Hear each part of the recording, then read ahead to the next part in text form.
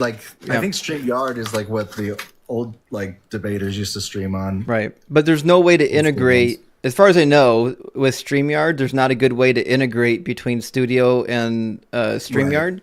So Right. Yeah. like, You're narrowed down to a few things when you're working with Studio, but Studio's got the best guest features. I know. I know. Well, thank you for the hat, Autumn. StreamYard has some really good features for taking guests. You can just have a link put out there and they can click out the link and they can come and they can join and it's really easy. The problem is you can't do all that and then also integrate with TikTok Studio. I do know a way to take guests on OBS. There's a plugin, Like, right? yeah, it's literally like a browser. It's vdo.ninja, and then Right.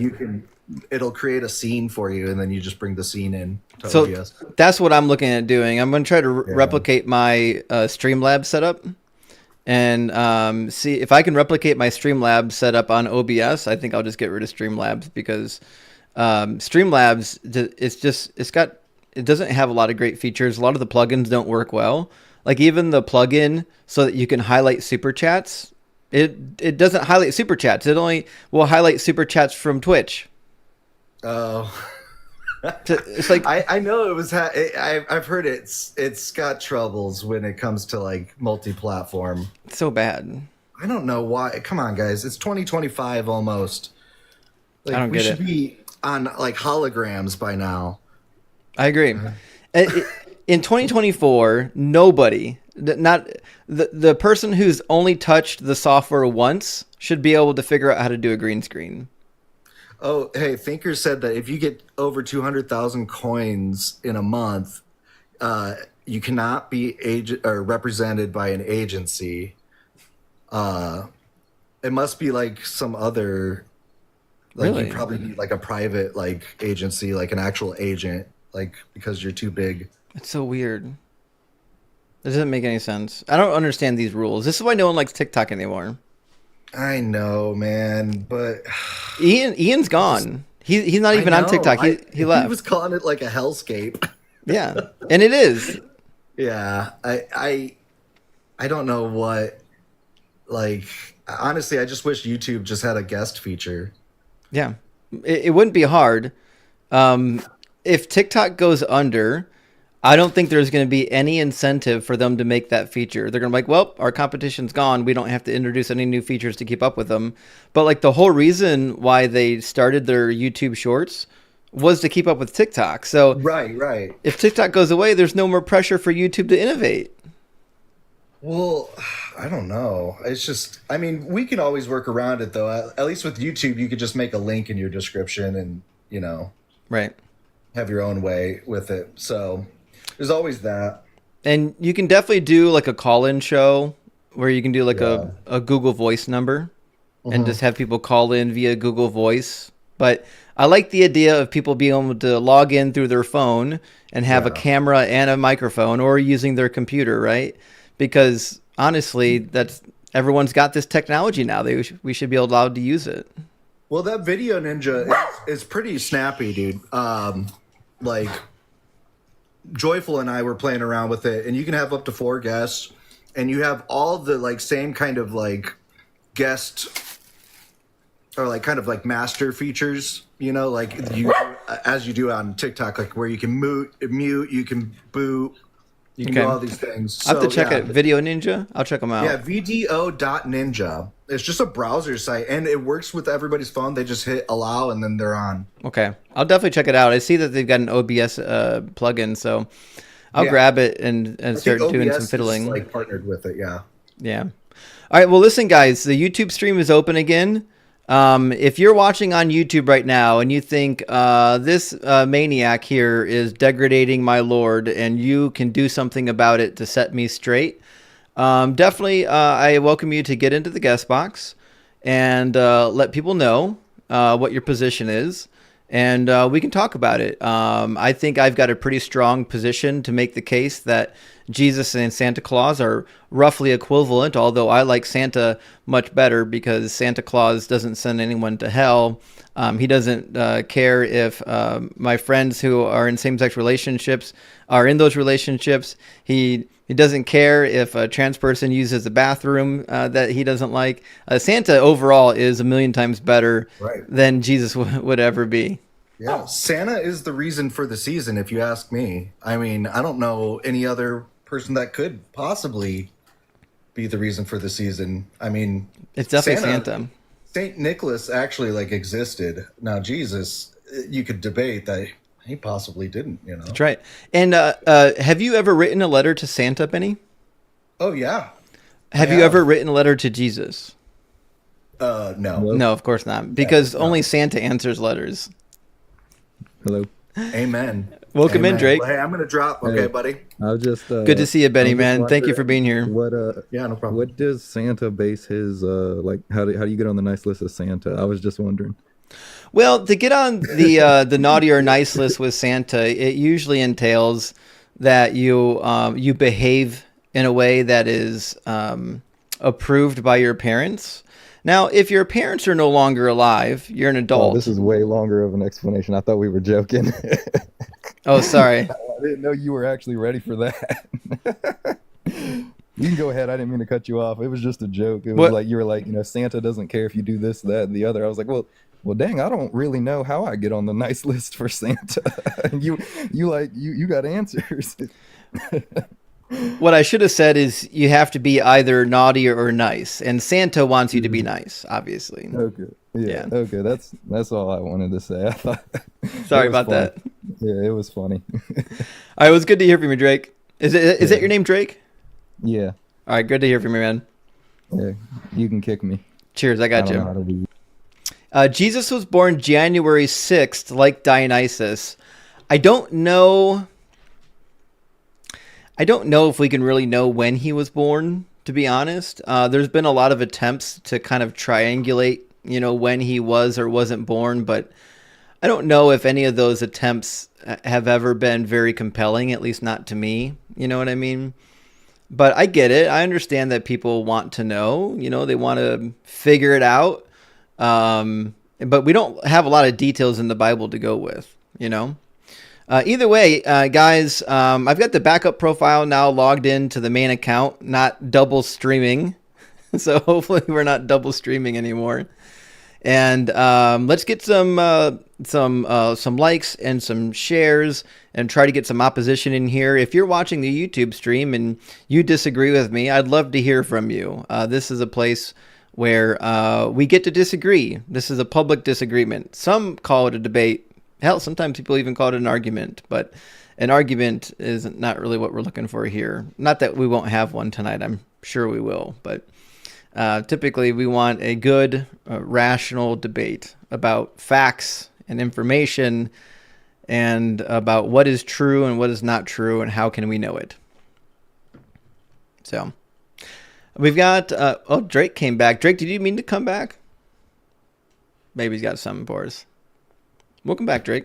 I meant to come back. I like watching all of, I guess, y'all atheists or whatever, but I think you were up here a couple days ago, and one of your things was, is God good? Was that you?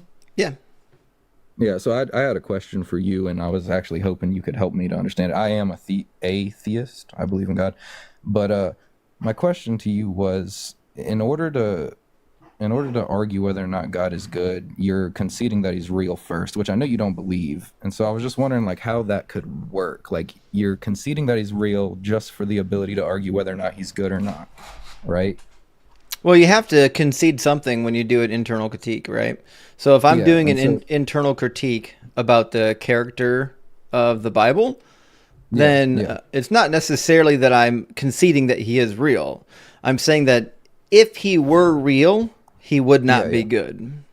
Yeah, I got you. You know what I mean? And so that was just what I was trying to work through it in my head. I'm not saying that you're saying that God is real. I'm saying that you were saying it so that you could make the argument whether or not he was good or not.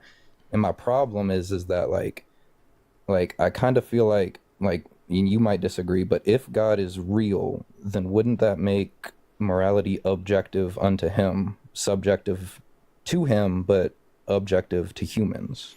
Well, it can't be objective and subjective. Like if it's subjective, that means that it's dependent on somebody's mind. In this particular case, it'd be subjective to God's mind. But in that scenario, morals then are subjective. They're just subjective to God. Okay. So And you couldn't use that as a objective base if he gave it to you, or no? no. Like Okay. when we say morals are objective, it just means that they're not dependent on anybody's mind. And Okay. since God is a somebody, and if God dictates what's moral, that means that morals are subjective. They're subject to God's mind. Okay, but when he like gave them to be written down, that no longer can be used as an objective. I'm not debating. I'm just like trying to figure out the logic. You know what I'm saying?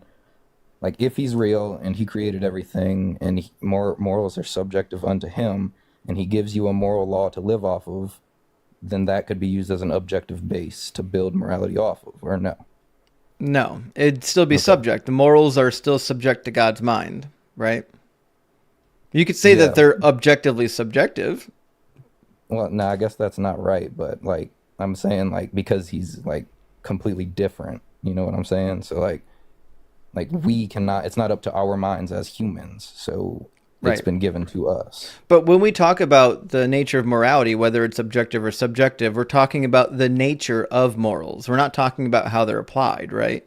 So we might Okay. say that they're objective to us, but they're subjective to God. But that's not the nature of morals. That's how you would apply them. When we talk about morals, we're talking about the nature of morality itself. Okay. You know what I mean?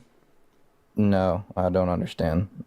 Okay. But Like nature of if morality. if somebody says, does a car, run on gas or on water, right? We're talking about the nature of how the car operates. We're not talking Okay. about how I personally would drive the car, how the car applies to me.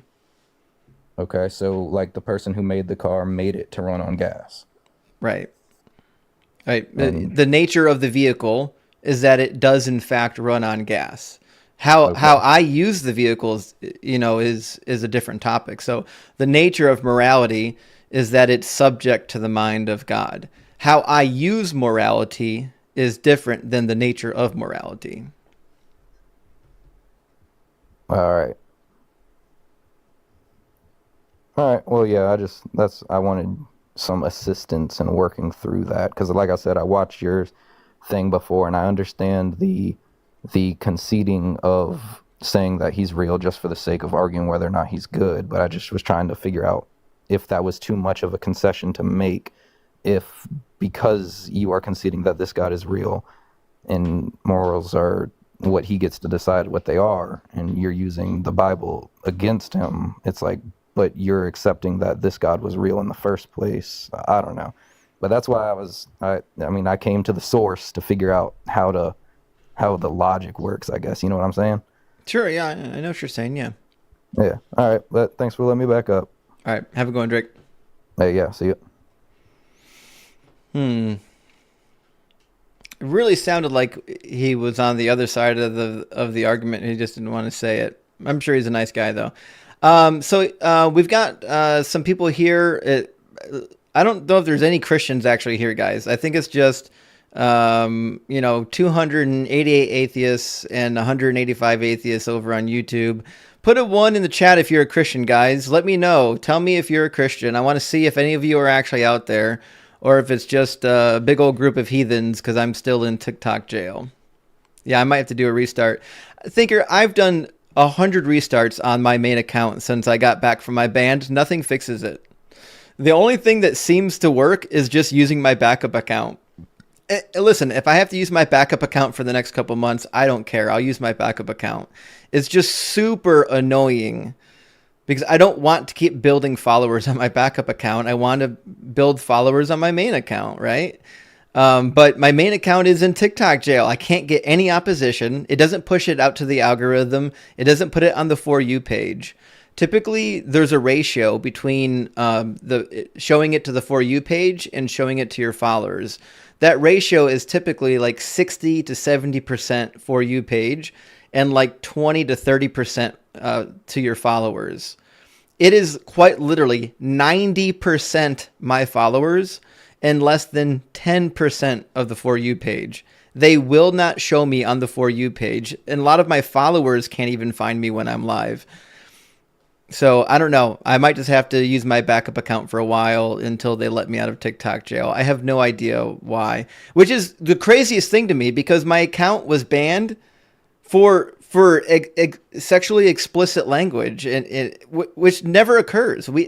You've never heard me, other than talk about Deuteronomy chapter 22, say anything that is explicit. It's unreal to me that the TikTok AI police will just hand out bans to people's accounts willy-nilly and completely ruin their whole social media experience.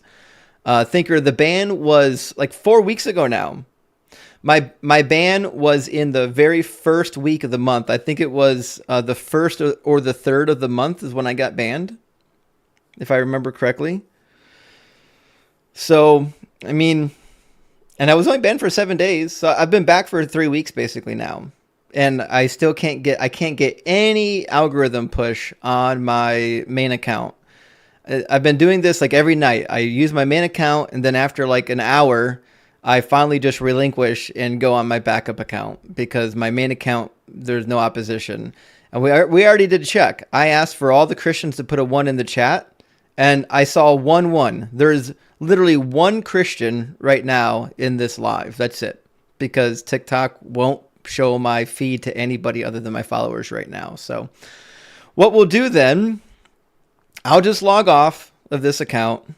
I'll log on to my backup account, and I'll go live on my backup account as I've been doing, and we'll get some fresh meat in here. So I don't, if this is the way TikTok's going to be, maybe I'll just use my backup account for the rest of the year. Justin, the Christian gave a prophecy that this would happen. Yeah, but that wasn't the prophecy from Pastor What's-Her-Face. The prophecy was from like back in June, and it was that my numbers would be cut in half the very next live I had, and it actually increased. It increased all the way until I got my ban. Once I got my ban, it was all downhill. Yeah, with Pastor Bell, that's who it was. All right, guys, I'm gonna go on my backup account. I'll be right back. I'm just gonna stay off of my main account for a while since we can't actually get any opposition on it. So I'll see you in a few minutes, guys. Over on YouTube, guys, thanks for being with us. We need some fresh meat in here. I know it's ridiculous. Let me look at my analytics real quick for this live, real quick, before I log into my other account. Actually, it's a little bit better. It's a little bit better. It's not actually it's worse. Okay. The percentage of people that were in my live from the For You page was 2%.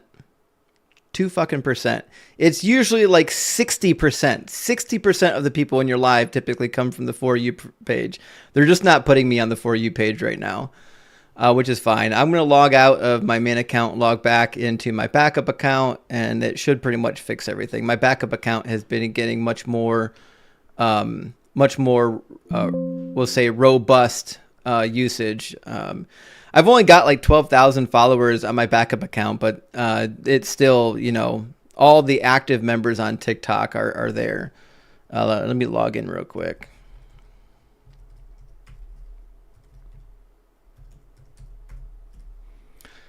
It's wild how many dead accounts.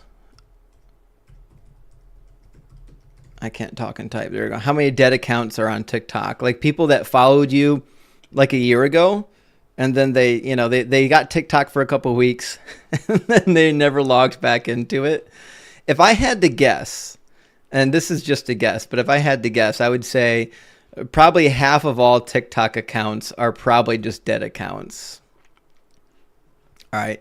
We're going live now on the backup account. For anyone watching on the YouTube stream, if you are a believer, if you are a Christian, there is a link in the description of the video. There is also a link in my profile if you want to join the conversation.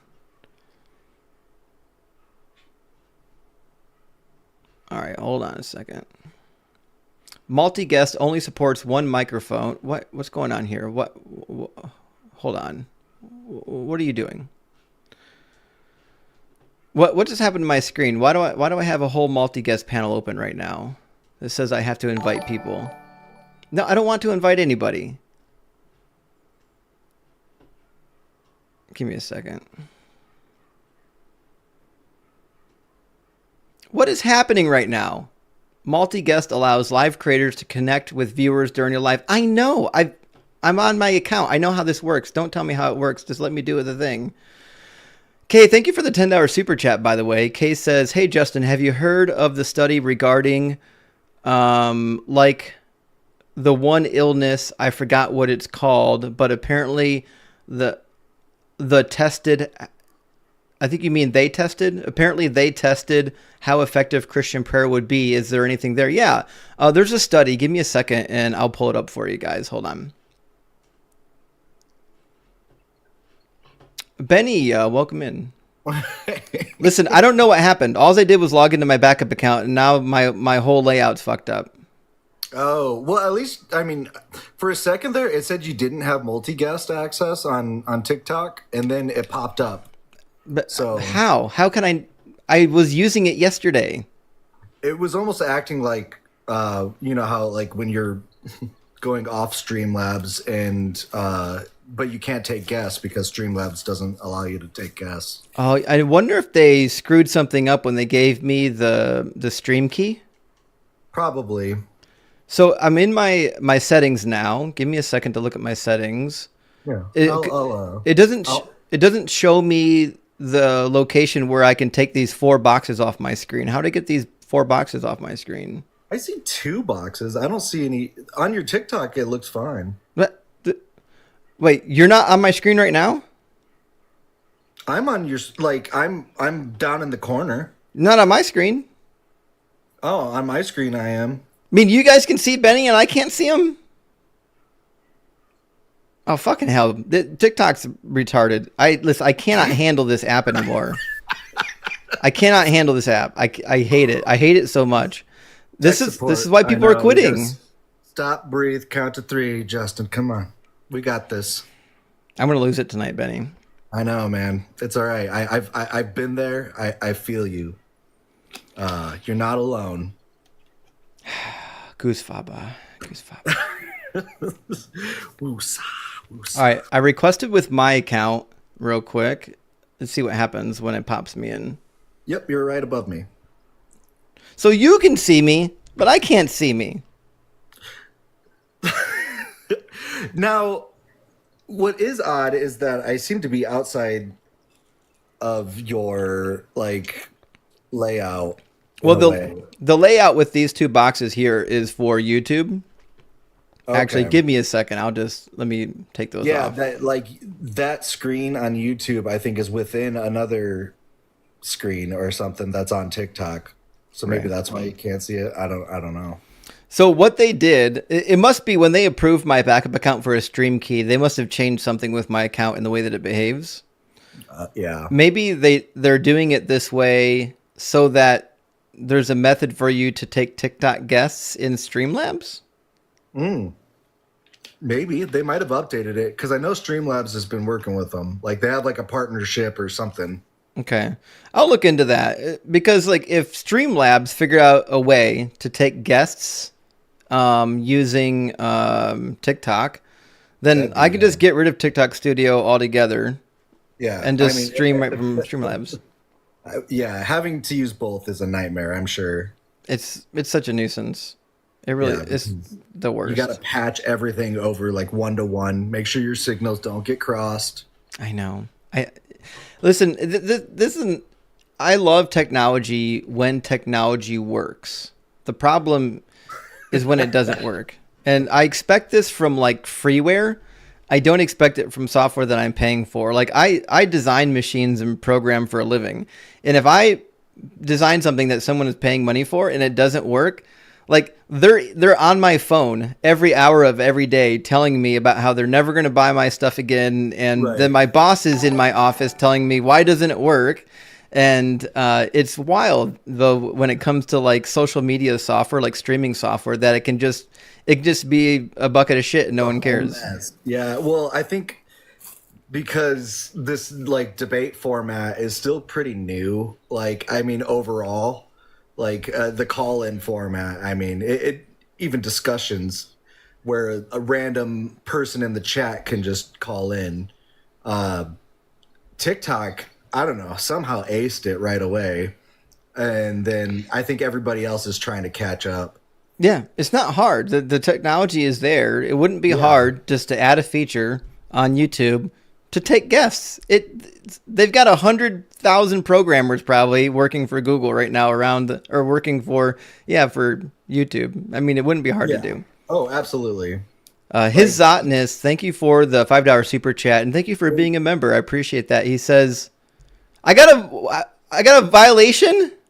For what? Your live is flagged for hate speech and hateful behaviors. Repeated violations could result in your live being You said the R word, dude. You said the R word. Out of anger. It was not on purpose, TikTok. Jeez. This is why no one likes TikTok. Well, also, like, people say it on YouTube all the time. And not to mention, like, some of the stuff I've heard said on TikTok. But nothing happens. Yeah. It's ridiculous. They hate the heathens, man. We are the persecuted. We are the oppressed. It really is. It's the silliest thing. It's the silliest thing. Well, we've got Felix the Muslim in the house. Felix the Muslim, welcome in. What's up, gentlemen? It's good to see you again. Before we get going with Felix, let me read his Zotness's super chat. He says he's a retired computer engineer who wants to get into robotics and mechatronics as a hobby. Any suggestions? I've got lots of suggestions. And what I would do is I would start by getting yourself a Raspberry Pi and start using some of the Raspberry Pi automation kits. You can get some really easy Python libraries to start with, and you can start automating your house. Once you get used to using Python and learning how all the addressable headers work and all the different add-ons, the serial protocols and whatnot, then you can start doing like actual robotics. You can build a machine that will find its position on a Cartesian coordinate. You can do all that kind of stuff. But you want to start out small. You want to start out with learning how the hardware works. Then you want to jump into programming digital I/O. And then you can start getting into analog I/O. And then once you get through with analog I/O, then you want to start learning how servo motors work. Because in the world of robotics, everything is a servo motor. You know what? You don't like that? Put a servo motor on it. Now it looks cool. So you got to learn servo motors. But that's what I would do, his Zotness. All right, where were we? Yeah, Felix the Muslim. This is not a non-Christian topic here tonight, but since we don't have a Christian in the box because none of the Christians have the power of the Holy Spirit, what's on your mind? First, I want to say sorry for your technology issues. I think we need to fight fairly, and if a religious person reported you, that's not cool. I'm not sure they did actually. I think it's just a TikTok AI police because they monitor your language. Actually, it's crazy. Yeah. Right. There's keywords. Yeah. In the algorithm, probably. Yeah. Isn't it crazy that they do that? I mean, if they have the technology to monitor your language in real time, then just bleep it out for us already. Just bleep it out and it won't even be there. Who cares? Like, if it's that important to you. There's like a delay anyways. Yeah. There's already like a 5-second, 10-second latency delay. So just bleep the damn thing out and be done with it. Holy cow. Hey, I'm going to drop again, though. I can't be part of this. I can't be hanging around with you. You don't want to be guilty by association. I don't blame you. I'm going to have all my TikTok accounts banned soon. I'm going to be stuck. You are the most hateful person. All right, I love you, buddy. I love you, buddy.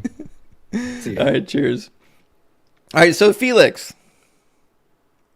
Yes. You want to hear how Jesus and Santa Claus are the same?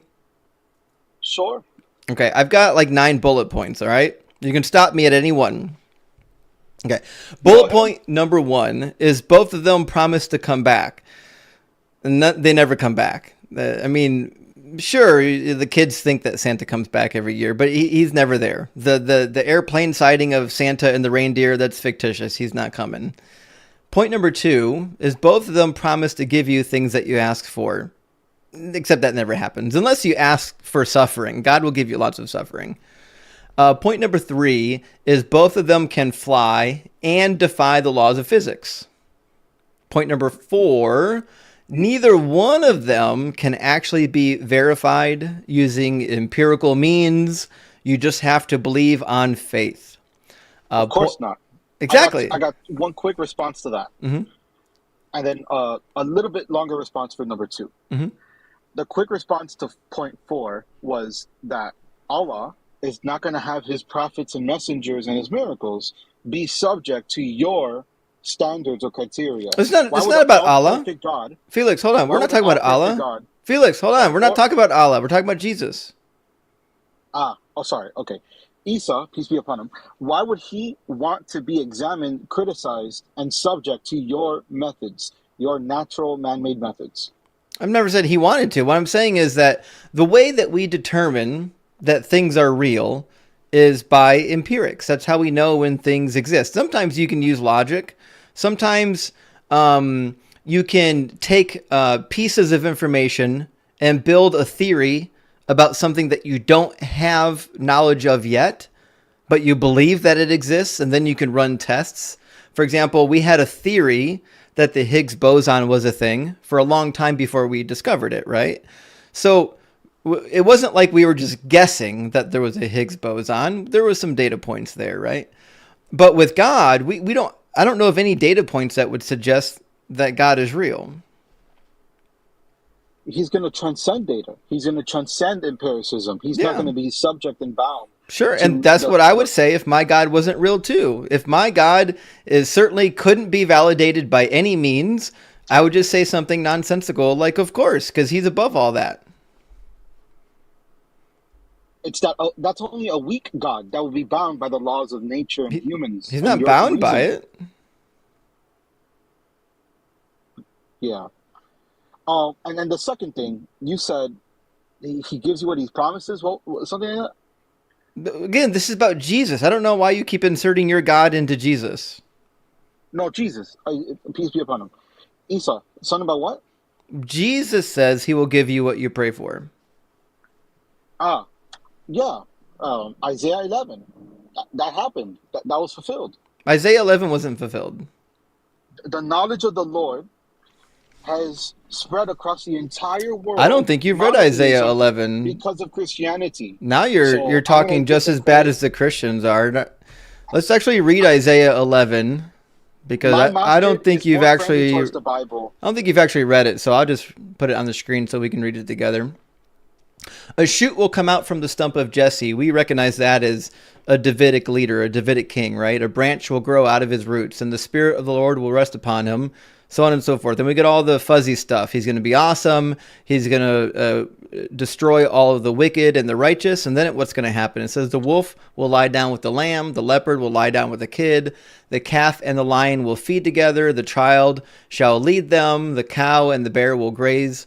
Their young shall lie down together, so on and so forth. None of that happened. This is a vision of world peace. Did the knowledge of the Lord spread across the whole earth? No. No. No. Have you been to the North Sentinelese Island? I have last week. No, you haven't. You want to know how I know you haven't? Go ahead. Because they would have killed you if you were there. Well, a British soldier went in the 1900s. He didn't get killed.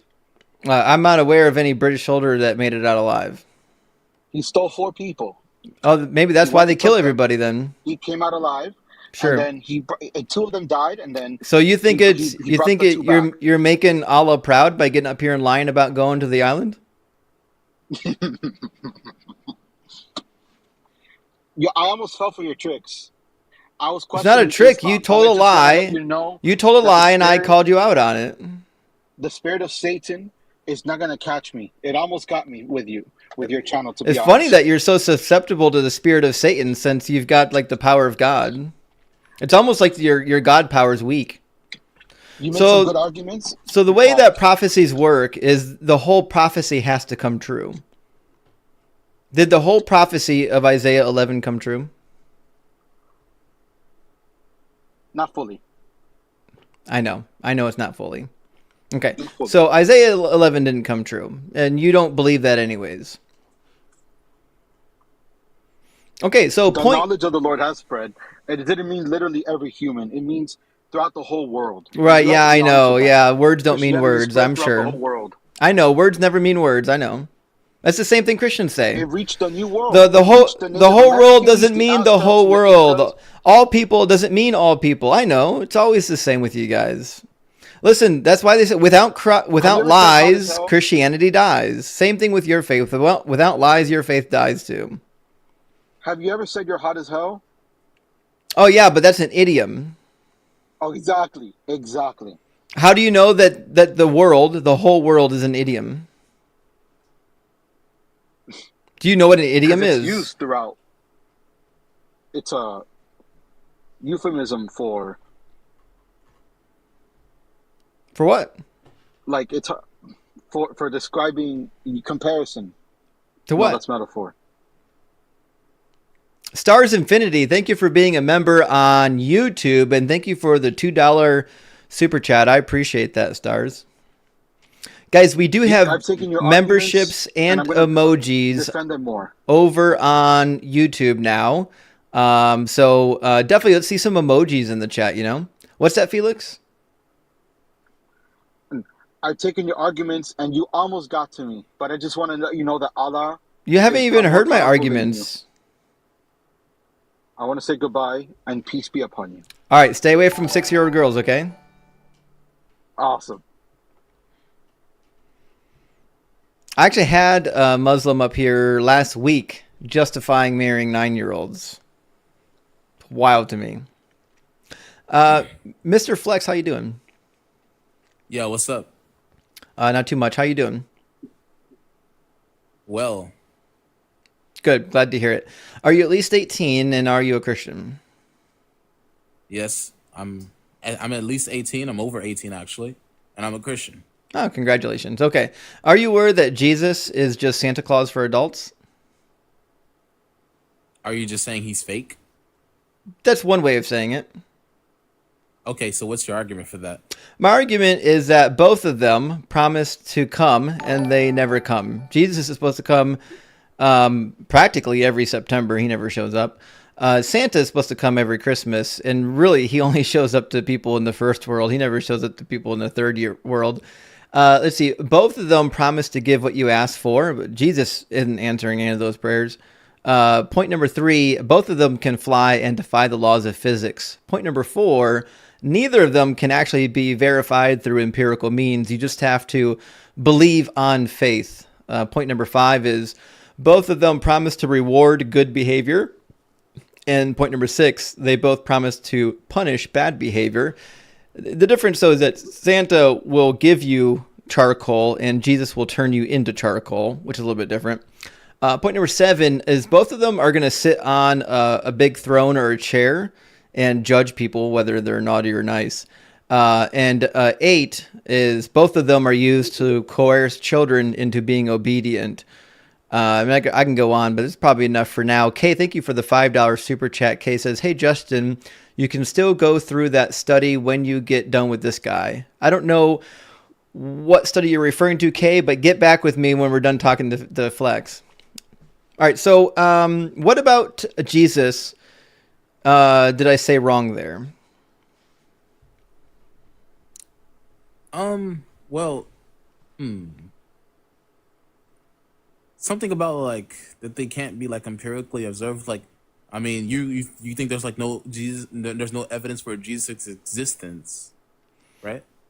Yeah, Alex, thank you for the $5 super chat. I appreciate that. Yeah, the only evidence we have is that he was once alive and now he's not. But we have the same evidence for Santa Claus. We have evidence that Saint Nicholas was once a real person, but now he's dead.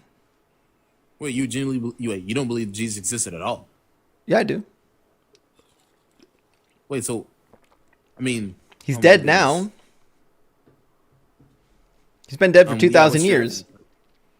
What's your evidence for that? Can you see him? Have you I can't see him. Have you ever known a human being to live for 2,000 years? Yeah. What's your evidence that Mary's dead? I don't believe Mary's dead. You think Mary assumed into heaven? Yeah, I'm Catholic. Oh, I didn't know that. Congratulations. Now you believe in two fairy tales. Okay, so then what about Moses? Is Moses dead? Sure. How do you know that? Because scripture says so. Oh, okay. So because the book says it must be true? Well, yeah, obviously because that book is divine revelation. How do you know that? How do I know that? Yeah. Hold on a second. You mean how I know that book is divine revelation? Yeah. Well, You okay over there? I guess it's really gonna be I guess like it's gonna be a deductive argument. A deductive If argument. it is the case, Okay. yeah, Let's sure. have it. Premise 1. Okay. Premise 1. Divinity relates to omni properties. Premise 2. Wait, divinity would say- relates to omni properties? I disagree with yeah, like premise number 1. What's the evidence that the divine even exists? wait. That's not premise 1. Your premise 1, you said divinity My relates to omni properties. You disagree with this? You'd have to demonstrate that divine things exist first. You can't Also, use you want me to prove God's existence? you can't use your conclusion as a premise. Wait, that's not my conclusion. Give me your conclusion, then we'll start with premise 1. Yeah, my conclusion is just going to be that simply put that that the book is divine. It's Okay, divine revelation. great. Okay, so you believe the book is divine, and how would you go about demonstrating Divine that? revelation. Right. Okay, and how could you demonstrate that? Well, yeah. So premise 1, divinity relates to omni properties. How do you Premise know 2 that? is going to be. Well, I mean, that's what divinity is by definition. No, it's not. Yes, it is. There's nothing having omni properties. There's nothing omni about the definition of divinity. Want me to look it up for you? Okay, so you're saying if I'm a divine being, like I'm not gonna have omni properties? No, there's nothing about being divine that requires you to have omni properties. Well, I guess we're like having like we're using two definitions of divines. I know, yeah. Divine. You made up a definition, and I disagree with it. Every god in history is considered a divinity, a divine being, and almost none of them ever claim to have omni properties.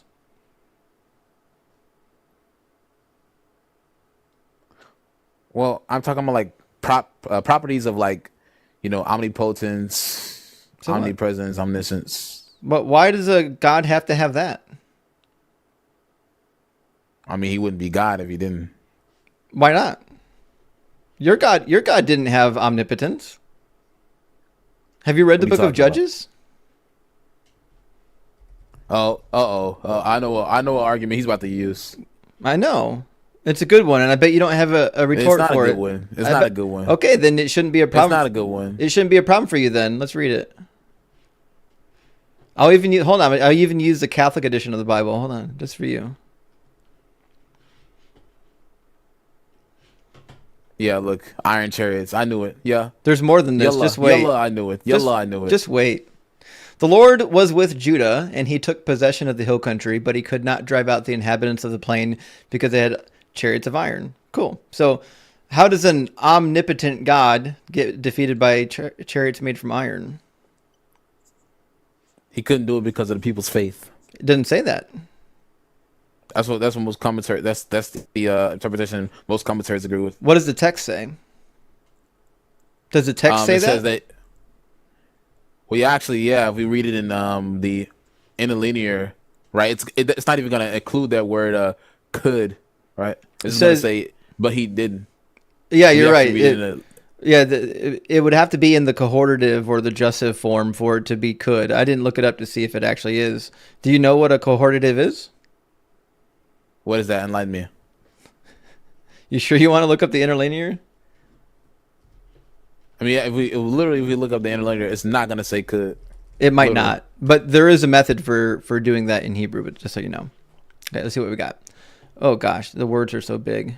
Give me a second to get my screen sorted. There we go. All right, it says they took possession of the hill country. Lo, meaning the negative particle, could not cause to drive out the inhabitants. This is in the Hafil stem, meaning it's a causation. So he's saying that he could not drive out or was not able to cause. So he's saying that the Lord did not cause. Yeah, because of people's faith. It didn't say because of anyone's faith. It says because right here. That's the plain reading of the text fallacy. No, it gives you the reason why. The Hebrew word ki means for or because. He did not drive out the inhabitants of the plains because Rekev, chariots, Babrazel, chariots of iron. You know what a plain reading of the text fallacy is? You're the one making the plain reading of the text fallacy right now. No, that's what you're doing. It's not. So the Because text. whenever So I what's ask- happening when I give is- you commentary. When I give you So what's commentary, happening you'd be is But the- what does the text say? What does the text say? What's happening Like, is what? the text says something, and you're saying, I don't like what it says, so I'm just going to change the words.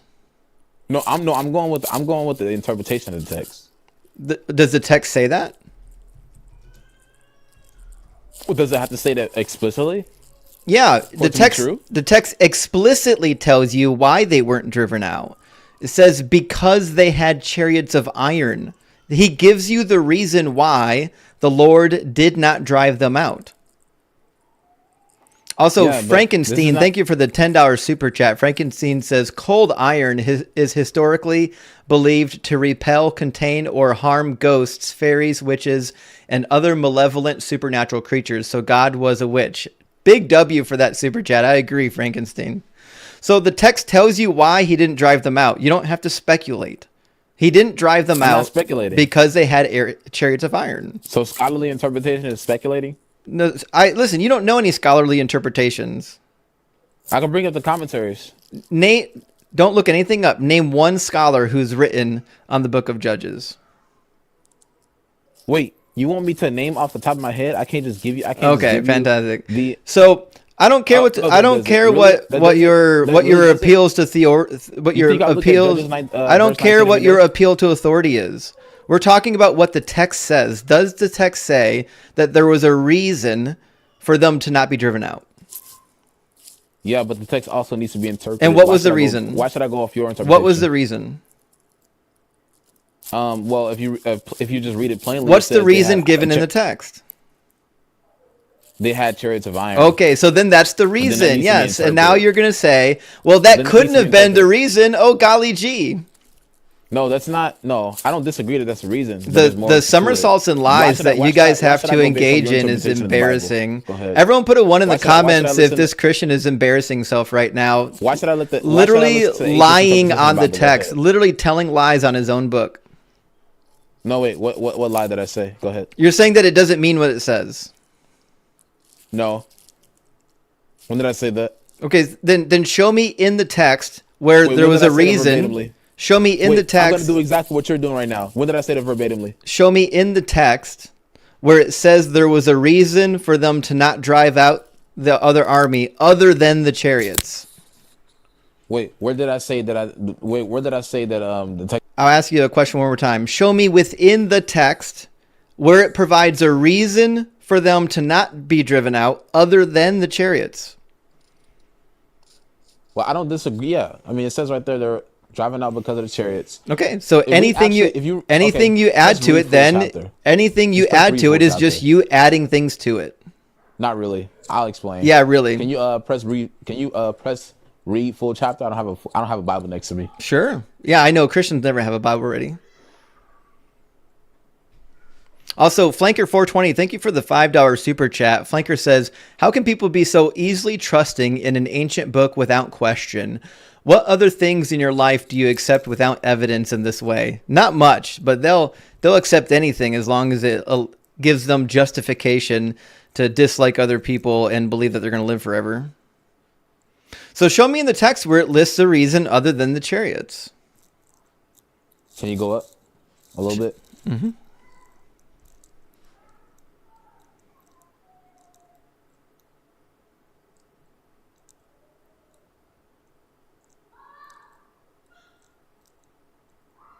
It was because it was because of their faith. Show me in the text where it says that. Can you go up a little bit more? Sure.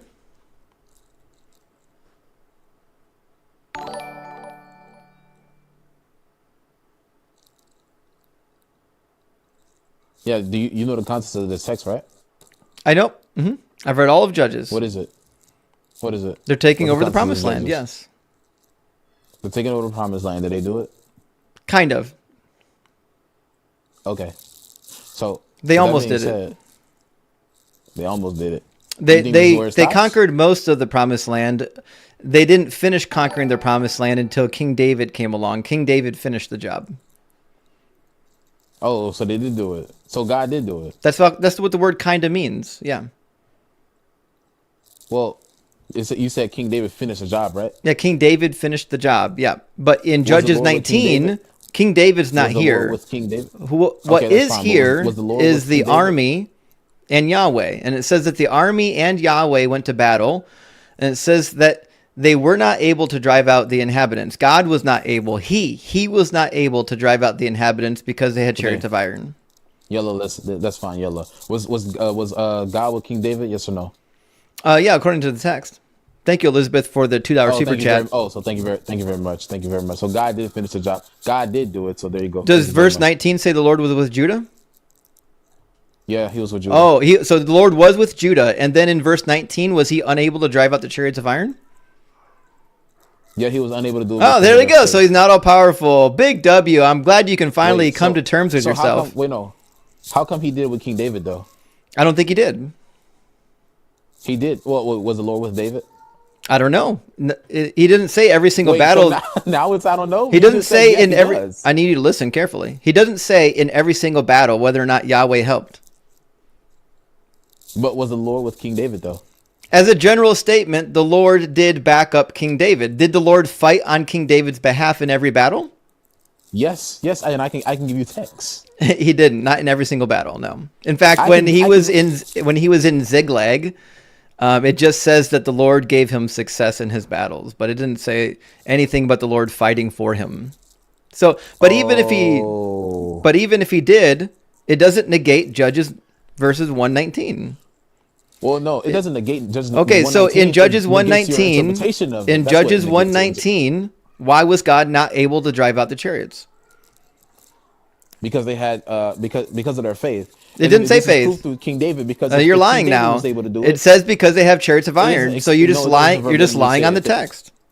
I'm not lying on the text. You're lying on the Does that say that it text. Verbatimly says that. I'm going to show Does you it another. verbatimly say I'm going to that? show No, I you don't another believe place that. in the text where God loses a battle. You want to see it?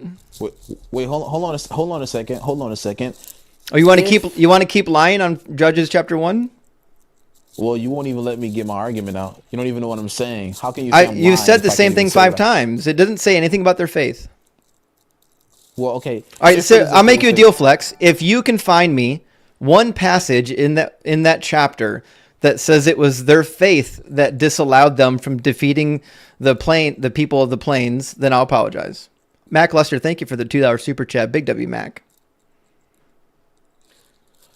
Oh my goodness. I mean, the reason why I'm coming to this inference, right, even though it doesn't explicitly say this, is because if the Lord was with King David and King David had success, he finished the job. But it took God 2 then- tries, obviously. Sometimes it takes more than one try. That's what happens when you're not omnipotent. It takes more than one try. This is ridiculous. It's not ridiculous. Have you accomplished everything you ever tried to do in the first try? This is so bad faith. Have you This is so accomplished bad faith. everything you ever wanted to do in your first try? No. Why? Because you're not omnipotent? Yeah. There we go. God's not either. It takes him multiple attempts to accomplish things sometimes. I'm going to read you another story. You want to read it with me? So bad faith. Like, this You is can really cry so all bad you faith. want. Listen, the fact that you're getting cooked right now and it's 4 against 1 just tells me how weak You're your saying God cooked, is. and you're like 40 years old. You're pushing 40. You're using That's why GD terms. I know you're Relax. getting cooked, because I've been here before. I'm more experienced than you. I've read the book. Relax. Okay, go ahead. All right. It says, now King Mesha of Moab was a sheep breeder who used to deliver the king of Israel 100,000 lambs and the wool of 100,000 rams. But when Ahab died, the king of Moab rebelled against Israel. So Jehoram marched out of Samaria at the time and mustered all Israel. And he went and sent word to King Jehoshaphat of Judah.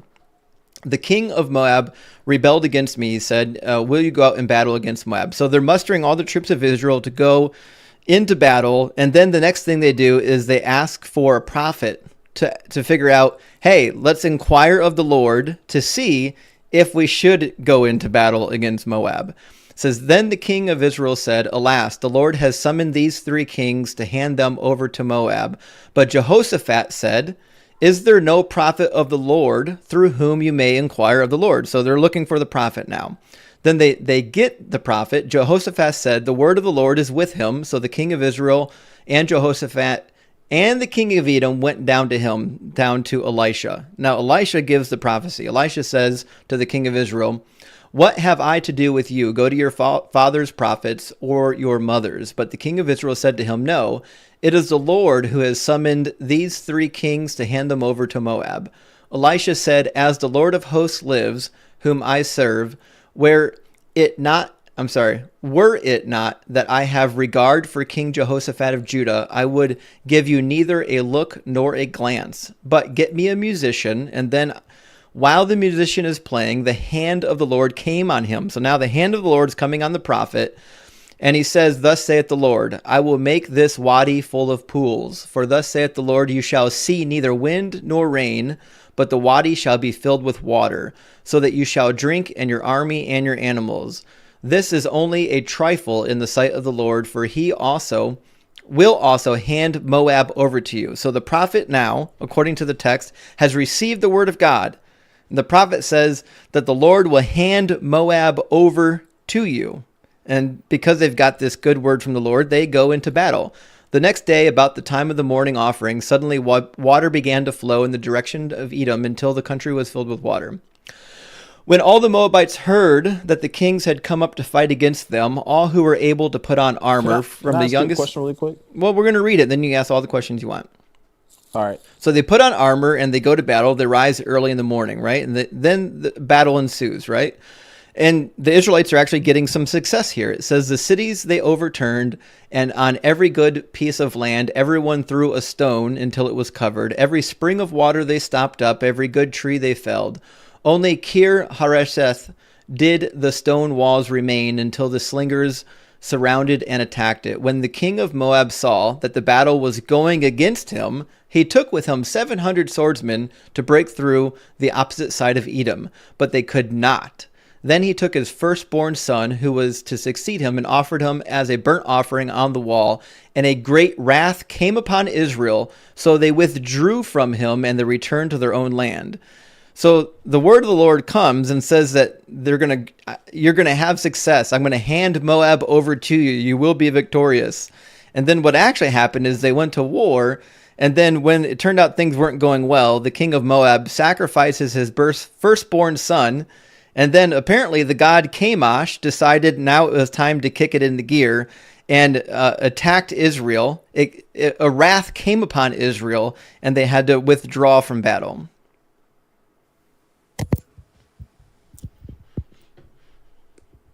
So, Chemosh is more powerful than Yahweh, basically. Okay. Yellow.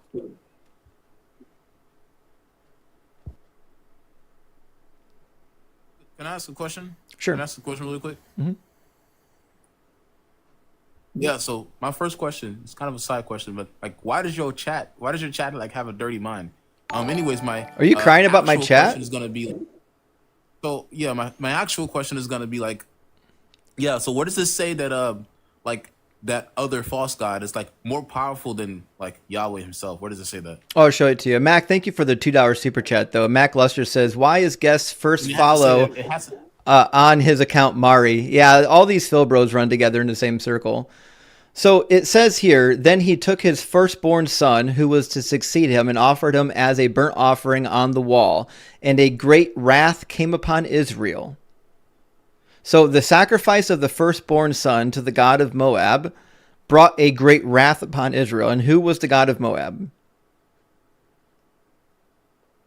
I'll give you a hint. It was Chemosh. Okay, so what?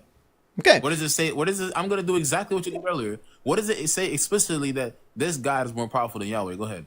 Oh, it did. And that's a summary of what happened here, because Yahweh said that he was going to grant. Explicitly. Yahweh said that he was going to grant them the victory and hand Moab over to them.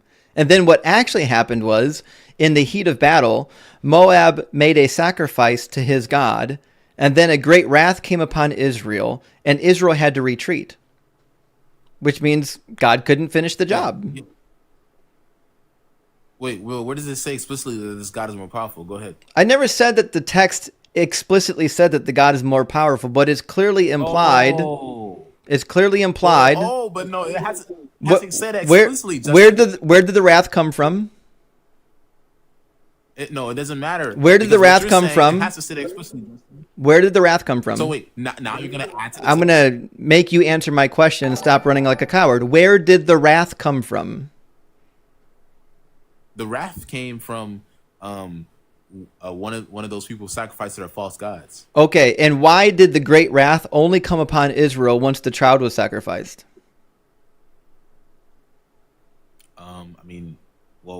Obviously the child sacrifice was a bad thing. Nope. Why did a great wrath only come upon Israel when Israel's enemy offered a sacrifice to their God? Because the child sacrifice was a bad thing. Nope. Israel didn't offer a sacrifice. This is where reading comprehension matters. The king of Moab offered a sacrifice to his God, and then immediately after, a great wrath came upon Israel. Where did that wrath come from? Beats me. It doesn't beat you. You're just being dishonest with the text. Clearly, the text is implying it beats that me. the great wrath is a result of the sacrifice. Beats me. I know. So where does this? So Reading comprehension is so hard for these people. Tegan Hotley, thank you for the $5 super chat. He says, curious your thoughts on Isaiah 53:9. How could the servant do no wrong or tell no lies when the prophets call Israel wicked and adulterous? Because if you bother to read the other prophetic books, they're referring to the remnant of Israel. And it literally says of the remnant of Israel that they would tell no lies, and that they would be cleansed of all their iniquity. It's not about the sins that Israel committed prior to the Babylonian captivity. But if you wish to discuss any of the prophecies, Keith, or was that Keith who sent that? Yeah, Keith. Nope. Who the fuck sent that? Hold on. Tegan. There we go. Tegan, if you wish to discuss the prophecies, you're more than welcome to get into the guest box on YouTube. There's a link in the description of the video. You can get into the guest box and we can talk about the prophecies. Keith, thank you for the $5 super chat. Keith says, the good book turns out to be an amazing cookbook. This is the best cooking show around. Big W for that. I appreciate that, Keith. All right, Flex. The text clearly says something. It says that when the child was sacrificed, a wrath came upon Israel. And I asked you where that wrath came from, and you couldn't actually answer it. Why can't you answer it? I don't know, because it beats me. I don't know. You don't know? Yeah, because you know the honest answer. The honest answer is that the text is implying that the great wrath was a result of the child sacrifice to the god Chemosh. Wait, where does it say that? Where does it say that explicitly? Justin, go ahead. It says it. It says a great wrath came upon Israel, so they withdrew from him and they returned to their own land. I'm not gonna accept your. Wait, so basically, are you saying that it came from the false god? Yeah, that's what the text is implying. Yep. Oh, but the text doesn't say that. It does. Yeah. The text doesn't say that. I'll read it for you. But the text I'll read it for you again. It says, he took his firstborn son, who was to succeed him, and offered him as a burnt offering on the wall. Who did the burnt offering get offered to?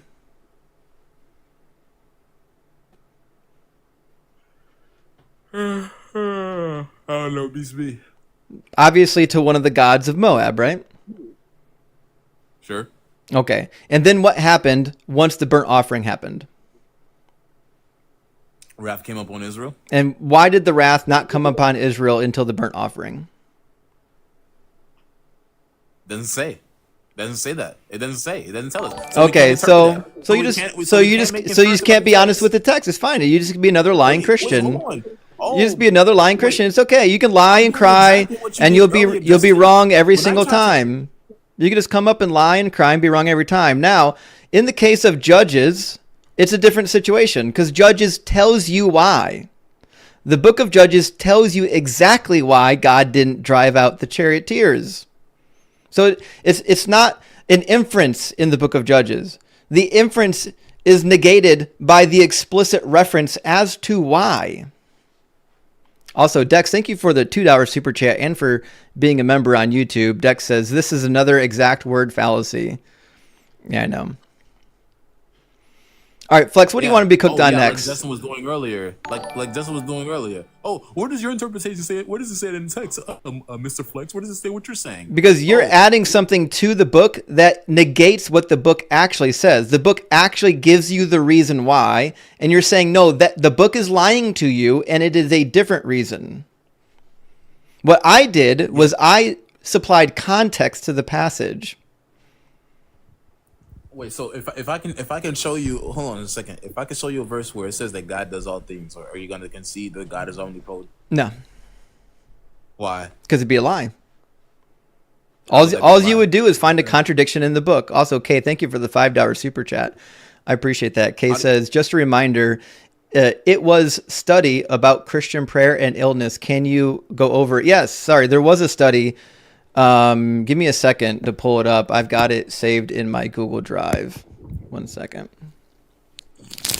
I'm going to tell you the prayer that you want, or the prayer study. All right. The prayer study that you want, Kay, is published on PubMed. And I'm going to tell you the PubMed number real quick. I'm going to put it on the screen for you. Sorry, I forgot to put this up earlier. All right, so here's the study you want on PubMed. It's PubMed ID number 165-69567, and it's titled Study of Therapeutic Effects on Intercessory Prayer in Cardiac Bypass Patients, a Multi-Center Randomized Trial of Uncertainty and Certainty of Receiving Intercessory Prayer. And this study, as well as many others, come to the same conclusion, which is that people being prayed for have identical outcomes to people not being prayed for, which would lead people to believe that praying for somebody who is sick has no discernible benefits. Anyways, thanks for the question, Kay. All right, Flex, I'm sorry, where'd we leave off at?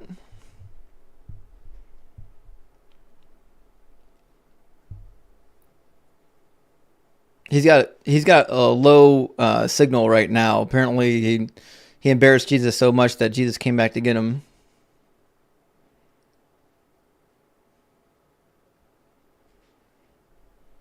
Why does Mr. Flex sound a lot like Mari?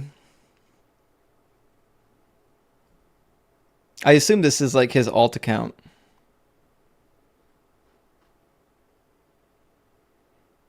Mr. Flex, if you're talking, no one can hear you. You've got a bad connection. It's clearly Mari. Mari does this every time he's on alive. He just comes and cries and complains. And... Hello, can you hear me? I can hear you now.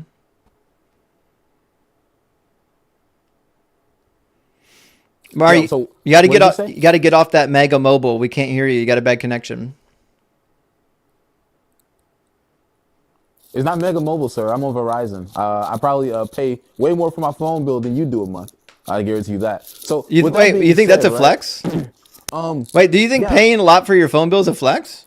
Oh yeah, my name is Mr. Flex. Of course, it's a flex. You think it's a flex to pay more for phone service? That's crazy. Yeah, my name is Mr. Flex. Of course, it's a flex.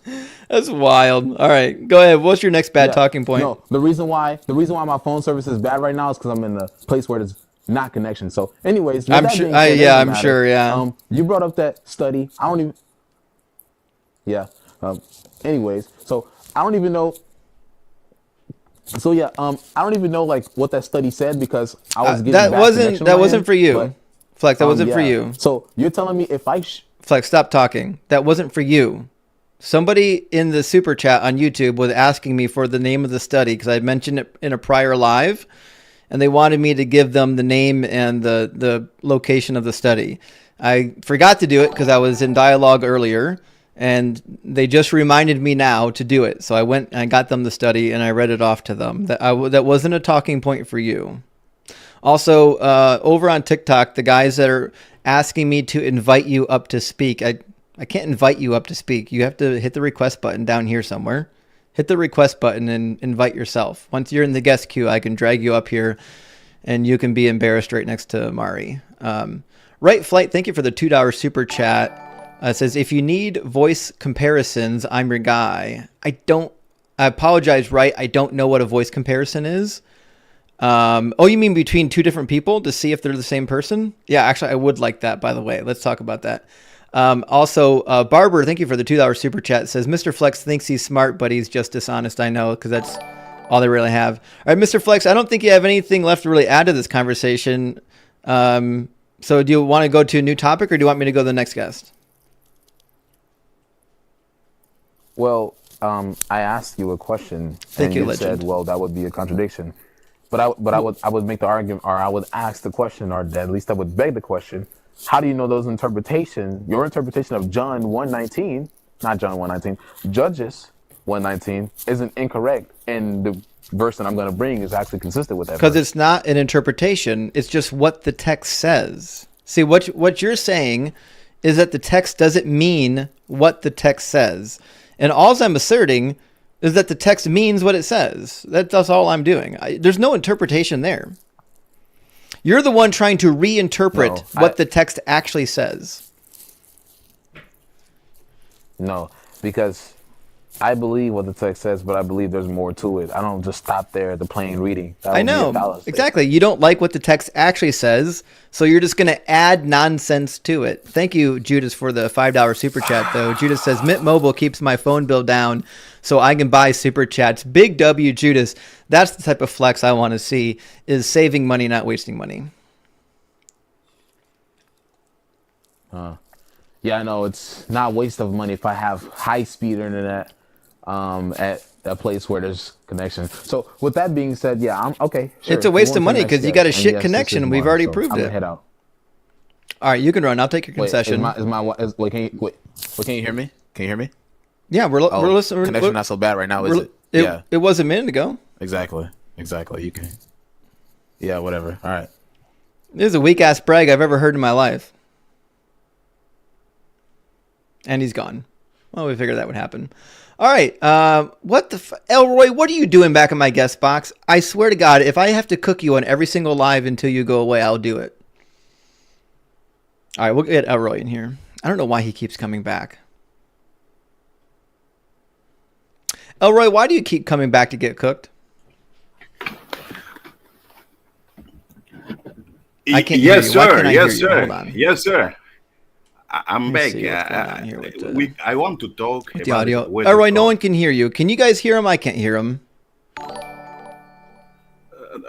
No, I'm saying If anyone can hear the guest over on we- YouTube, let me know, because I can't hear anything going on YouTube. Yeah, you guys can't hear him either. I don't know what's wrong with the YouTube stream today. It worked last time I was live. Streamlabs is just horseshit, is what it is. Give me a second to look at this. All right, try talking now for me, Elroy. yes. Yeah, Can nothing. you No hear one me? can hear Because- you. I can't hear you. No one can hear you. I don't know why it doesn't work. Well, just I guess we won't be I taking can guests hear you. on YouTube tonight. Sorry, guys. Well, I'll work on that later. You got a TikTok account anyways, Elroy. You're only on the YouTube stream because you know I stopped taking you on TikTok because you don't offer anything to the conversation ever. You never offer anything to the conversation. The only thing you've ever offered is, I'm from the Congo. Have you ever talked to somebody from the Congo before? That's it. That's the only thing you've ever brought to the table. All right. How you doing, Mass? Yo, what up? I just wanted to flex on flex. I couldn't get up here fast enough. I don't know why these Christians think that they hold like the championship for being for doing good in life. You know? I don't pray at all. I'm a flex on it anyway. I don't pray at all. And I was in a horrible accident. I died and I literally came back. And currently I drive a $140,000 vehicle. And I'm doing pretty good. And I don't fuck with your God. Well, listen, I'm happy to hear it. You don't need to fuck with that God either. He's a chump. He lost to Iron Chariots. Right? I'm just mad at these Christians be thinking that, oh, I got God, so it's a flex. I've been through the worst times and I've been through the best times, and I never needed y'all God. I just want y'all to get that through your head. You know what I'm saying? I'm a military veteran. I fought in Iraq. I've been shot more times than you probably had sex in your life. Oh shit! Thanks for serving, man. We're glad you're still with us. Holy smokes! Indeed, you remember I'm the atheist rap artist. Yeah, that's right. It's been a minute. Yeah, it's been a minute. That I had to re-add. Is this a new account? Because I had to add you again. This is my backup account. My main account is in TikTok jail right now. I don't know what to do about it. Okay, then I gotta send you something nice for this account then. How you like a Galaxy? I'll take it. Thank you so much. Big W, Mass. I appreciate that. Let's get some W's in the chat for Mass. Yo, we outside. We definitely outside with it. Yo, did you see Thanksgiving on the train in New York City? Have you been on the internet watching? No, what's going on? Oh, every year we have Thanksgiving on the New York City Transit train. So, and it's illegal, but we do it anyway. And they don't act like it's illegal because when they report it, nobody says anything bad. So, right. So it's definitely a flex and stuff like that. And we feed homeless people. We do that off the camera, and then we party on the train. We have music, we have liquor, all types of stuff like that. Oh damn! Yes. That sounds awesome. It's definitely we do it every year now. Like this is the 4th year we doing it, and it's like hopefully like by next year they just don't even care no more, just leave us alone. But they don't really bother us. We haven't been bothered, but it's technically illegal. Right. We're not allowed to play live music on the train, and drink on the train, etc., etc. But well, I wish I could join you. Unfortunately, I'm not. I'm in a different state. Yeah, man. Oh, yo, listen, anytime you want to link up too, I drive around in my RV all day. I do pop-up sprinter shows, you know what I'm saying? And I love the hell out of you, Thinker, Rhea, Lala. They're awesome. You know the list. Like, I feel like I found my people because other than y'all, I've been sounding like I'm crazy all my life because like I never really rock with the Christians like that. You know what I'm saying? So I get it. So trust me, for a person like me, and I know a lot of other people feel it, the ones that's on the fence or the ones that's, been deconstructed, to find people, like that, because all of us don't have to be like Bible scholars to know that the shit is whack. Like when I get to a good Christian is a good slave, obey your earthly masters, that's it for me, bro. I'm not reading the book no more, bro. Like I don't gotta memorize it, know the thing. I'm not gonna be cool with a book that thinks it's okay for me or anyone to be a slave. Like, you know what I'm saying? But the Christians have a hard time with putting 2 and 2 together, man. I'm sorry. Right. Big W for that. I know. Listen, the first time I read the slavery passages, I didn't like turn myself into a pretzel trying to justify it. I thought about it and I said, this doesn't sound good. I don't think this is the way I would expect a good God to behave. And I just had to be honest with what the text says. The text says something horrific, right? Right, but you see how they have a problem with the text. Just now with Flex, you repeatedly, literally read the book, and he's telling you about interpretations. Bro, we was all reading it. Mm-hmm. There's no interpretation. He just read the text, but they're so brainwashed into thinking that their God is so great that you can literally read the Bible and they'll deny that. Right, every time. I agree. Yeah. Makes no sense to me, though. I don't know. But, yo, I need to put together something to have all of y'all come through so we go all party. All the heathens, yo. Let me know. Keep me informed, okay? All right, no problem, man. I'm out, yo. All right, cheers. Big W for Mass up in here. We love you, man. Love you too, man. I want to get on the party bus or the party train. Man, that sounds awesome. All All right, we've got Leon coming in next. Thank you so much, Goodly Entertainment Live, for the $20 super chat. Goodly says, if you only do good because God says so, you are no different than the soldier that says, I'm just following orders. Real good people do what is right with or without God. Christians aren't the only ones who do good. I agree wholeheartedly. Like, I can't tell you how many times I've had Christians come up here and say they would do horrific things if only their God told them to. Just the other day, someone said they would take their child, submerge them in water until they were unalive if God told them to do it, because they can't question their God. And then when you ask them, well, how do you know that your God is actually good? What if he's evil? They have no answer for it, right? While we're at it, if I can get somebody over on YouTube, I think while we have like a break between guests, I want to figure out what the hell's going on with my audio situation. If I can get a guinea pig to join me over on the YouTube stream, so I can figure out what the hell's going on with the audio and get this thing working tonight, because I don't know how many guests we'll be getting on TikTok, since TikTok is still a little bit wonky. Thank you so much, La Paquette. I appreciate the face paint. So we definitely need to get somebody. We need to get the YouTube stream figured out so we can take guests on YouTube as well. But Leon, it's good to see you again. It's been a while. Hello, Justin. Yes, it has. I appreciate you having me up. It's good to see you too. Glad you're still fighting the good fight, as it were. Yeah. I mean, we're still doing the fight, you know. I love the concept of Santa being Jesus for adults, because I mean Santa like ripping the Santa Band-Aid off from as young children is deconstruction light. Yeah. You know what I'm saying? Like, that's the reason why it works so well for Christians that were raised with that mindset of the Tooth Fairy believers, the Santa Claus believers.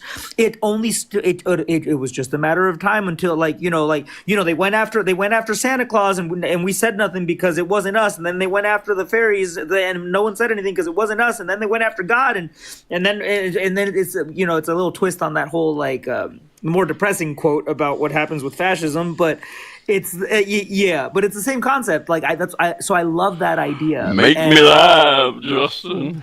I think we can hear you this time, Bob. Oh damn! Oh crap! All right, so real quick, it sounds like I came up See, here. we just prayed to Justin and it happened. Oh, Mass, my YouTube is linked in my profile on TikTok if you need to find it. I'm on it right now. So what do you need me to do? If you go to the description of the YouTube video, there will be a link to join the YouTube stream. You can join the YouTube stream as a guest. All right, okay, give me a second. I'm gonna put myself on mute. Give me 1 second. Yeah, go ahead. Also, Cyber Deconstruction, thank you for the 666 over Venmo. Cyber says, and listen, this happens all the time. Cyber Deconstruction is a friend of mine. He says, I had a Christian say that they would I just got her. cannibalize their own infant. That people literally say that. Well, you said you could hear me just a second ago. Brother Bob? Yes, I'm here. Go I ahead. can hear you, yes. Talk to me about John Jungkook. Go ahead. Let's talk about Jungkook. Can everyone else hear Brother Bob or just me? Over on, I think everyone on YouTube can probably hear you. Everyone on TikTok can hear you, so we've got some success. We've got a little bit of success. We all prayed to Brother Justin, and it worked. Praise Doug. Thank you so much, Bob. Okay, I think we're good to go now. Now let me do this. I'm going to ask our guest Leon to say something. And Bob, can you tell us if you can hear Leon? Hello, Bob. It's a pleasure to meet you. This is my first time communicating trans application. Hello, Darkness, my old friend. Did you hear him, Bob? Can't hear Leon again. Yeah. Still, Oh no. still got to work that one particular glitch out. I did add an audio output to TikTok Studio to send it directly to Streamlabs. Let me try re-adding it. So I've got an audio output to my microphone, and I've got an audio output to my headphones, and and I've got an audio output to the literal Streamlabs application. But maybe I have to send it to, because there's multiple Streamlab executables running.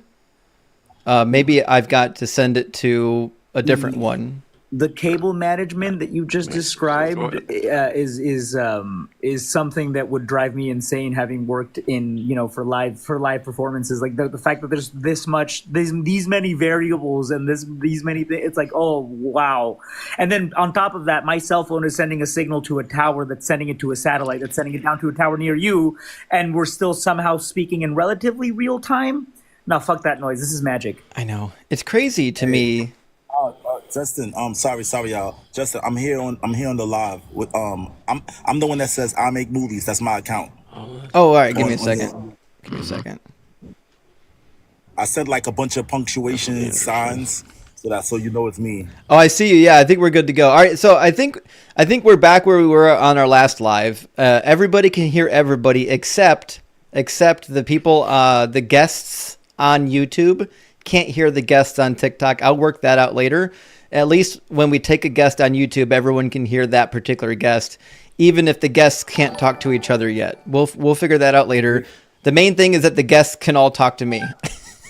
Right. Well, you're the only one worthy to talk to here. The YouTube have a massive delay. I was just hoping you'd have Jungkook's phone number, and Yeah, that's a good point. The YouTube channel does have a big delay, so it might not. Even if you could hear the guest, it might not sync up. You know what I mean? So let's do this. Brother Bob, I appreciate you being here. I'm going to get back to the guest on TikTok, and then maybe we can get a Christian from YouTube to join us next. Okay, you can kick me? I'll take care of it, yeah. Thanks, Bob. I appreciate you. Hey. And then do me a favor, Sparkle still here? I didn't know if Sparkle was a believer or a non-believer, but Sparkle, you were in the guest box for a moment. I didn't know if you were one of us or not. Before we continue with Leon, let me read these two super chats so I don't miss them.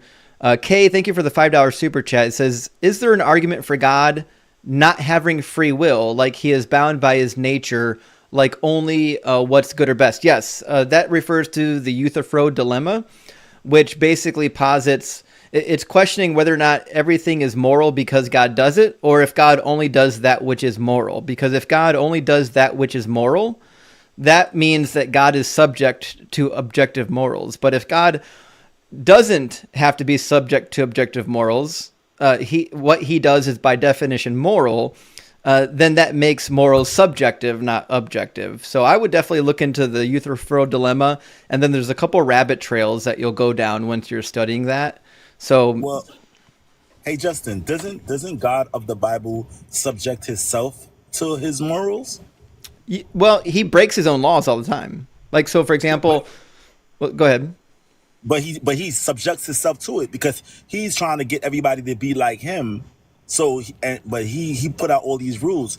You got to lead. You know what I'm saying? Like, you got to lead, like, be a leader if you want people to do the same thing.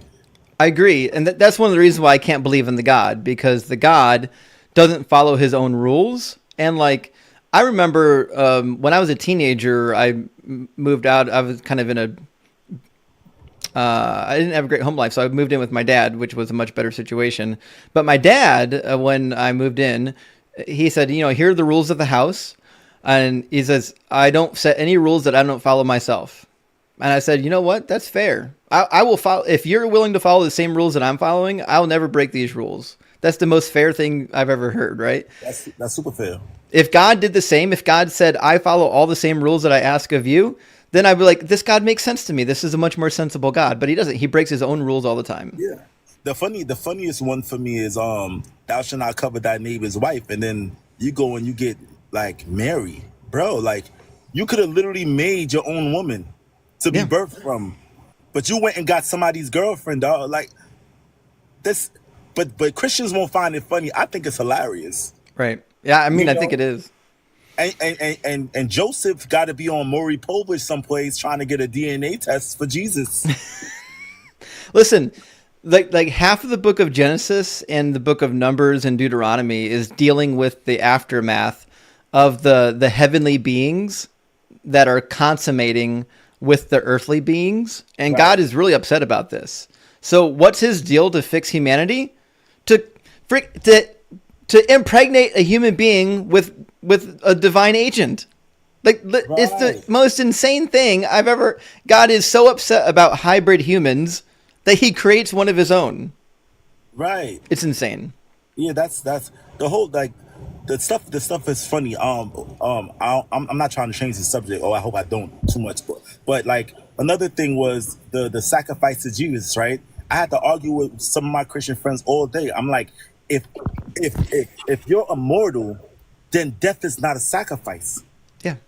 Like, if you're coming back and you have all these powers and all that type of stuff, then death is not a sacrifice. Because if I wake up tomorrow and I realize I'm immortal, I'm just going to jump out the window, break my neck to get the day started. Mm-hmm. Yeah, there's no sacrifice when you're immortal.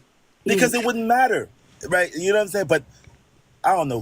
Christians kill me with the lack of understanding on many things. Like, well, you and I both know that the kryptonite of Christianity is critical thinking. They don't think about these things critically. So let me do this. I'm going to read one more super chat before it's gone. And then Leon was discussing with us. I want to make sure we hear Leon out. I'm just saying, by the way, Saiyan, Saiyan, big W for that.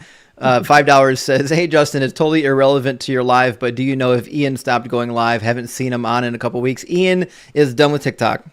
He's no longer doing lives on TikTok. He's not even in debate anymore.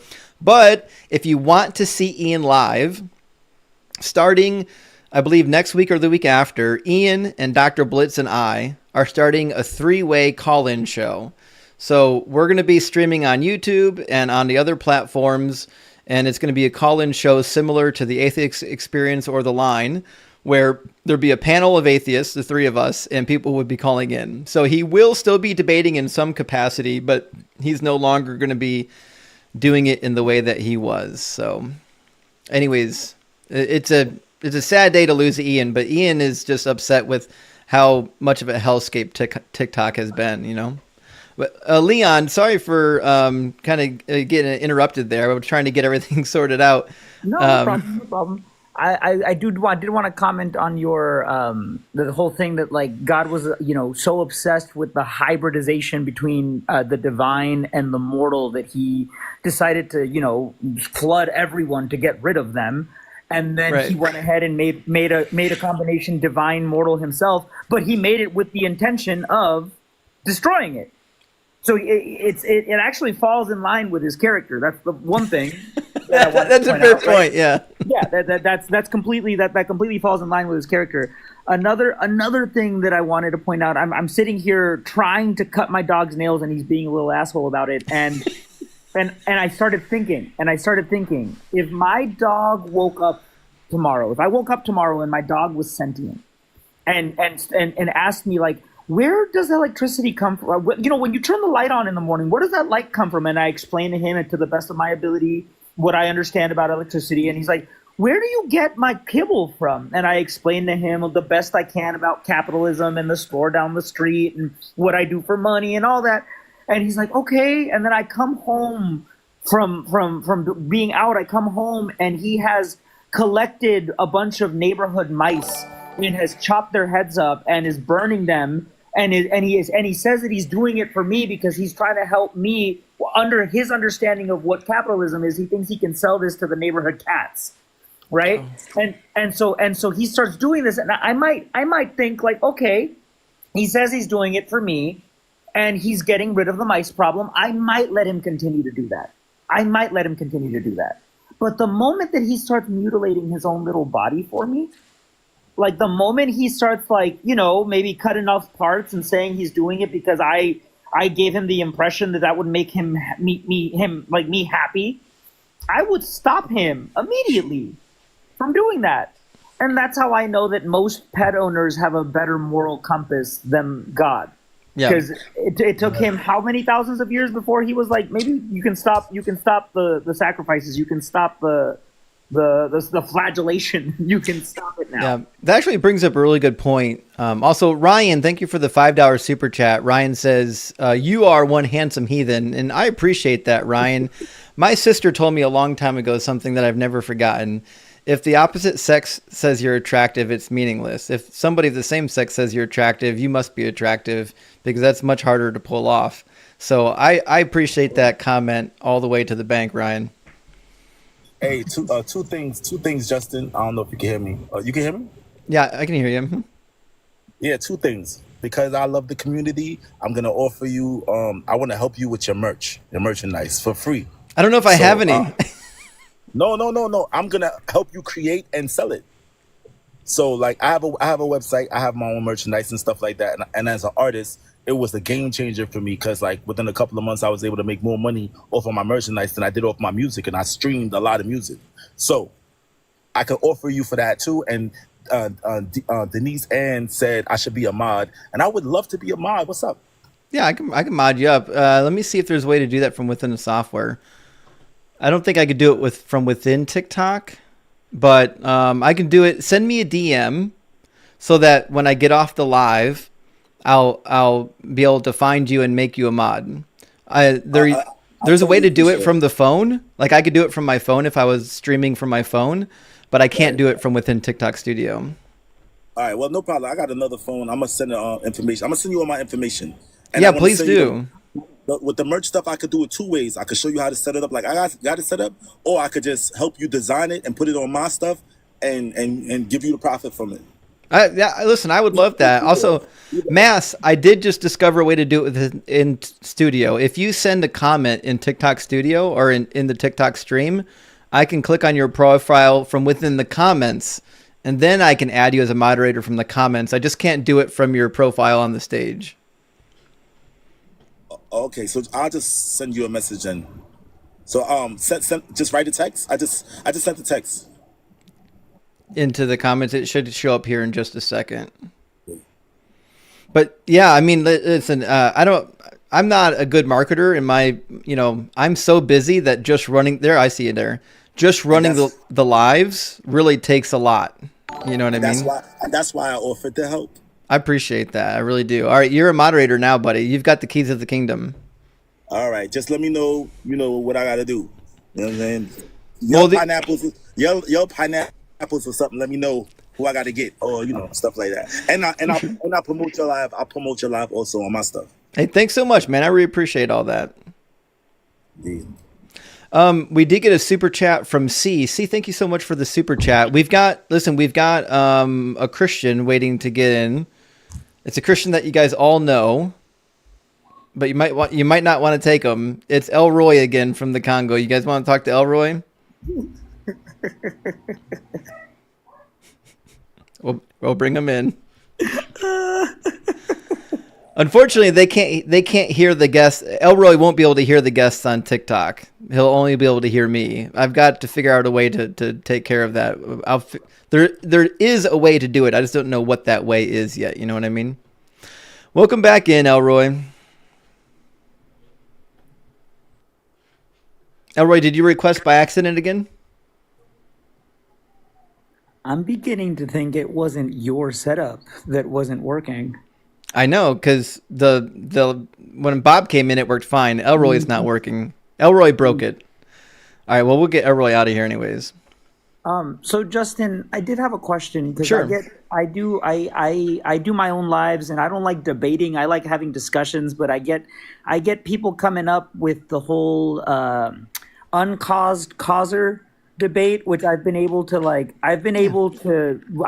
logic my way around it, but I don't think there is a way to logic your way around a Phil Bros staunch belief that that they're correct about this uncaused causer idea. How do you go about that? Because I haven't been here to hear you tackle the uncaused causer. Yeah. Well, I think there's the necessity of an uncaused causer. Right. Well, I think there's two good answers to the uncaused cause. Also, C, thank you for the $2 super chat. He asked what made me want to read and study the Bible. I used to be a Christian. That's why. So the first thing I would say with the uncaused cause is once you tell me that there is an uncaused cause, then you're telling me that it's logically coherent for uncaused causes to exist. So if you're telling me that it's logically coherent for uncaused causes to exist, then I'm just going to presuppose that there was a naturalistic uncaused cause because it's metaphysically necessary. No one said that the uncaused cause had to be a god. That's ridiculous, right? You just invented that part, right? But that being said, I don't believe there ever was a beginning of time.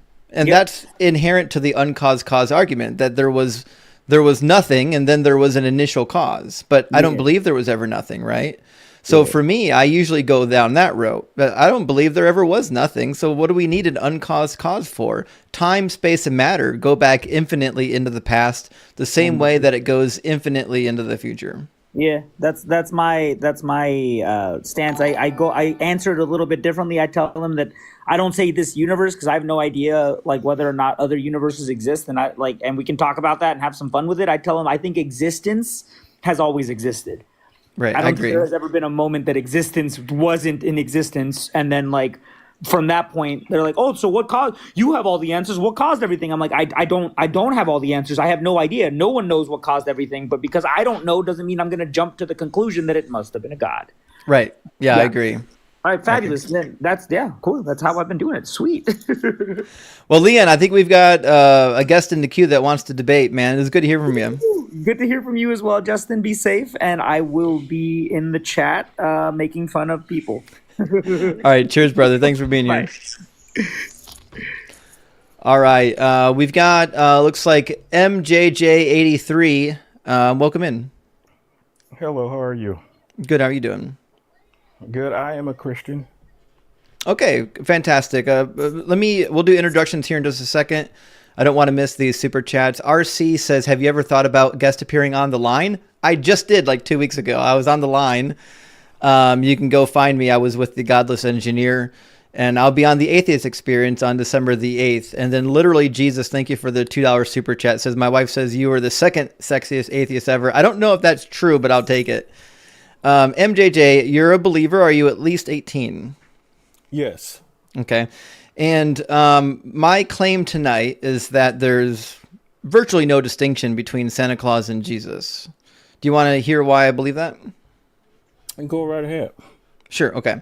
So I've got like 8 or 9 different points here. First point is both of them promise to come to the earth, and then they never do. Both of them promise to give you things that you ask for, and then they really don't, like unless you live in the first world country. Both of them can fly and defy the laws of physics. Neither one of them can be validated using empirical means. You just have to believe on faith.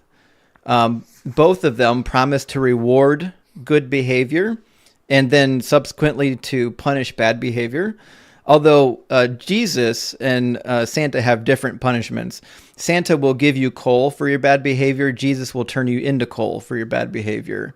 Both of them have magical helpers, and both of them will sit on a big chair and judge people whether or not they were naughty or nice. Okay. So,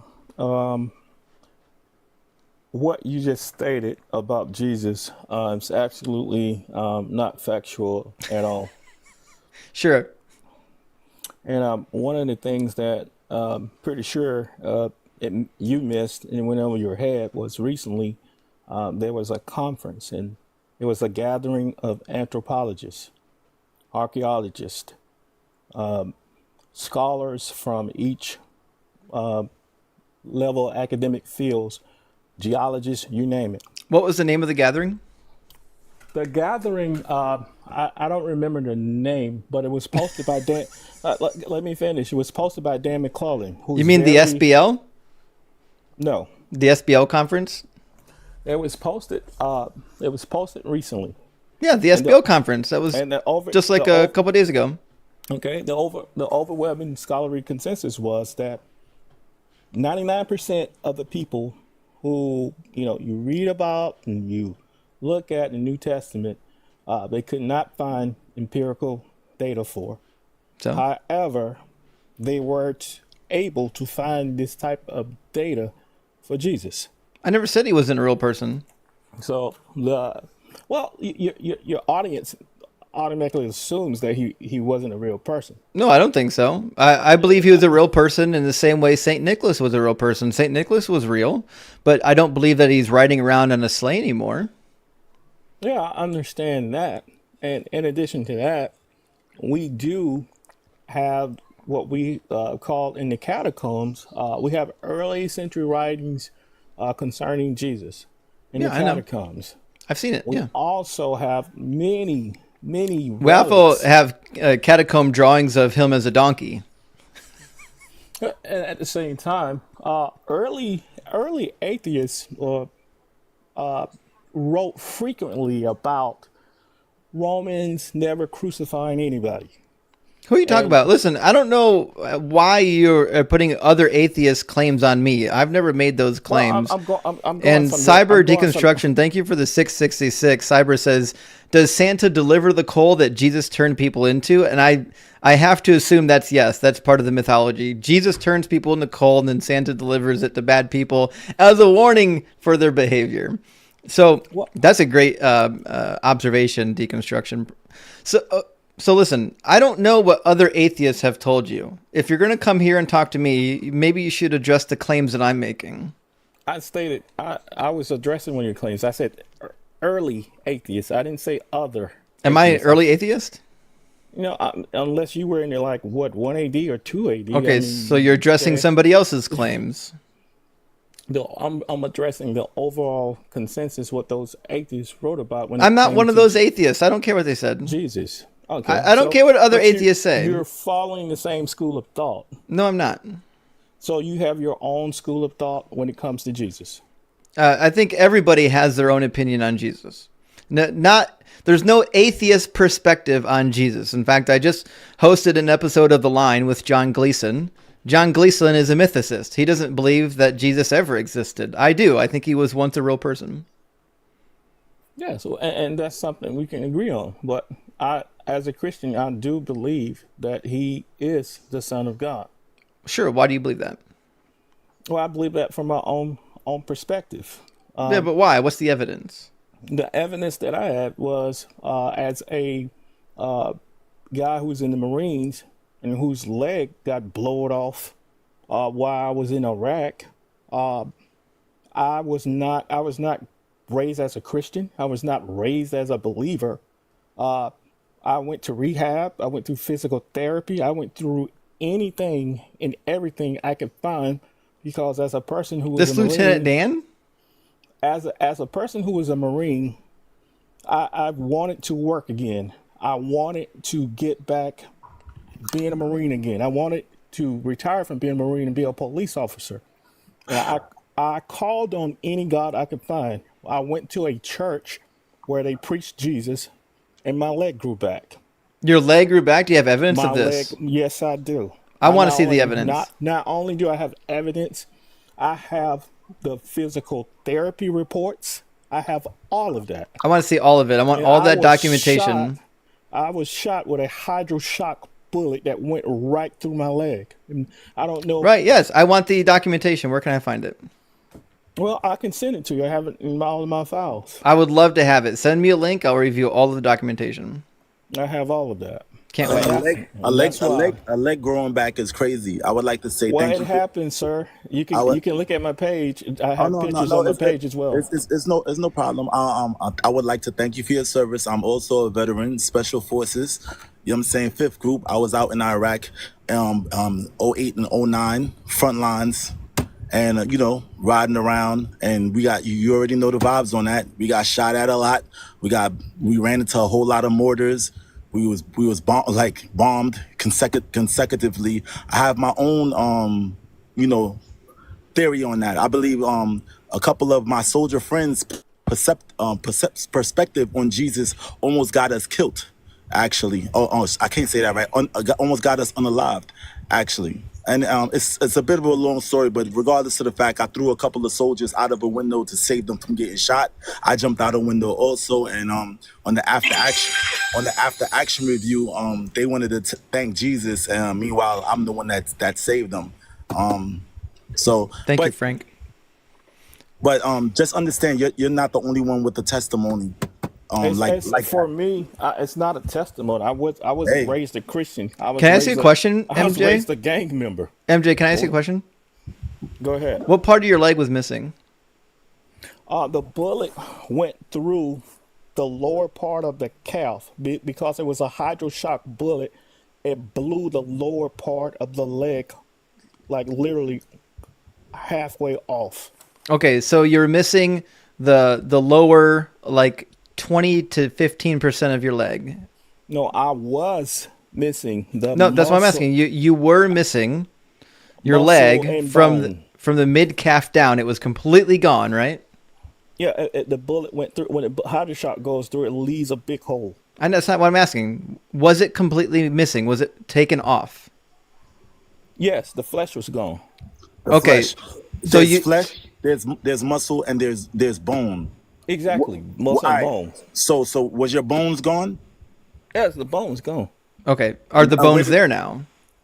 Yes. Okay, this is the evidence I want to see. I want to see the evidence that part of your leg was completely gone, and now it's not gone. And all of this happened without any hospitalization. You just sat there and your bone grew back. No, again, watch this. I told you I was not a Christian. I don't know nothing, but I thought Jesus died on, every Easter. I do want to hear that. I do want to hear that. But Wait, answer my it's question. not a testimony. I'm getting to the medical. If you Answer let me get to my the question medical, real quick. if you let me get to the medical part, I would get to the medical part. Okay, I did what everybody else did. Number one, I did not know. Hey, I watch TV, so I didn't know there's no treatment for gunshot wounds. Either you make it or you don't. If you said you were in Iraq like I was, if you get hit with a bullet, there's only limited things medical science can do for you. Yeah, we know about this. I don't know. We don't need a lesson about how science This works. is what it is. You're on the platform right now, and I don't want to do the long and drawn out stuff. That's why I asked you a question. I just wanted you to answer the question. Was your nobody helped you in the hospital? No, they gave me pain pills. All They right. gave me pain pills, and the blood. If you get shot, the blood has to come. The blood is constantly leaking out until that wound starts healing itself. Well, exactly. That'll take a couple of days depending on your body. No, it took like a week. Okay. So your bones were shot off, basically. Yes, the bones were shot off. And you was walking around with a stub for a while until it grew back. No, it's just the back part of the leg, the calf. All right. So now we're getting closer to the truth. Okay, so you started by saying it was completely missing. Now it's just a piece of the muscle. No, what I'm saying is the back part of the leg. I'm going to draw a picture. Hold on. Okay. The bullet's going to go through. It's not going to stop. I'm literally trying to help your argument, soldier. The muscle. I was a Marine. Please don't call me a soldier. Oh, okay, Marine. There's bone, there's flesh, and there's muscle, basically. You know what I'm saying? What you're saying is missing is the bone and the muscle and the flesh. When the bullet came in, the back of the calf. Oh no. Listen, the back of the calf was blown off. Hold on. I need you to help me out here. The muscle was blown off. What part of this leg was missing? Go to the calf right there. Right here. That mid part of the calf, right? The- Trajectory. That was missing? Yes, with a portion of the bone missing. That's it? Yeah, your muscle can grow back, guy. The muscle was blown off. It can't grow back. Yes, it can. Muscle grows back. It Yeah. can. Yeah, muscle regenerates sometimes. It's not a piece of a muscle, buddy. It's like the whole calf. Okay, so you didn't have the way you came in saying your whole foot was now gone. Everything was gone. Not the bone, foot. the That's bone, the back of the leg. the foot, and back of everything. the leg. Funny how the story changes as we start story asking has not questions. changed. The back of the leg. Bust this though. Justin, watch. Y'all gonna bug the hell out. I'm gonna show you. Where's this video at? Parker, How can I turn the video on? I got you, Parker. Thank you for the trash panda, and let me see if I can make you big. I don't know if I can make you big. Hold on. I think they took that away from me when they updated my account. Give me a second. I just want to show y'all right now what's going on and how it relates to what he's talking about. Right. Okay.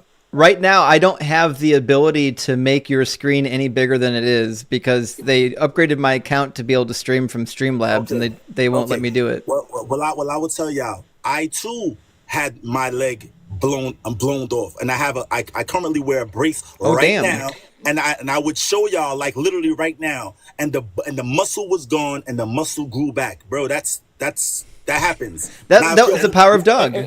It happens within 3 weeks.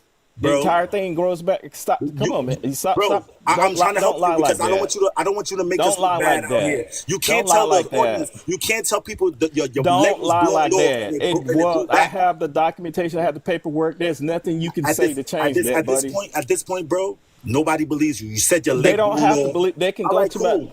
my page. No one believes you. They can look my name. MJ, you up. already wasted your opportunity. No one believes you now. You got caught They lying. don't have to believe me. I'm sorry. They don't have to If you believe go me. to- All if you I go to know, my I page- could not if you go to walk, my and I'm page, I walking got a lot of again. videos on my And I page, just Justin. retired. You will I just always- retired you will as a always special see agent. mine.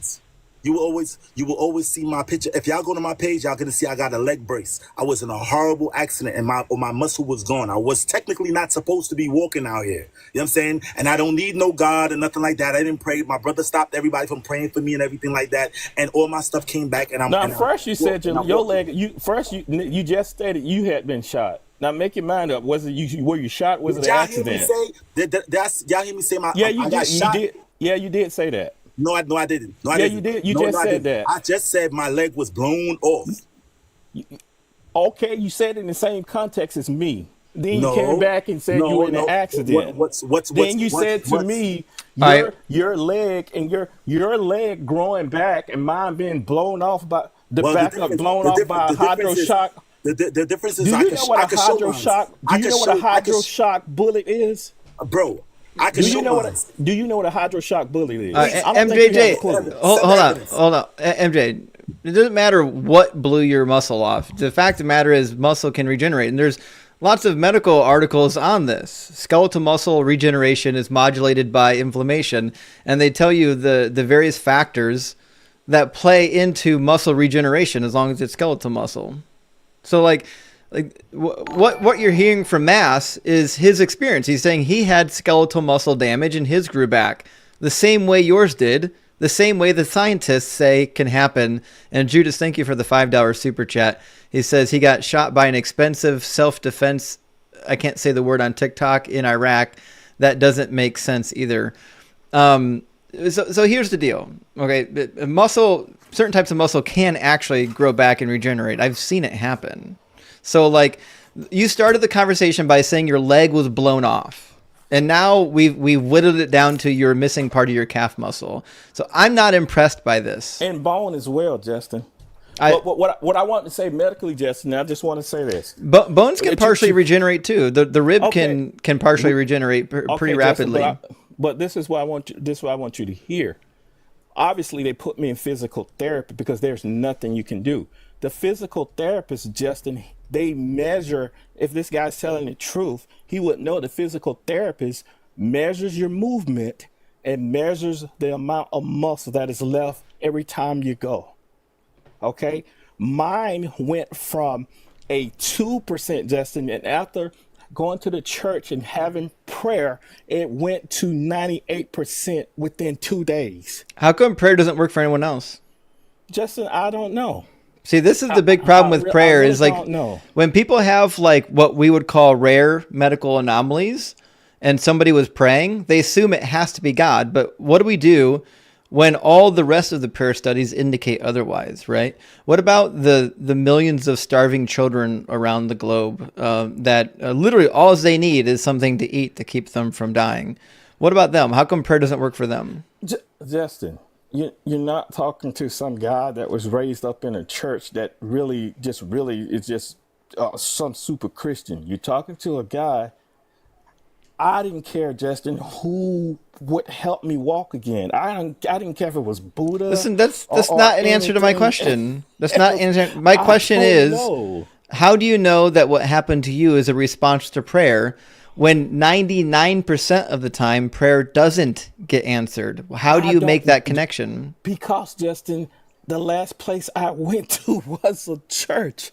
I was so it's a correlation causation fallacy. Justin, I literally was an atheist. I've read. I'm sure you were. Lawrence Krauss, Richard Dawkins, Stephen Hawkins, Carl Sagan. I've read all these people when I was growing up. I wanted to be an astrophysicist. I can't explain it, Justin. I know you can, All but that doesn't mean all that I doesn't know, mean I that prayed doesn't mean to- that your all God I did know, it. I prayed to Jesus, and I went back to my physical therapy. 98% movement. Yes, I'm sure. 98%. Well, Yo, Justin. I look forward to seeing the documentation because I don't believe anything you tell me because you've already lied once. No, Yeah, man. I was You're not making us look lying. bad out here, man. I don't like that, man. Listen, I'm a person of integrity.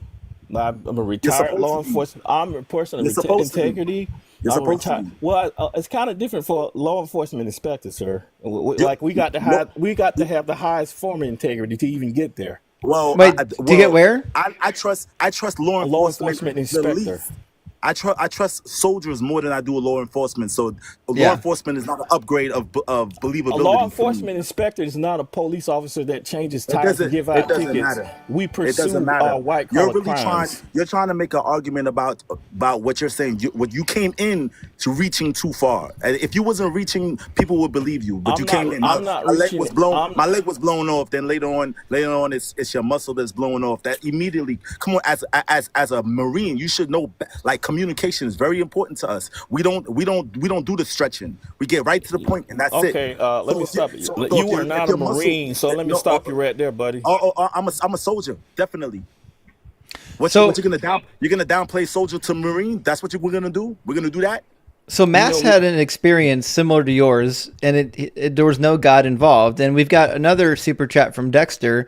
Dex says his dad was accidentally, with a pew-pew by one of his friends when he was 16. He was told he would never walk again. He was walking a year later. Doctors can be wrong. I agree. Doctors can be wrong. There are such things as medical anomalies. I was a medical anomaly. Every year that I saw my doctor, he said I wasn't going to live another 2 more years. And guess what? And I'm 40 years old now, and I'm still here. So, yes, medical anomalies happen every day. There's always going to be somebody who has a medical phenomenon that breaks the mold. And maybe your calf growing back is an uncommon phenomenon, but it certainly isn't impossible. It's not within uncommon 3 for the weeks, muscle. though. No, 3 it- weeks. That's it's not impossible. it's not uncommon That's for the- impossible within 3 weeks. It's not uncommon for the muscle.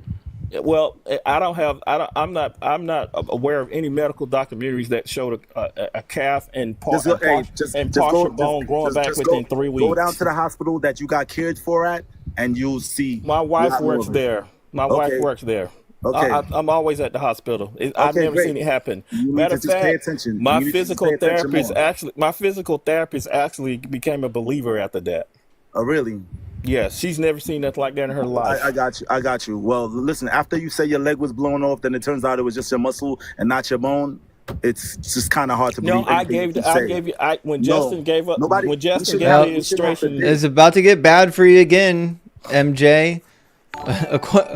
According to this source, muscle regeneration usually begins in the first 4 to 5 days after an injury and peaks around 2 weeks, and then gradually decreases in the next 3 to 4 weeks, which means your muscle generation literally peaks roughly 2 weeks after the initial injury. So depending on the severity of your injury, a good portion of it could have been regenerated by then. And also, Aaron, thank you for the $10 super chat.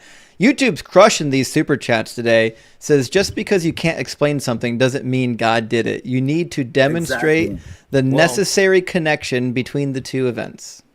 Well, Right. I believe I've done that because I've told you guys what happened to me, and I understand what you just stated because when you with that report you just read, mine was the exception to the rule. Actually, my physical therapist was going to recommend that I go on SSI disability because I was not showing any improvement at all. For 3 weeks. No improvement. Actually, it was getting. Actually, when he talked about the decreasing stage, I was actually. The story in that keeps changing. stage. You just said you heal in 3 weeks, so that means No. they saw you healing. Hold up. That means they saw you healing in a short period of time. No, you Why would they? don't Hold put up. Let me words- finish. wait, I'm can I gonna finish. I'll make it. finish? I promise. I'll make it You short. putting words in my promise. mouth. I didn't say that. He did. I mean, we all heard you say it. The whole all chat heard is you say calling you out on it right now. All of them. Right. You said heard me You say said your muscle grew back in exactly. 3 weeks, right? 3 weeks, right? 3 weeks, Can I right? finish? No. Yes or listen, no? no. Answer the question. So, Can I make my statement? Don't put words in my mouth. I don't like this. I don't like what this, I Marie. stated to you is this. 3 weeks, you said your muscle Are grew you back. listening? It didn't take I'm listening. Before you go on to say, are you listening? Before you Can I go on to please say more something? things that I'm not going to understand, how about you clarify this first? You Listen, said that your I muscle said it grew was. back in 3 I weeks. said it. No, I didn't. I said it was a miracle. I said it was a. Are you listening? I said it was a miracle Because your muscle grew back in 3 I weeks. went to church that my muscles were decreasing. I went to church that Sunday, and when I went to my You physical said- therapist oh, that Monday, after that yo, third week, it was 98%. It was not a gradual healing. You know what? You know what he remind me of, Justin? You know that thing that every time you twist it, it changes his face? Rubik's Cube, right? Yeah, we got a Rubik's Cube up in here. No, we don't. We have We got somebody a that's trying to MJ. put words in somebody else's MJ. mouth. MJ, I just have a Rubik's quick question. I have a quick question. I was in the Marines as well. What was your MOS? Like, what was the 1812 number? MO1 tanker. Next. Let's go. You said 1812? 1812 MO1 tanker. Let's go. Let's go. Anything else you want to know? He's just Fort Knox, checking. Is Fort Knox, Kentucky familiar to you about the training? What was your MOS? Oh, I was in 0311, then the 7052 when I did the lap Okay, move. you a pencil pusher? All right. Thank Wait, you. wait, wait. Look at it. It's so aggressive. We're not going to do that. Hold on, 0311 is Justin, infantry rifleman, my dude. Joe, look, first of all, 0311 is infantry rifleman. Every Stop for guy, a second. yeah, I What, got what you. we're not gonna do, we're not gonna Got shame you. any. We're not gonna shame any military member. None of us. Yeah. So let's stop doing that, MJ. Don't do that here. I'm not. I'm going off of what you're saying. I'm not about to insult your MOS. I'm not about to insult your service. Don't But do see, that. this is- And this don't is the- don't this open. is the Hold on, thing. pause. Don't open We the door joke, for people don't to we? do that. No, don't open the door to do that. Let's just go off the topic. We're not gonna shame any military member. None. Thank you. Continue. Right. Well, I think Cyber just wanted to verify that you actually were, because okay. there are some tall tales being told here. Well, I believe there were some tall tales being told here, and he wanted to validate that at least some of these tall tales were true. But Dexter has a very poignant super chat. Listen to this real quick, MJ. Dexter says, "Why didn't the doctors study you if it was so miraculous? Doctors would fight over each other to prove it was a miracle." And this is true. All the doctors that I know, if they witnessed something like that, they would be clamoring to study you. Did they do any studying of you after the fact? well, they don't care. They don't care. All the doctors I know, care. they would be. Where is Sarah right now? Hold on. Where can someone go get Leaving Faith for us? Can I tell you my experience? No, just stop talking for a second. Listen, everyone listening right now, go find Sarah from Leaving Faith. I want to get the physiologist in the room right with us. I want to hear what she has to say about this. If you don't know, Leaving Faith, Sarah is a literal physiologist. Let's go get her. If she's available, she's on vacation right now. She might not be available, but if she's available, guys, go find her. We need to get her in here, and I want to hear, because as someone who knows many people in the physiology or in the medical world, you're not walking out of the hospital when a miracle happens. They're literally clamoring to study you. Also, Kay, thank you for the $5 super chat. Kay says, you can tell how dishonest he is. Y'all asked him if he had a stub, and he said yes. And he did. You said you had a stub, and it grew back, and your story changed, which is why it is so difficult for us to believe anything you're saying. Well, Justin, they are partials. You do know that, right? Do you know what a stub is? Yes, when you go to physical therapy, Justin, they place these devices on you. I was given one of those devices. But do you know what a stub is? I do know what a stub Okay, is. did you have a stub? A partial stub, Justin. Oh, the partial stub. Okay. Okay. Oh my gosh. A stub is literally the meaning of a partial. Like, I can't with this guy, man. Like, I'm a. Well, see, this is the thing. You don't understand medical terminology because you were not. It didn't happen to you. I was the one who was injured. Are you out of your mind? So you think when I went? What do you think? Justin, if I could get on video right now, I would shut him all the I'm hell so up. sorry. There's no way to do it right now with my backup account. And, So when I and went to physical therapy, what do you think I did? MJ, my question is, how do you know this was Yahweh and not the rock god Doug? Because I prayed to the God Doug. I prayed to the God Buddha. I prayed to the God of, anybody. And the only person who gave me any type of improvement at the prayer was You knew of Jesus. his divine rock myth? So he spent 3 weeks praying to every god until he stumbled across Jesus. Right. Hey, MJ, do you know a guy named Mackluster? No. Because Mackluster knows you. He says, I know this guy, and he lied about seeing an angel before. Why do I've why do never I seen keep angel. getting? And I've heard I've heard a couple I've people in the comments say the same thing. They heard you tell tall tales about angels before. So now I'm kind of curious. Are you the type of guy that just goes around to people's lives making up tall tales? No, I've never said I've saw an angel. Okay. I've never said that. So how do you know that it was actually the Christian God? For example, and this goes back to what some people have been saying. It may be possible that you prayed whatever to the Christian God, but that actually Brahma and Vishnu felt sorry for you and healed you. So how do you know that you weren't healed by Brahma and Vishnu? Well, I know because I know it's in my spirit, and I prayed to them, and they didn't do nothing. Gonna be God talk to him. Justin, bust it. The next line is gonna be God talk to him personally. It's going to happen. Yeah. No, Dex God didn't talk to me personally. at Dexter all. says he caught you in another lie. Dex, thank you for the $5 super chat. Dexter says we caught him in another lie. He first said that he didn't believe in God. Now he says that he is praying. Yeah, in the hospital. Yes, if you in a Who you praying situation- to? You don't believe in God. Anybody. I don't pray to anybody, no matter what the situation is. I don't didn't- believe in didn't- God. I didn't expect this. I didn't expect this to happen to me. So you were never a real atheist. You were agnostic. Well, after having that experience, I was calling on who I can. I just wanted to walk again. I just wanted to rejoin my unit. I just wanted to have a regular life with my kids. I Yeah, was so you're calling on an anything agnostic. I can know. find. Just say Yeah. you were agnostic rather than atheist.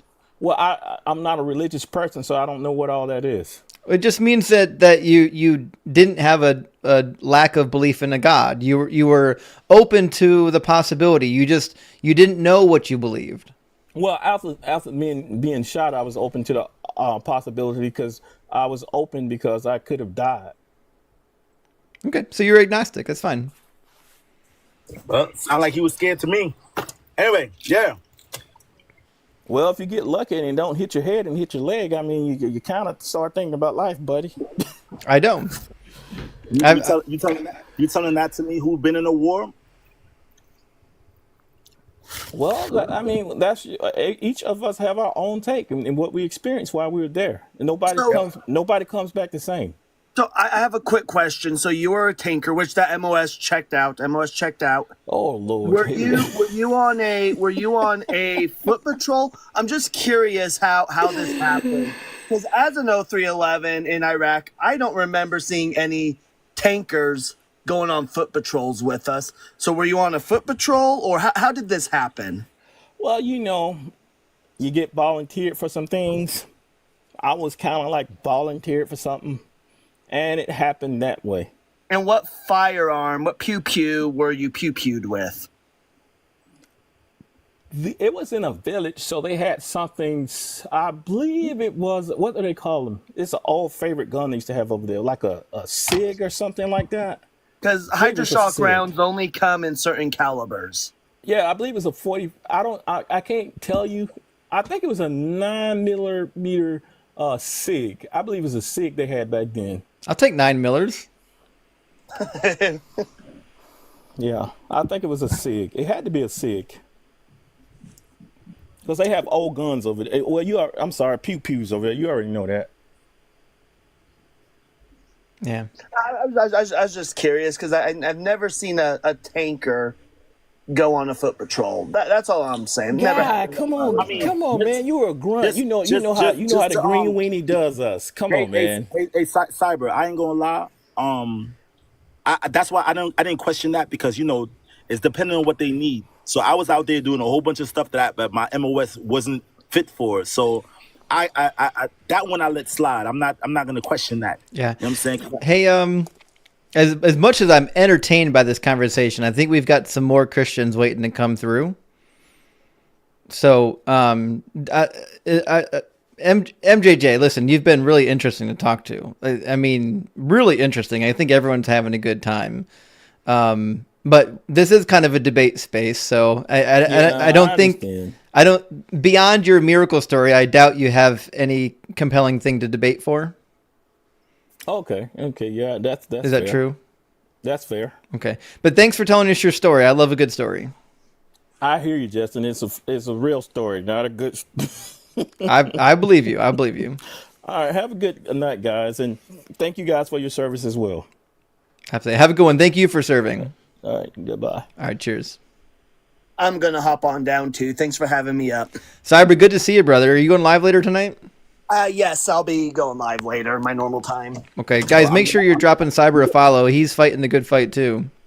I'm gonna add him too. I'm gonna add him. All right, perfect. Thank you. Good to see you, Cyber. All right, we've got a return guest, and we've got a new guest named Morrigan. We're gonna grab Wildman first, and then we're gonna grab Morrigan. And then for some reason, because Elroy doesn't have a job, Elroy is now in my TikTok guest box rather than my YouTube guest box. He's just going to, bounce around until he finds his way into the live. You know what I mean? Welcome in, Wildman. Okay, I got two things I'd love to dialogue with you on. Something I think I can cook you on, and the other miracle story I know personally, and I want to hear what you think about it. Well, if you're going to tell me a miracle story, I'm going to tell you one first. Okay. So let's save the miracle stories for the next thing. Okay. Okay. I thought this is what this broadcast was. Anyways, I got an argument.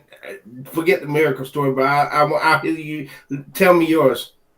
Okay. So the argument right now is that Jesus and Santa Claus are virtually indistinguishable. And here's a couple bullet points I want you to consider. Okay. Bullet point number 1 is both of them are promised to come to the earth, to come to visit us, and then they never do. Bullet point number 2 is both of them promise to give you things that you ask for, but that basically never happens unless you live in the first world country.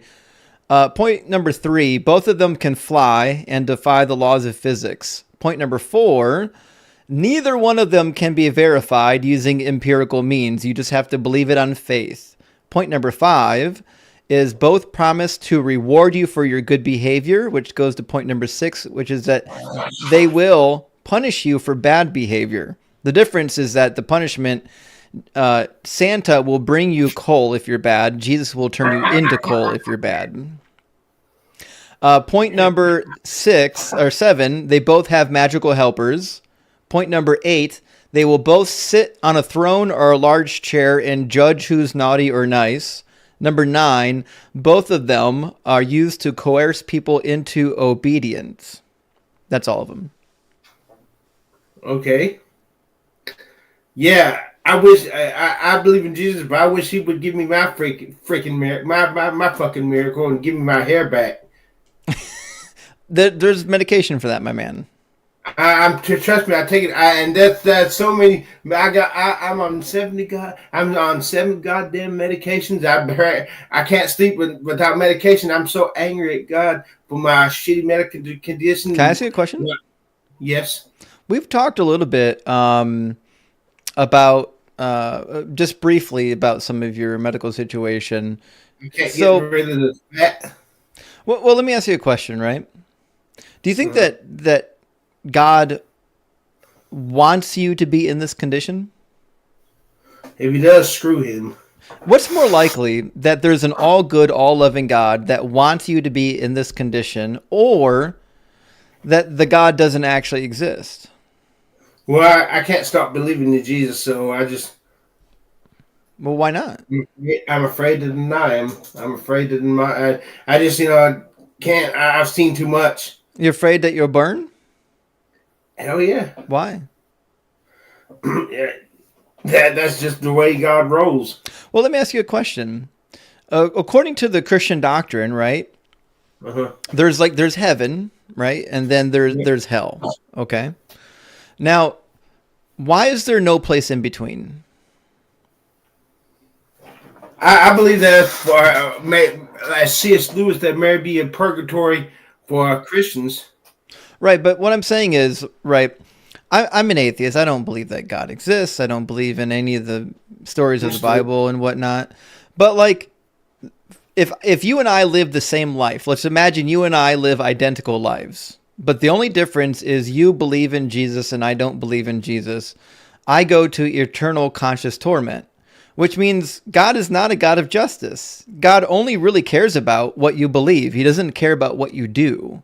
But again, that's incongruent with an all-loving God. Like, I have a child, and there's nothing my child could ever do. It doesn't matter what he does. My child could run with a kitchen knife and put it in me, and I would still never want my child to be tortured by flames for even a single minute, much less eternity. So it is incomprehensible to me that there is a God who knows us intimately, who created us to be this way, but then will torture us for all eternity for the mere thought crime of not being convinced of something. Like, that's a nonsensical thing. I've struggled with the same thing. Again, the only conclusion I can come to is that yes, damnation is eternal, but I've thought of a way he could, give universal salvation and even the devil and his angels. I want to make a video one day. If people would watch it, about this, what's the point when nobody's watching my fucking YouTube videos? I look so ugly. And I curse God if I look fat like dude. I do.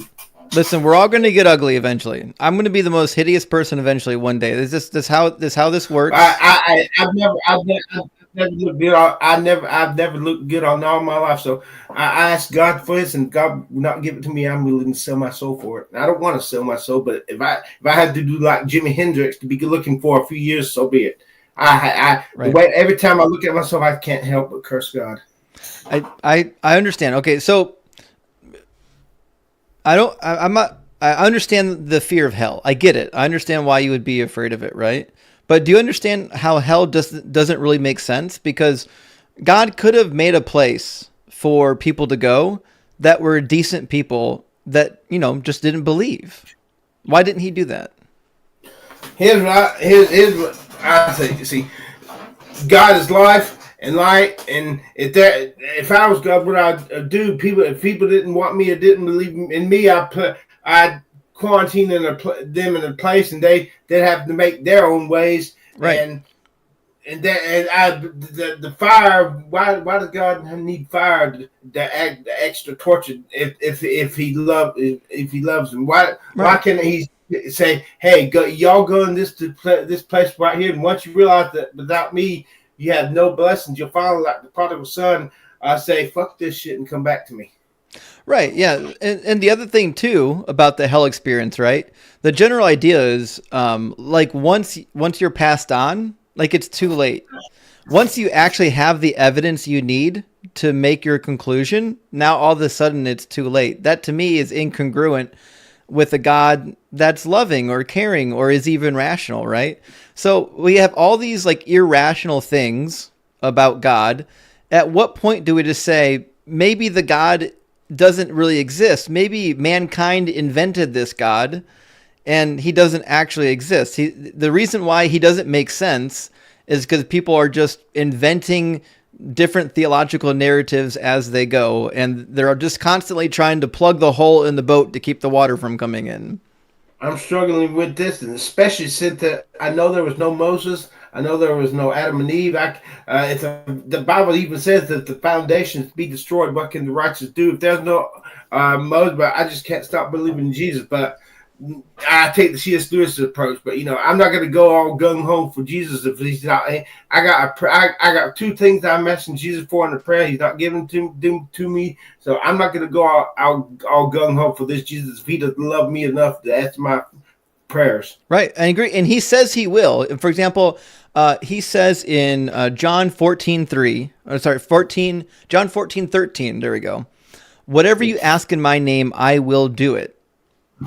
Any promises in the Bible always has catch. Yeah, you can never take the Bible at face value. You have to take all of Scripture in its totality. The Bible says, "Whoever calls upon the name of the Lord will be saved." Somebody calls God's name, God doesn't save them. Then somebody says, "Hey, you didn't repent." The Bible says you also have to repent. You can't take it at face value. You got to take everything together. Right.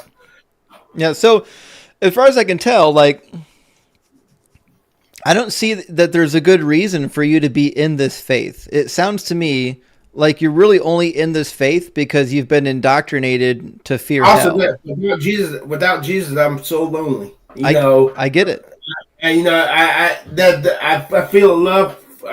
Well, ever since my jailhouse conversion in 2014, I feel there is an inner knowing that no other religion can give me.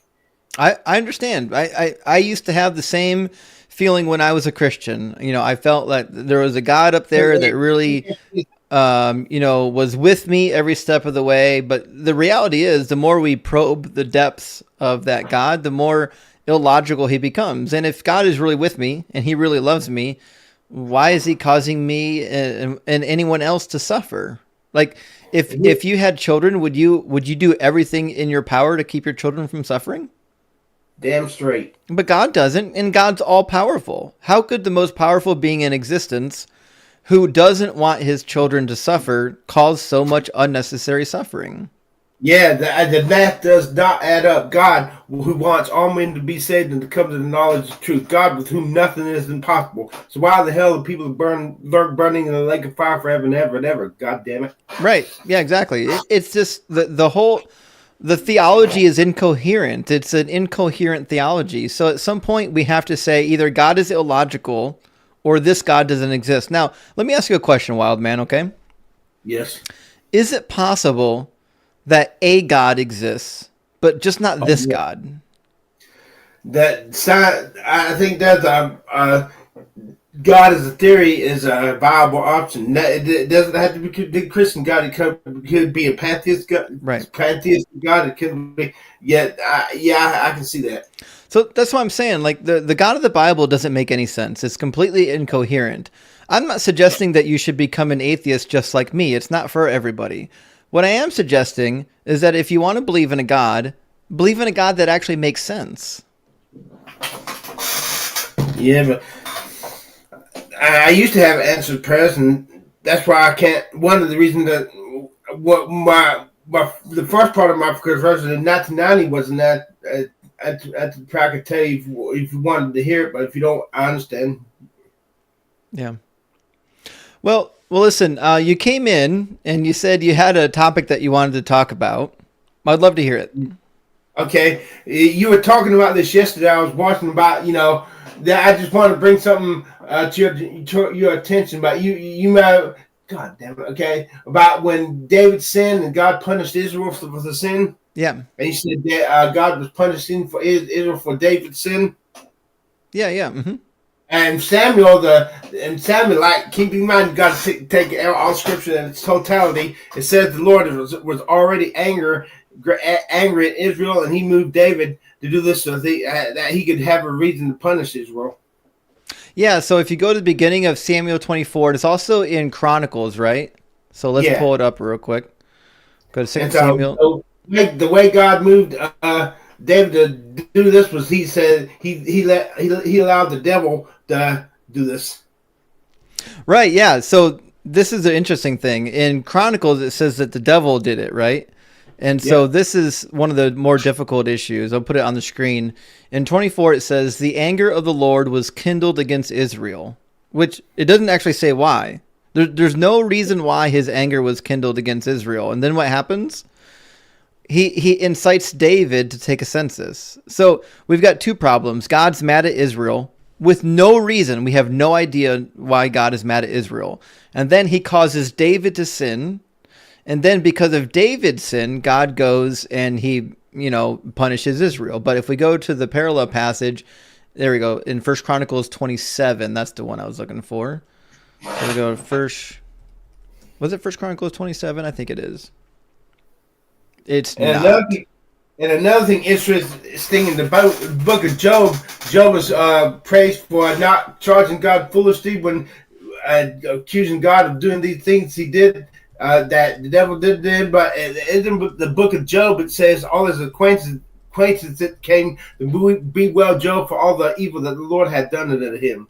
I used to confuse me when I was 10 years old. Wait a minute, the whole book of Job was saying God didn't do this, but at the very end of the book, it says God did it.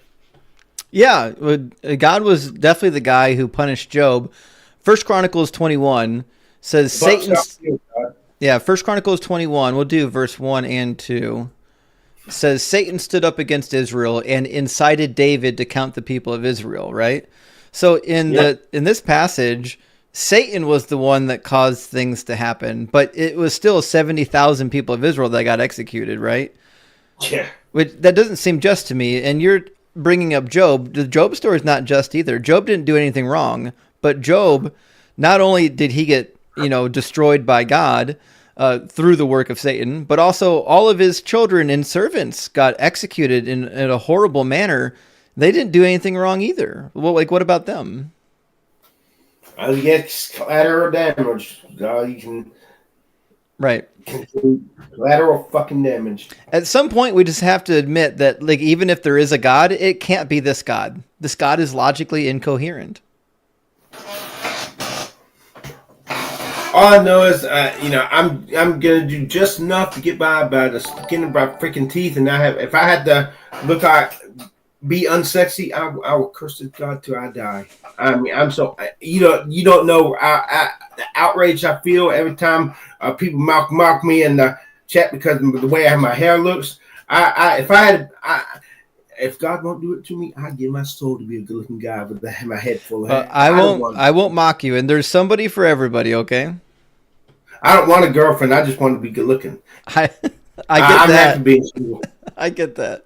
I don't want no baggage. I'm not gonna be no girl's sugar daddy either. I'm on board with I'm you. I'm not gonna be your sugar daddy. Last, get your goddamn ass off a motherfucking pouch. Pay your way this time. I write that song. I'll put it on Spotify when I can get some music. Please do. Let me know when you do. Okay. Okay, check in my Spotify, Wild Man Chris, please. I'm trying to get famous so I can get the money so I can get the stem cells and the hair transplant. We'll do anything we can to make you famous, okay? Wild Man Chris on Spotify, please. All right, Wild Man, it was good to hear from you. Hopefully I'll hear from you again soon.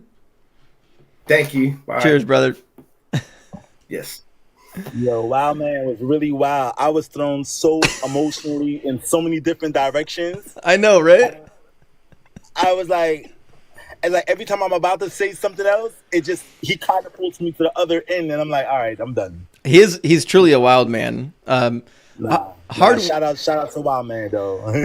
Yeah, he's a good guy. Hard Work, thank you for the $5 super chat. Hard Work says, publish a book of your apologetics. Much love for the work you do. I'm publishing a book, hopefully very shortly. I'm nearly halfway done with it. It's going to be on how all of the prophecies of the Messiah weren't actually fulfilled in Jesus, and how the New Testament application of prophecy is the most dishonest application of prophecy ever. So we're going to be reviewing all of the prophecies of Jesus in the Gospels in great detail.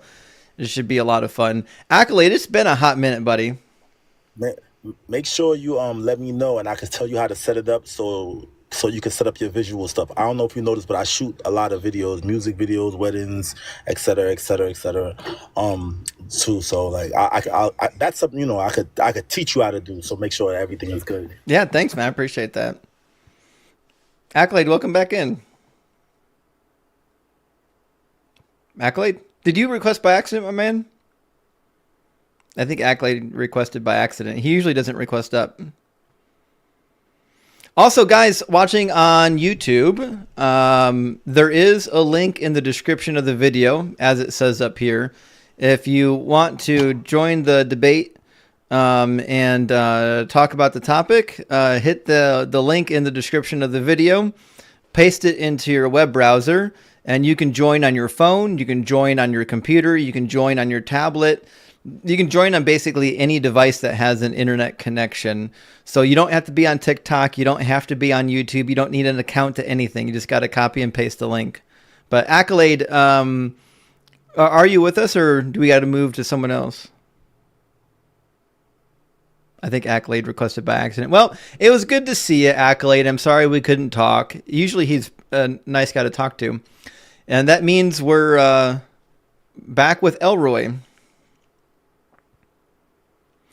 El, are we going to get some return on this investment? Are you in the box by accident too? Oh, yes, sir. Yes, sir. I'm back. Fantastic. Welcome back. Okay. So, are you aware that Jesus and Santa Claus are basically the same concept? No, you made that concept. I'm not aware of that. That's your opinion. All right. Well, I'll give you the bullet points. Let me know which ones you disagree with, okay? Bullet points. Also, I think you've got me on speakerphone. You made that. Me on speakerphone? We're going to need you to take me off of speakerphone because Not on speakerphone. every time I talk, I can hear myself coming back through your phone. So I need you got to figure that out somehow. How is the sound now? That's why I like Streamyard, YouTube. Yeah. How is my voice now? I think it's okay. Yeah, is it okay now? I mean, I can hear me yes, talking yes. in the background Because of your I have video. some, I can see. It's delayed by like 5 seconds too.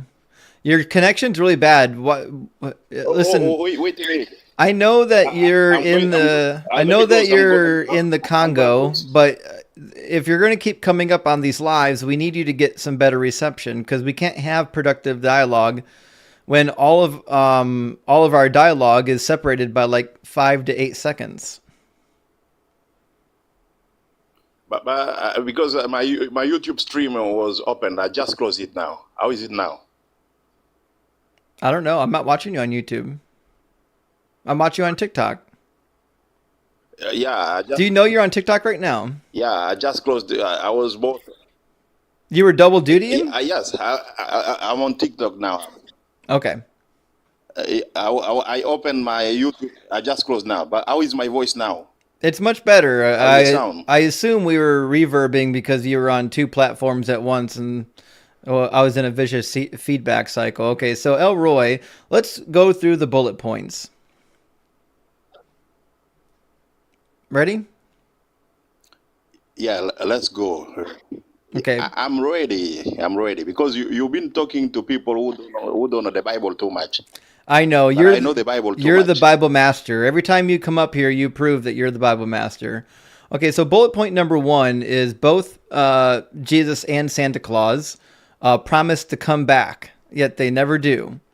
Bullet point number 2 is both promise to give you things that you ask for, which basically never happens unless you live in the first world. Point number 3 is both of them can fly and defy the laws of physics. Point number 4, neither can be verified. You must believe in them on faith, not evidence. Point number 5, both of them promise to bring you rewards for good behavior and bring you punishments for bad behavior. In the case of Jesus and Santa, the punishments are similar but different. Santa will bring you coal if you're bad, but Jesus will turn you into coal if you're bad. Point number 7, they both have magical helpers. Point number 8, they both will sit on a throne of judgment where they determine who's naughty or nice. And last, both of them are used to coerce people into obedience. All right, and let me just tell you that Santa never said any of the point that you raised. We never heard any Santa saying that. You are claiming those points. Santa never wrote a book. I've never heard Santa, but we heard Jesus. That's the difference. I've never And heard I'm here to Santa or correct you Jesus. on so many points. All right, well, let's start with this. You're saying that Santa's You've never not heard real, that but that Jesus is real. So what's the evidence that Jesus is real and Santa's not?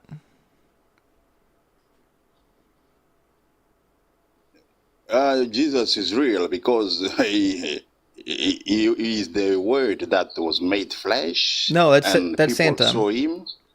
That's a claim. That's not proof. Yeah, because I say I've never heard any Santa speaking or any book written by a Santa. So because you are an atheist, have you ever heard of The Night Before Christmas? Slavery, on so many issues. It's The Night Before Christmas. Have you ever never read it? I can read it for you. Hold on. I've never. He's from the Congo. I don't think he knows about American Santa Claus. Yeah, I don't think he knows it. You're talking about. No, wait a minute. I'm talking about a real issue like slavery in the Bible. Why? Listen, we cook you on slavery. Slavery every night. You're the one bringing up slavery, not me. And every time you address the topic, we cook you on it. You've been cooked 4 million times on slavery. It's baffling to me that you keep coming back to this. It's not even the topic for tonight. Speak to me for 3 minutes. Yeah, but you could not speak to me for 3 minutes. You ran away from me. No one ran away from you. You get roasted on slavery 400 times a week. I see you on everybody's live, and you get cooked on slavery every single time I see you live. It's the only topic you care about, and you never win a single argument. I win every argument for Only you. Last time you ran only away in your from me. dreams. I could not do 3 minutes. Only in your dreams. You ran away from me. No Because one's ran away from you. Nobody's ever run away from you. You're the literal definition of the Dunning-Kruger effect. We'll just disconnect him and get somebody with an actual connection. You cannot even let me. All right, we've got a new guest in the queue. Make America Christian Again. So we'll see how this is going to go. How you doing, Maka? I can't believe why is you putting the sign up now. Maka, are you a Christian? Yes, I am now. Sure, fantastic. And do you know that Santa, they're almost the same damn thing. They are. Jesus and Satan are nearly the same thing. Do you know? No, Santa is Satan, but Jesus is not. That is false information. Oh, tell me more. That Satan is about gluttony. He's about gifts and making it into idolatry. And Satan is really, if you scramble the letters, it can spell Satan.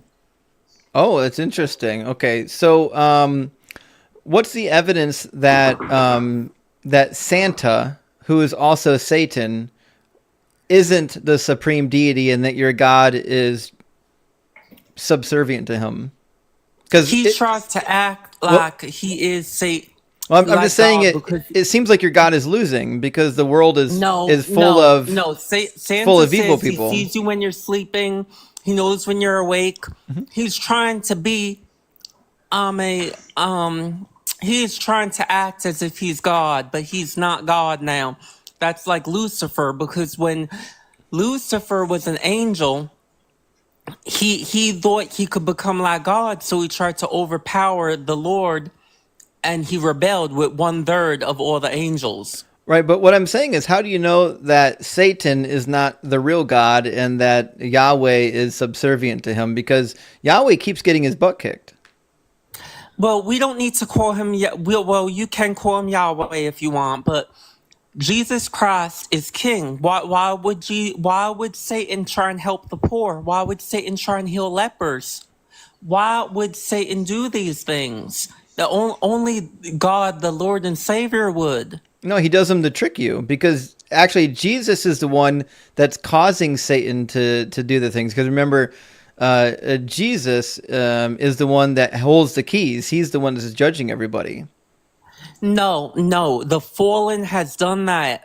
See, when God made all of the world, he made the angels. They had a Wait, higher who did? knowledge, but then they tried to overturn God. Wait, who made the So angels? then, what? Who made the angels? God. How do you know that it was God and not Santa? First of all, Santa was created by Coca-Cola. Well, Let's stop this nonsense. Well, yeah, and Jesus was invented by the Romans. So what? No, the Romans did not invent. We know that Jesus Christ existed. Don't say that. Do you believe so that did the great? so did Listen, Santa? answer Do you my know question do you now, know who because Saint you've been Nick asking is? a lot. Can I ask you? Does the Great Wall of China exist? Does Saint Nick exist? Saint Nicholas does exist, but does the Great Wall of China exist? And who was Saint Nicholas's other name? Who was?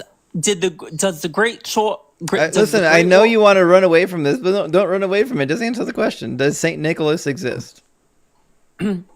Does the Great Wall of China exist? Yeah, I can see it on the map. Well, if the Great Wall of China exists, did you know that that was built before Jesus Christ came into our world? I actually don't know if that's true. Someone fact check them. I don't believe that to be the case. That is very much true. You can look this when up. was the Great Wall of China built? Now I gotta check. I actually don't know when it was built. This is very much a fact, people. You can look it up. The Great Wall of China was built before Jesus Christ came into existence. It started before Jesus. It looks like it took a while to finish. It started in the 3rd century BCE, and it continued building all the way into the 17th century. So it wasn't completed until the 17th century, but it started in the 3rd century BCE. So it was a long build, long project. That's why it's never going to work here.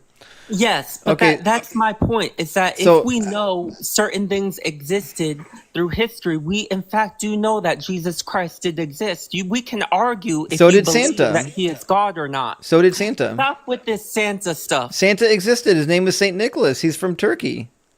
No. What Santa What do you mean has no? become- It's a real No, person. He is everything of the 7 deadly Your sins. your He own is gluttony. your own church agrees with it. No, the church does not agree with it. There are many traditionalists that do not believe in what Santa has become. Was Saint Nick He real? is of gluttony. He is about making children become materialistic. Was and Saint wanting Nicholas real? things. Saint Nicholas is not Santa. Stop that nonsense. I'm asking you, was Saint Nicholas real? You're like those devil people that try and make Mother Teresa into being a bad thing. Stop it. It's just a question. Was Saint Nicholas Stop it. real? Stop that devil talk. See, my dog doesn't like it either. Stop that devil talk. Sounds like you're upsetting your own dog. No, you're upsetting my dog because you're talking about that devil talk and he can hear you. I don't think he can. Like he very much, in fact, can hear you. Sounds like he's responding to you. He's very upset by your devil talk. I think he's upset by your tone. Excuse me.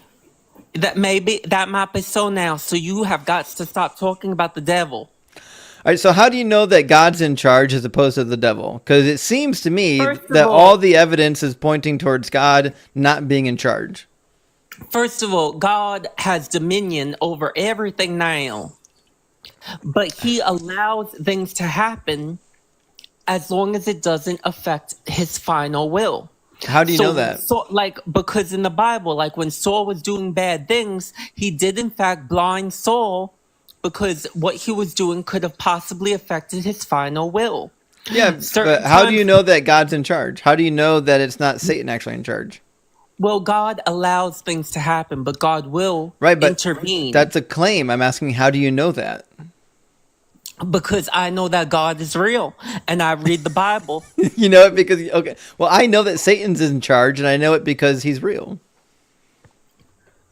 Well, Satan may have done things, but God has the final rule.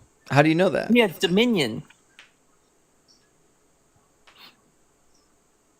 How do you know that God has any dominion? He has perfect dominion. That's why he created humans. I know, because you know what? He didn't create humans to be like angels. I know you Because believe that, but look what what's the the angels evidence for did. that? Look at what the angels did when God created somebody to have a higher mindset now. The angels rebelled. So he created Adam and Eve, and then he created humans, and basically Earth is a test. Yes, This is a test on Earth. I know that is the thing that you believe. What I'm We are asking, all genetically only different by like 0.05% or something. We're not that different. We all were created by God. yes, I know what you believe. I'm asking you why you believe it. What is the evidence for the belief? Because I've seen miracles. I've seen miracles, and I've heard of other people's miracles, and I know that God is real. Okay, so my friend who had Hindu miracles, does that validate that the Hindu gods are real? It was probably God. He probably didn't Vishnu. realize it was God. Vishnu and Brahma. No, I mean, I'm talking about Jesus Christ. Well, how do you know that your friend's miracles weren't from Vishnu and Brahma as opposed to your God? No, everything is from God. How do you know that? Because I know this. It's from God. It's from Jesus Christ. Well, you only don't get know to the it. Father by going through the Son. You Amen. only think it. You don't know it. I know it. You don't know it. You think it. I know it. Well, I know it in my heart. If you were to put a pew pew to my head and say, if you do not believe in Jesus, I would take the pew pew, then deny my Lord and Savior Jesus Christ. He is real. Well, I know you're wrong just because I know it. We already came to the conclusion that the Great Wall of China was being built before Jesus Christ came into the planet. So? And not only that, when he was resurrected, who would, if they were robbers in that and taking his body away, they would have just taken the body. Who would fold up his cloth that he was buried in? They folded it. Jesus Christ is very much real. I never said he wasn't real. Day. What I'm saying is he's dead now. He is not dead. He is resurrected. Okay, and how do you know that? Because if the people stole his body, why were the clothes folded up? Who says his body was stolen? In the tomb. How do you know he was even placed in a tomb?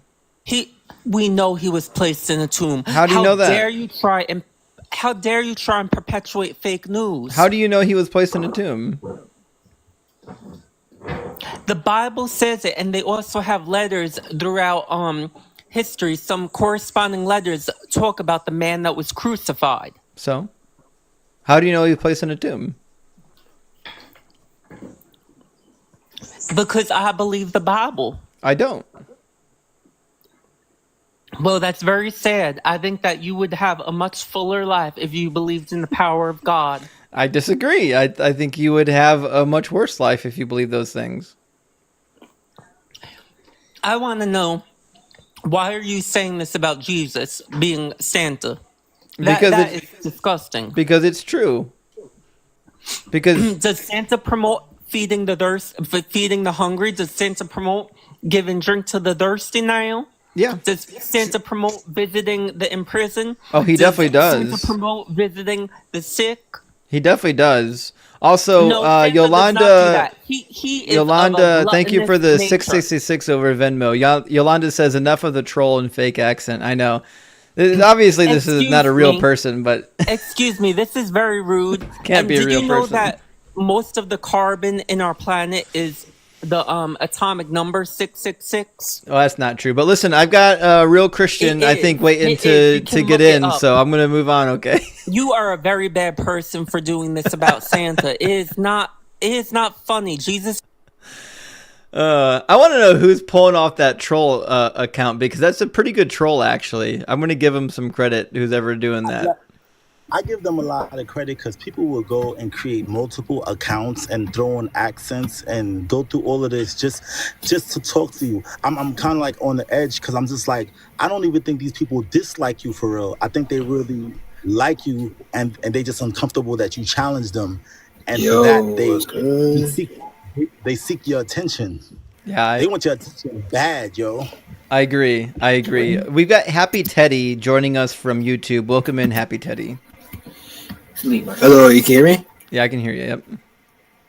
Okay, man. So what's happening? What's good?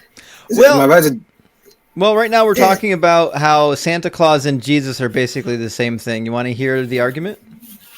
Yeah, I'll let you hear it. Okay, it's got about 9 different points. You can address any one of them that you want. You can stop me if you need to. Dugald, Okay, yeah. thank you so much for all the hand hearts, Dugald. I appreciate that. Guys, thank you so much for all the gifts and super chats and the subscriptions and all the support. I really do appreciate it. It really means the world that you're hanging out with me here tonight, even though we've kind of been slow getting guests in here, but we're going to do what we can. So point number 1 is that both Jesus and Santa promise to come, and then they never come. Although you could argue that Santa does come, but typically only to first world children. The third world doesn't see Santa. I'll stop you right there. Sorry for that, but Jesus has it. Well, for his second coming, he has not come yet. There's many like prophecies that are fulfilling that proves that he's gonna come later on, but he's not coming yet. Did Jesus give you a cutoff date? No, not even he knows when he's gonna come over here. He did give you a cutoff date on 2 different occasions. Want to hear it? A date when he comes to Earth? Not a date, but a deadline. Sure, I'll have to hear it. Yeah. It's in Matthew 16. Actually, it's also in Matthew chapter 10, but let's go to Matthew 16, 27, 28.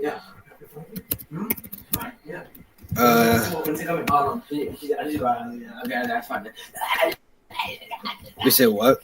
Matthew 16, verse 27, 28. 16 verses 27, 28. Yep. My computer's slow. All right. Early in the morning. Oh, wait, hold on. This is the wrong one. That's crazy. I'll read it to you. It says, for the son you said a deadline? Yep. You said a deadline. What do you mean by a deadline? Just listen. For the Son of Man is to come with his angels in the glory of his Father, and then he will repay everybody for what's been done. Truly I tell you, there are some standing here who will not taste death before they see the Son of Man coming in his kingdom. So he says he's going to come back with the glory of his Father and all of the angels, and he's going to repay everybody for their deeds. And this is going to happen within the lifetime of his disciples that are currently standing there. Okay, yeah. That's when I say that's, prophesying him coming back later on, but it has not come yet. So when he said that's why it's a that lie. Jesus hasn't come yet, how's that a lie? It doesn't prove my point. The verse said that he's going to. He's going to maybe I didn't read it slow enough. I'll read it really slow. Truly I tell you, there are some standing here who will not taste death before they see the Son of Man coming in his kingdom. Which means... Oh, I think it's talking about... The people standing there, I the disciples standing there, some of them will still be alive when he comes back. Oh. Well, there is... So, like when... I think this verse means that, when Jesus resurrected and he appeared to certain people before they died? I'm familiar with the resurrection. After he resurrected, he appeared to many people before, he already so after he resurrected, he appeared to many people, and after he resurrected, and told them about certain things later on. I can show you references of the Bible. Did he? Yeah, I know it's in Matthew 27 and in the other Gospels as well. But did the Son of Man come with all of the angels and the glory of his Father and repay everybody? Not yet, no. Let me check the references real quick. Give me a second. It's in verse 27. Just read verse 27 again. Yeah. Give me a second. See, I'm not expert in all this stuff, so give me a moment. Take your time. Yeah.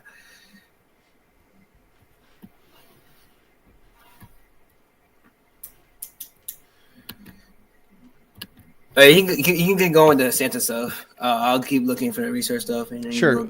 Okay, so point number 1 is that they both promise to come, but then they don't. Point number 2 is that both of them promise to give you what you ask for, yet that doesn't happen, although I think Santa delivers more than Jesus does. Point number 3 is both of them can fly and defy the laws of physics.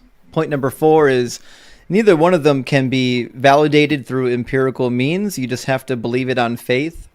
Point number 5 is that both promise to reward people for good behavior. And point number 6, both promise to punish people for bad behavior, although the punishment for Santa is that you just get coal in your stocking. The punishment for Jesus is that he turns you into coal. Point number 8 or 7 is they both have magical helpers. Point number 8 is that they both sit on a throne and will judge people whether they're naughty or nice. And the last point is that both are used to coerce people into obedience. And thank you for the cake, Amir. Good to see you. I appreciate that. So wait, you're saying Jesus and Santa is basically the same thing? Yeah, basically the same thing. Yep.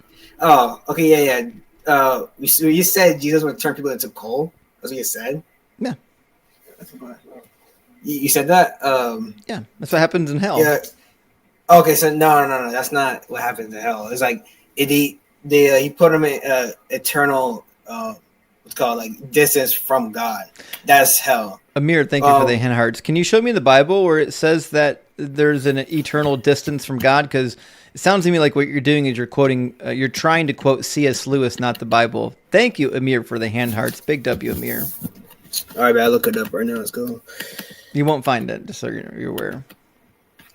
Is God omnipresent? Well, yeah, Jesus does talk about a lot about hell, so it's going to help us a lot here. He does. Is God omnipresent?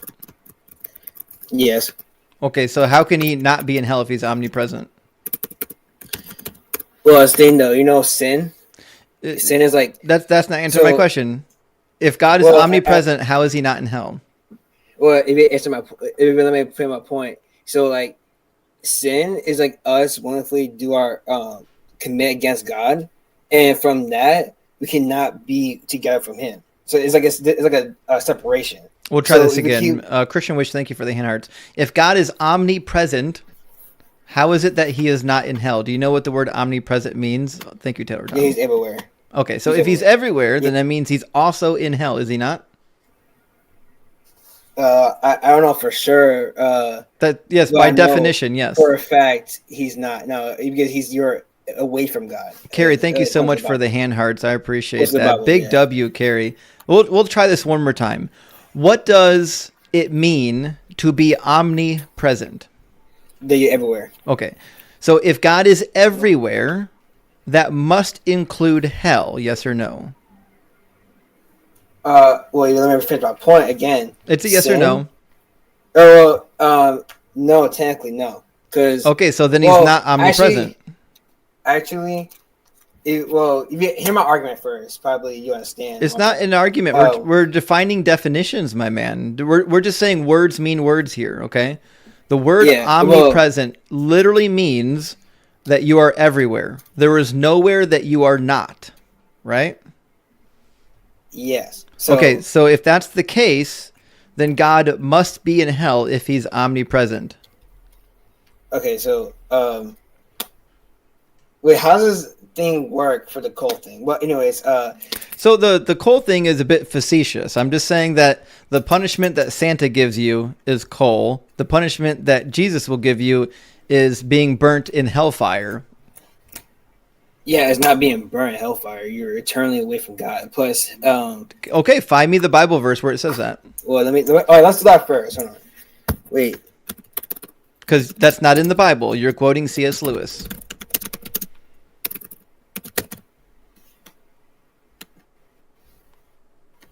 Are you ready to point about this? So a place of eternal torment. Oh, hold on. Give me the Bible verse. Yes. Yeah, it's not a verse. Give me a second. Verses. All right, Matthew 8:12. All right, let's pull it up. He said he describes hell as a outer. Well, that's not outer darkness with wailing and gnashing of teeth. We know. Yeah. Okay, so that's not turning cool. I never said that. We're talking about whether or not God's presence is in hell. I don't know if you're following. Oh well, you're talking about him. You just said Jesus will turn people to coal. I was confused about. Yeah, he's going to send you to hell. That's what happens when you're in hellfire. I'm not saying that you're literally going to turn into a lump of coal.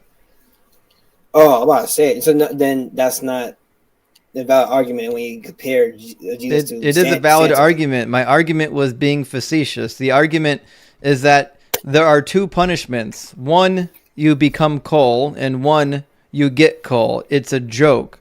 What I'm saying is that Jesus will send you to the hellfire.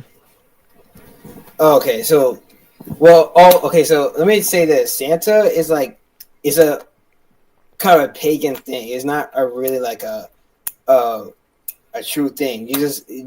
Santa was a saint of the Christian church. Oh well, I'm talking about you talking about the one that is in North Pole and sends like Christmas presents to every little kid across the world. Yeah. Is he real? No, but neither is Jesus. He is actually. Okay, show me him. Well, he lives within us. First of all, Prove it. And also, you hear my argument real quick. There's many people throughout history of time. Teddy, can I ask you a question? That died testifying that Jesus was actually real. We don't care. So was St. Nicholas. St. Nicholas was a real person. We're talking about if he's alive today. So let me ask you a question. Are you 18 at least? I'm about to turn 18 the next few months. That's what I thought. You sound like a child. Okay. Have you thought through any of these arguments before? Yes, I did. Okay. So St. Nicholas was a real person. Jesus was a real person. They're both dead now. Well, I have earthly wise. I have as much proof that Saint Nicholas is still alive handing out gifts as you have proof that Jesus is still alive handing out prayers. Wait, Jesus handing out prayers? Yeah, answers to prayer, obviously. Okay. So what I'm saying is Jesus is living within us, his Holy Spirit, spiritually. I know you believe that, but what's the evidence of that? Well, all this evidence is when the Spirit. Yeah, let me a second because I said because I've got the Spirit of Christmas living in me. Oh, because you're happy about it? No, the Spirit of Christmas is in me. It comes from Santa Claus. Well, the real evidence that Jesus lives within us because many people keep testifying about it, and plus there's many miracles that keeps happening because the Holy Spirit. Sure. Can you do a miracle for us? Well, I probably can, but at the same time, it's literally testing the Lord Himself. I mean, is there power in the name of Jesus? Yeah, there is. Does Jesus say in John 14:13 that if you pray anything in my name, I'll do it for you? Yes, but you can't. Okay, so it sounds like it's time to pray. If you want to convert all these atheists, so we've got about 800 atheists, almost 800 atheists watching right now. I've got you heard a verse that don't test your Lord God. I know about it, but Jesus says to pray and He'll answer your prayer. So, do you believe the words of Jesus or no? Yes, I do. Okay, so then let's put the words of Jesus to the test. I've got a marker right here. If you can make this marker come off this platter, you'll convert all of us to Christianity tonight.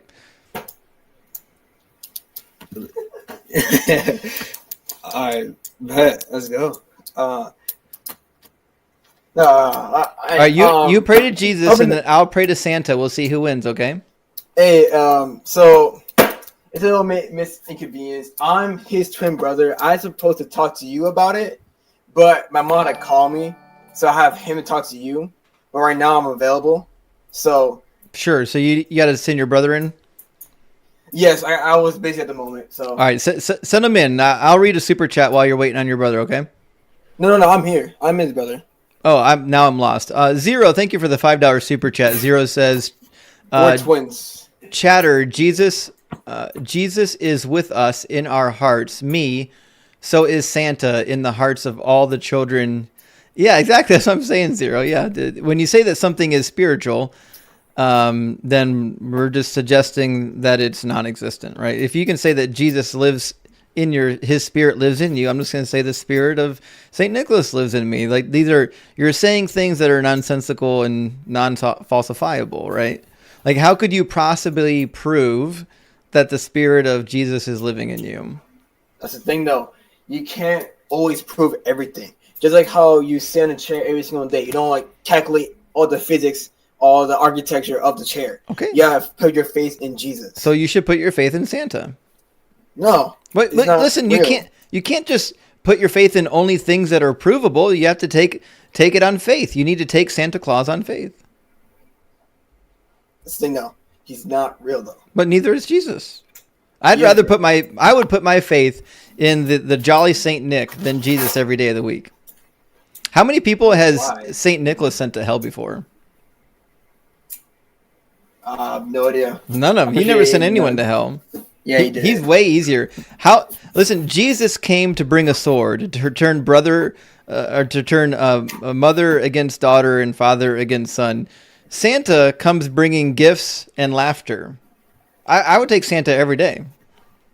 That's the thing, though. Jesus gave us life, like joy. No, Santa does that. He promised that. No, if you actually read the whole gospel, the whole point. If you actually read The Night Before Christmas, you would see that Santa does all that.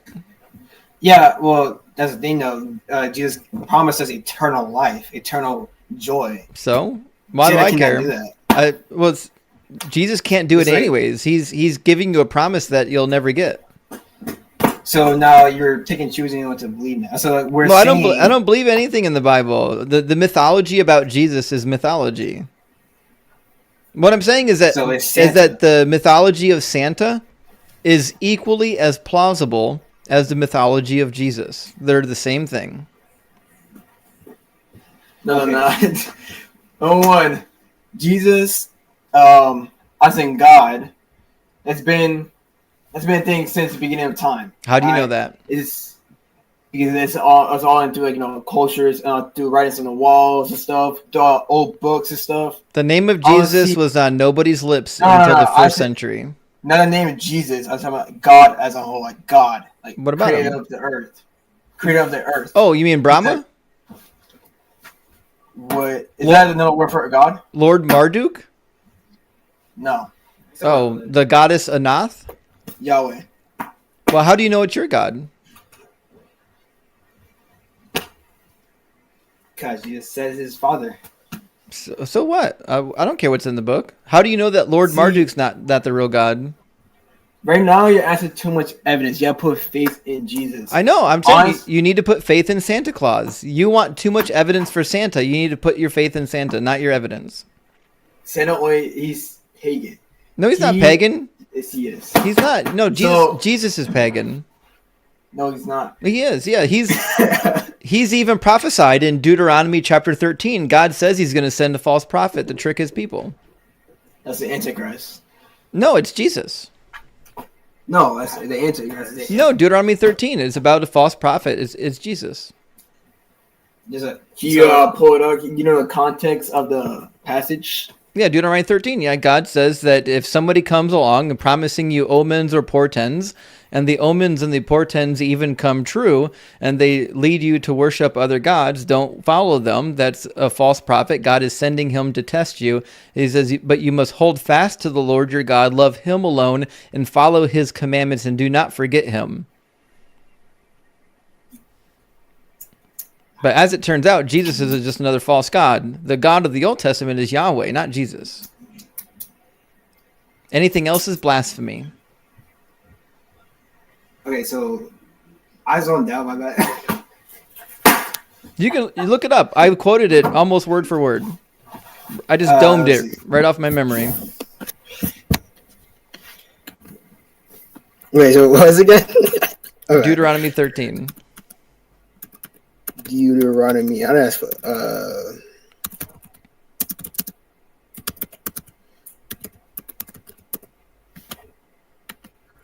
So, wait, do you actually believe in Santa Claus? All right, why would I look it up? Praise Saint Nicholas, of course. Why wouldn't I? So, you have any proof of that? So, you're asking me any proof about Jesus? Why do I need proof? You just have to have faith. Okay, so why do you pick? Wait, according to faith-wise, why do you pick Santa or Jesus? Because he's more believable. How is he more believable? Because he isn't self-contradictory. The biblical God is self-contradictory. He says that when the Messiah comes, X, Y, and Z is going to happen. When Jesus comes, he doesn't do X, Y, and Z. He does exactly the opposite. And also, there's no mention of sinners being sent to eternal conscious torment in hell in the Old Testament. That's strictly something you find in the New Testament. But that's incomprehensible that a God, whoever he is going to burn you for all of eternity for merely not believing in something that has no evidence. So he Do you have how many siblings do you have? Like 4. If your youngest sibling did something terrible to you, let's say they woke you up by stabbing you with a kitchen knife, would you want them to be suffering in eternity in hell forever in fire?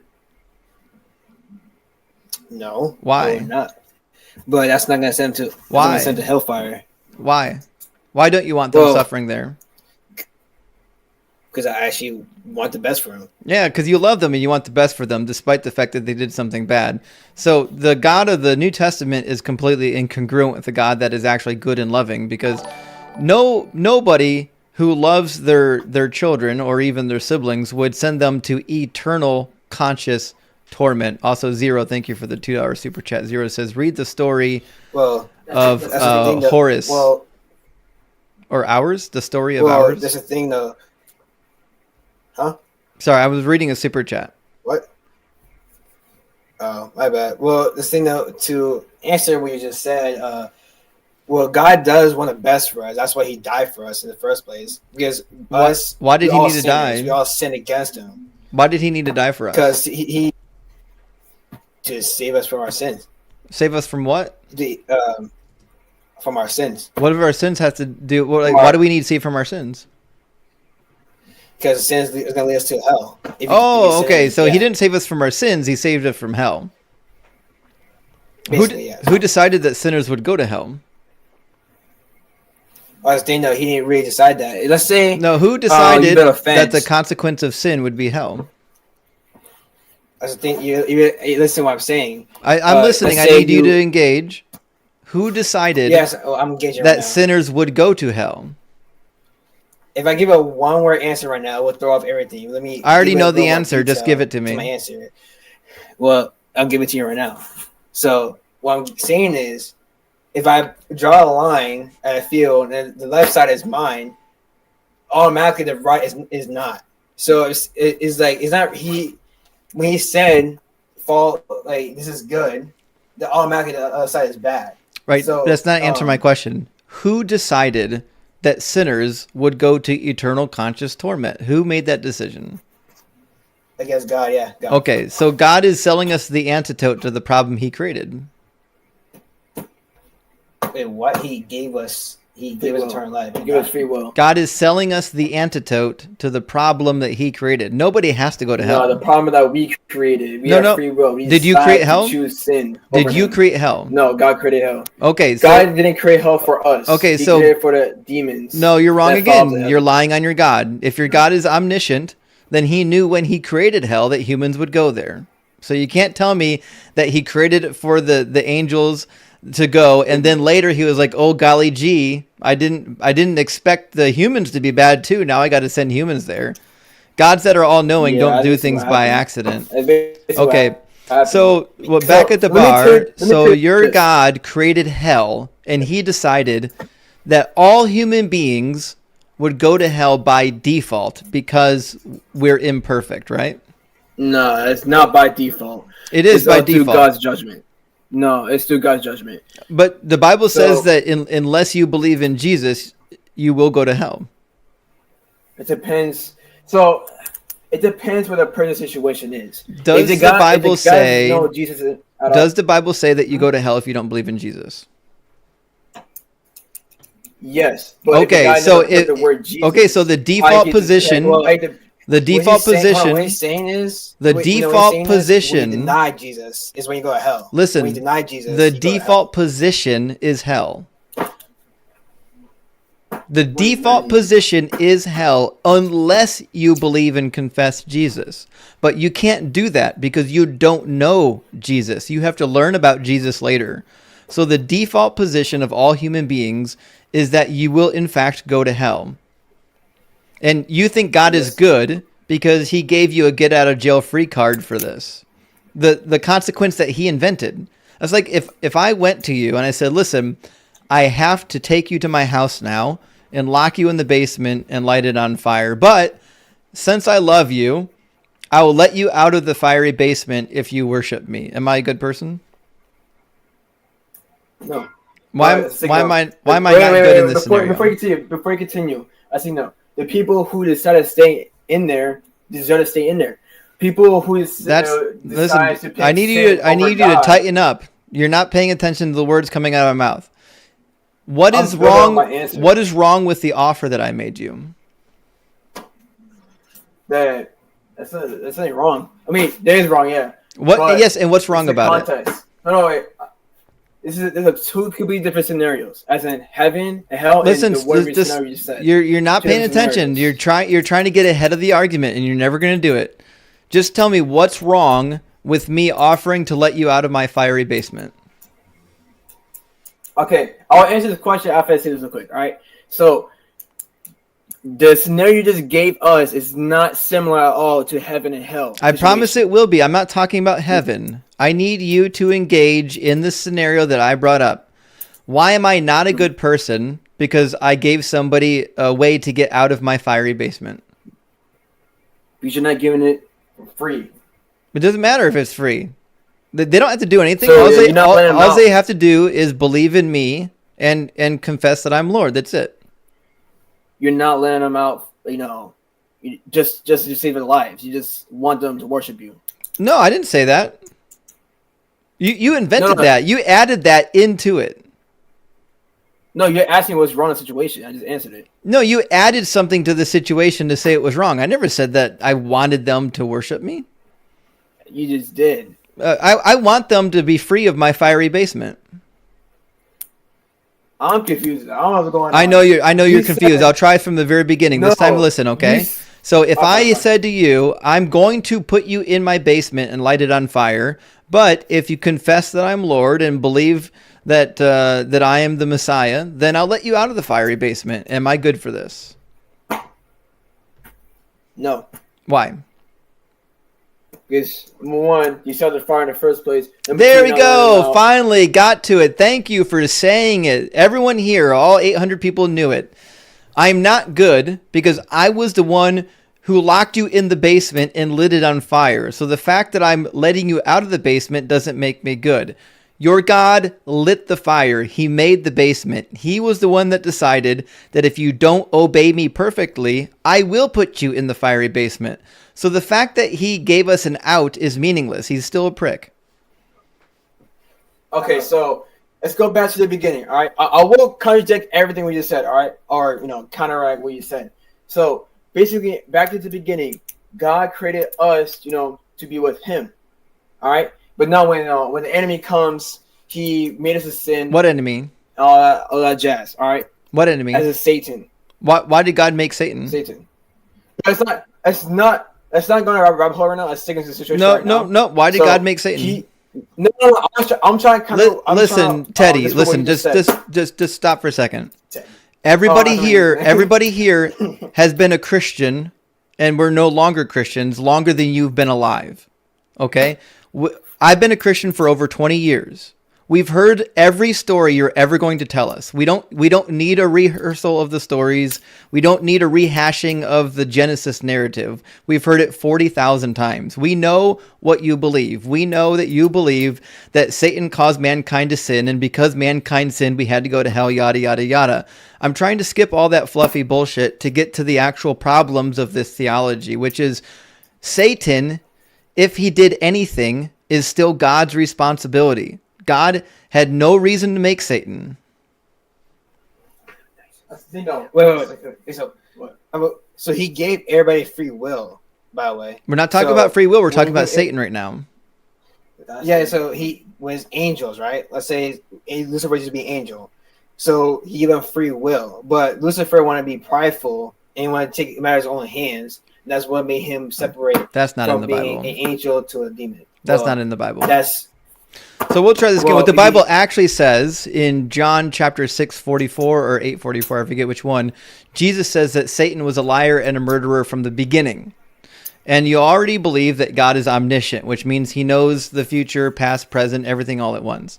So God knew before he created Satan, everything Satan was ever going to do. And he knew that Satan was going to be a liar and a murderer from the beginning, which means God is still responsible for Satan. So again, okay, I'll give you a scenario. Okay, let's say I need you to actually address what I said. Okay, that's what I'm doing right now. So let's say I give you $10. Did God allow that to happen? Did God give you $10? If you gave me $10, no, I wouldn't attribute that to God. Okay, so same exact thing. So when Satan, that's not the same thing. Be a murderer. So when Satan tried to get people to sin, did God make him sin? No, you're missing the point. Satan doesn't just cause people to sin. He's roaming around like a lion looking to who he can devour. He is the enemy number one of mankind and of God. But he doesn't actually need to exist. He doesn't have to exist for any reason. Dex, thank you so much for the $5 super chat. Dex says, if anything free will was an accident, when an engineer creates a robot that doesn't do what they want, they get rid of it. Same with God. I agree, which is a big problem. After Satan fell from heaven, which is not even in the Bible, but after he fell from heaven, according to your narrative, why didn't God just execute him? Free will. Free will. He gave us free will to choose him. We're not talking about humans. We're talking about Satan. Why didn't God execute Satan? Free will. Because so what? He chooses away from God. No, why? He's going to execute Satan eventually. I'm asking you, why didn't he do it at first?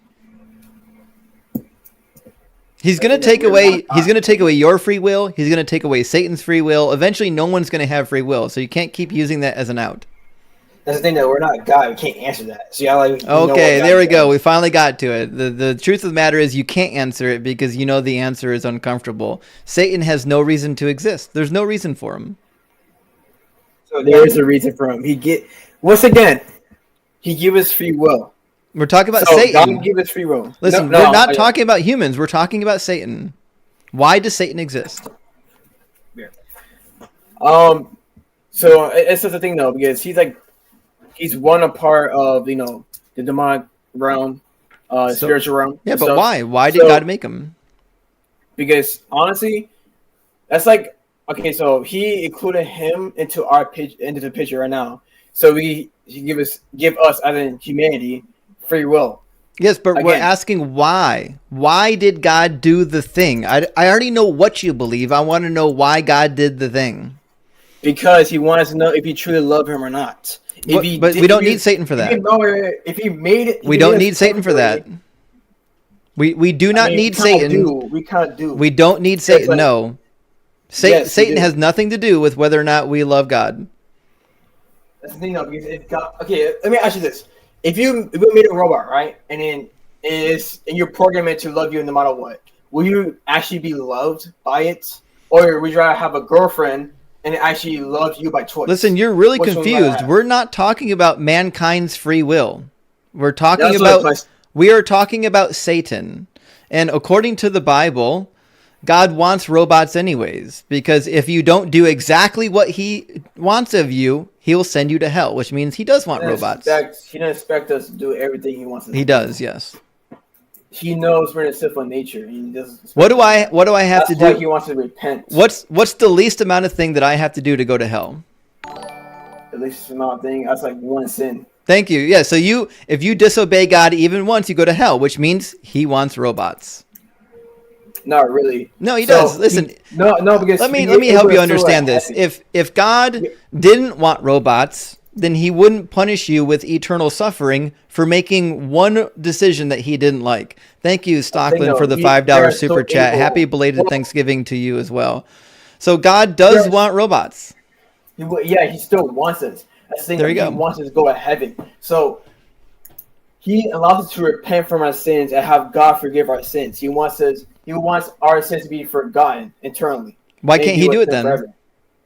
He does. When you ask him Okay, for so forgiveness, then you why repent, do you forgive. then why does he send anyone to hell? Because they do not choose God. You refuse to repent and allow Him to forgive them. So I don't care. You choose the worldly side If of the world. if my son does something terrible to me, I'm gonna forgive him whether you're asked for it or not. Apparently, I'm better than your it's God. forcing, though, like this thing, though. But the guy, sorry, your son has to accept it. He has to, follow you, not follow you, but like accept your forgiveness. I'll say that. No, he doesn't. I forgive him no matter what he does, because I love my son. But that's the thing, though. I would forgive my son no matter, even if he never asked for forgiveness. His lifestyle- Let's hear from the parents in the chat. Put a 1 in the chat if there's nothing your child could do that you wouldn't forgive them for, even if they didn't ask for it. Because I bet there's a couple hundred parents here that agree with me. There is nothing my child could do that I would not forgive them for, even if they didn't ask me. I mean, you're right. You're gonna forgive them, but at the same time, they have to change themselves. So let's say you live in a sinful nature. Yeah, change. If you don't change, you keep denying the Lord, you're gonna live like with the demons, like with lust and all that. So you can live with the demons, and then eternally. Who allowed the demons to live? God. Okay, so that's God's problem. You keep problem going for- back to these consequences, but all of these consequences are consequences that God created. This is the part it's that our I think problem. you're really No, it's struggling our to problem. understand. So No, you every don't understand consequence that that it's you've our listed so far are consequences that God invented. All of these consequences are God's doing.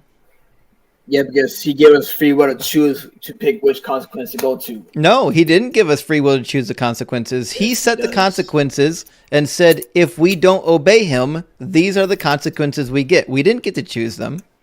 But if you repent and follow Him, you go with Jesus Christ to heaven. But yes, I know, but that's irrelevant. There shouldn't be hell to begin with. That's the whole point. We just had a 15-minute discussion on it. The fact that hell exists at all means that he's evil.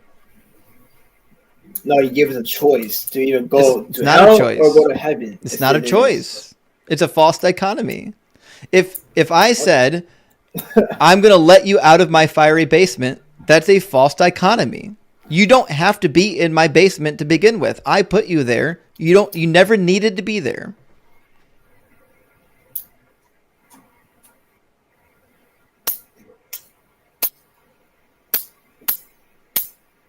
Wait, what? Sorry, were you done? I'm not talking. All right. So did you hear what I said? I think I did, but I kind of flew past me. I don't lie. Okay, I'll try again. There is no reason for hell to exist. Just like there's no reason for Satan to exist, there's no reason for hell to exist. These are things that God invented because if he exists, he's a capricious maniac. Okay, I was gonna say something, but we're gonna go in circles and circles. Like, yeah, at this point. All right. Well, Teddy, it was good talking to you. Before I leave, bro, like there's a lot of things that are getting missed out on all that. If Like I what? just read, okay, if I'm start saying stuff now, it'd be a whole different rabbit hole. But I'm gonna say this before we gotta leave, because we gotta go. But what I'm saying is it's just try to read the Gospels like chapter I by have. chapter. I've read the whole Bible front to back in the original languages. That's why I know it's bullshit. Well, I hope that God soften your hearts and Well, I'll pray to Santa Claus for you. You pray to Jesus for me, and we'll see what happens. Okay. All right, we'll see what happens. All right. Cheers. All right, I'm going. All right. We've got another guest from YouTube waiting to get in. The TikTok queue is currently empty, so we'll bring in a guest over on the YouTube. Looks like we've got Damien coming. Welcome in, Damien. How's it going? Good, man. How you doing? How's it going, Justin? I've watched over 350 hours of your content. I've watched. It's terrible. It's terrible. You're so good. I thought Ian was good. I thought Matt Dillahunty was good. And no, your knowledge and stuff, everything. It's great, and I enjoy it so much. But I just thought there was a few things maybe you never heard about slavery, some apologetics. I thought I could run by you. Yeah, I feel like I've probably heard all of them, but I'm always open to learn of some new apologetic routes. Yeah, I know. I saw your interview with Dr. Joshua Bowen, and I graduated from UD, not too far away from Ashland. So Awesome. So yeah, OHIL. we're neighbors. Yeah, we're neighbors. We're neighbors. But here's the thing. I just thought, because they're war captives, and it's, obviously you never had Exodus, and it was civil law and not moral law, and paid employment and divine command there. And you really got to have faith, and like there was debt slaves, and it was like a form of protection and just servanthood, and something about Hitler, and it was volitional and temporal. Like there's POWs and Exodus 16, and really it's progressive revelation, and like it led to the I don't like it was different than Antebellum, the Jubilee year and stuff, and like what about like the Golden Rule and everything, and like slave didn't mean slave, and like forever property didn't mean property. Like it was written by men, really, not God, and the Golden Rule, and like neither slave and stuff. So I just didn't know if you've ever heard of those, or I got to be honest, that's the most sound argument I've heard, theist or non-theist alike. There you go. Hey, I tried. I think I wrapped up the last 2,000 years there with slavery apologetics. But anyways, I'll let you go. Praise Doug, and keep going. You're the new four horsemen of the atheist apocalypse. You're gonna. Hey, I appreciate it's fun watching you rise to the top. So keep it going. Hey, thank you so much. Also, on December 8th, I'm going to be on the Atheist Experience main show with Secular Rarity. So I'll put out an announcement. So I don't think they'll let me restream it. So unfortunately, I don't know if TikTok will be able to see it, but at least YouTube will be able to see it. Awesome. I'll be there watching. All right, good to hear from you, brother. Awesome. Keep it going, man. All right, peace. Cheers. Big W for Damien. All right, both of the queues are empty now. Dex, thank you for the $2 super chat. Dex says, bro is speedrunning bad apologetics. I know. I loved it. Listen, it's funny when you hear someone say it like that. Thank you, Annabelle, for the live crown. It's funny when you hear someone do that, but that's really what Christians are doing. Like, those are all those bad arguments that he just gish-galloped through. Those are all arguments that we've heard over and over and over again on this live. It's baffling to me that people think that, that these are good arguments. Annabelle is saying Justin TikTok can't request. I don't know what you mean by can't request. You can't request to be a guest? Is that what you're saying? Am I missing something? Is my TikTok guest request broken, guys? Something wrong here? I see people in the guest request right now. There's no request option. How is there not a request? People are in my request box right now. It must be you. The people who don't have the request button, it must be something on your side. Because I see Rolando, I see Accolade, I see Elroy, he came back. Reverend Chad's with us, Shadow's with us. A bunch of people are in the guest box. What do you mean you can't request? What the hell's going on with TikTok? Listen, TikTok is a train wreck, guys. I don't know what I can do. If you're not seeing a request button, I apologize. I don't know what's wrong with TikTok. It just is what it is. Maybe that's why we can't get guests right now. I don't know what's happening. But welcome in, Agnostic.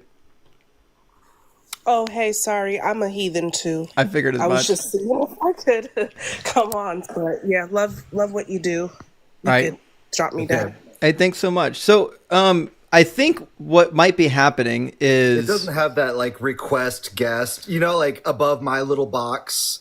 Because I don't think you can even see my little box right now, can you? You can't see my tight little box over here. I'm glad you can still slip into mine. Yeah. It's really comfy in your box. I really, I keep it warm. I like coming into your box. I don't know, maybe like 2 or 3 times a live. More is always better. But yeah, it doesn't say multi-guest above my name, but it definitely says it below. Like the people that are having a hard time just don't see that little multi-guest button. It looks like a pink person and a blue person. Okay. kind of standing behind each other. I'm like trying to explain it to anybody. Maybe I'll put a note on the screen for the TikTokers to have an arrow like pointing to the multi-guest request button. Oh yeah, yeah. Because I do know like the people who do panels, you'll see like the little plus sign over on the corner where you can hit the plus sign to add yourself. Oh yeah, that definitely, and you know that really does help. I think it might be that this box here is confusing them. So this this empty guest box is for the YouTube guests. Yeah, I could definitely see that. I mean, I used to work tech support, and one time this lady was trying to log into Netflix, and she was like, "I'm tapping the TV," and I'm like, "No, this is not real." Oh boy, But that's yeah. probably what happened. I'll put a note on the screen. All right, sounds good. Or like a little sticker. Yeah, perfect. Thanks, Benny. Listen, you're the best, man. I appreciate it. Hey, ditto, buddy. All right, big dubs for Benny. Let's see who we've got in the guest queue. I see a couple people I've never seen before, so we'll grab them and see what we can do. Also, Accolade came back. I don't know if he came back on It purpose. is new. You can see who's requesting. Okay. Justin. Welcome, Bitwig. Hey, hello. Good to see you. Bitwig, are you at least 18 and are you a believer? Yeah, of course. Fantastic. And then, do you know that Jesus and Santa Claus are basically the same thing? Yeah, maybe, you know. Oh, shit. Well, W for Bitwig then, yeah. Hey, Justin, I just want to say something. Mm-hmm.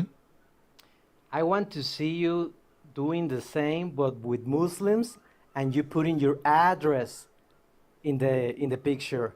That will. They that already will be have that it. You have balls, bro. You know? They already have it. They send me death threats all the time.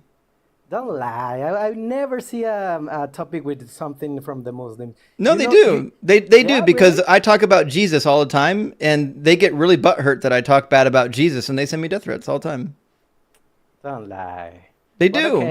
Okay. I got it. But you know, you make this because the Christians. What? Yeah, maybe some insult you, but make something just about Islam with your address, and I would say Justin have some big balls. Why? Why do I put my address on it? Because it's showing that you have balls, bro. Because like I told you, with Christians, you can mock them, insult them, embarrass them, and nobody's gonna happen to you. But with Muslims, you need to be careful, dude. Yeah, because they're right? violent. I know. So you're smart. You just play with the guys that you can bully, right, Justin? No, I debate the Muslims all the time.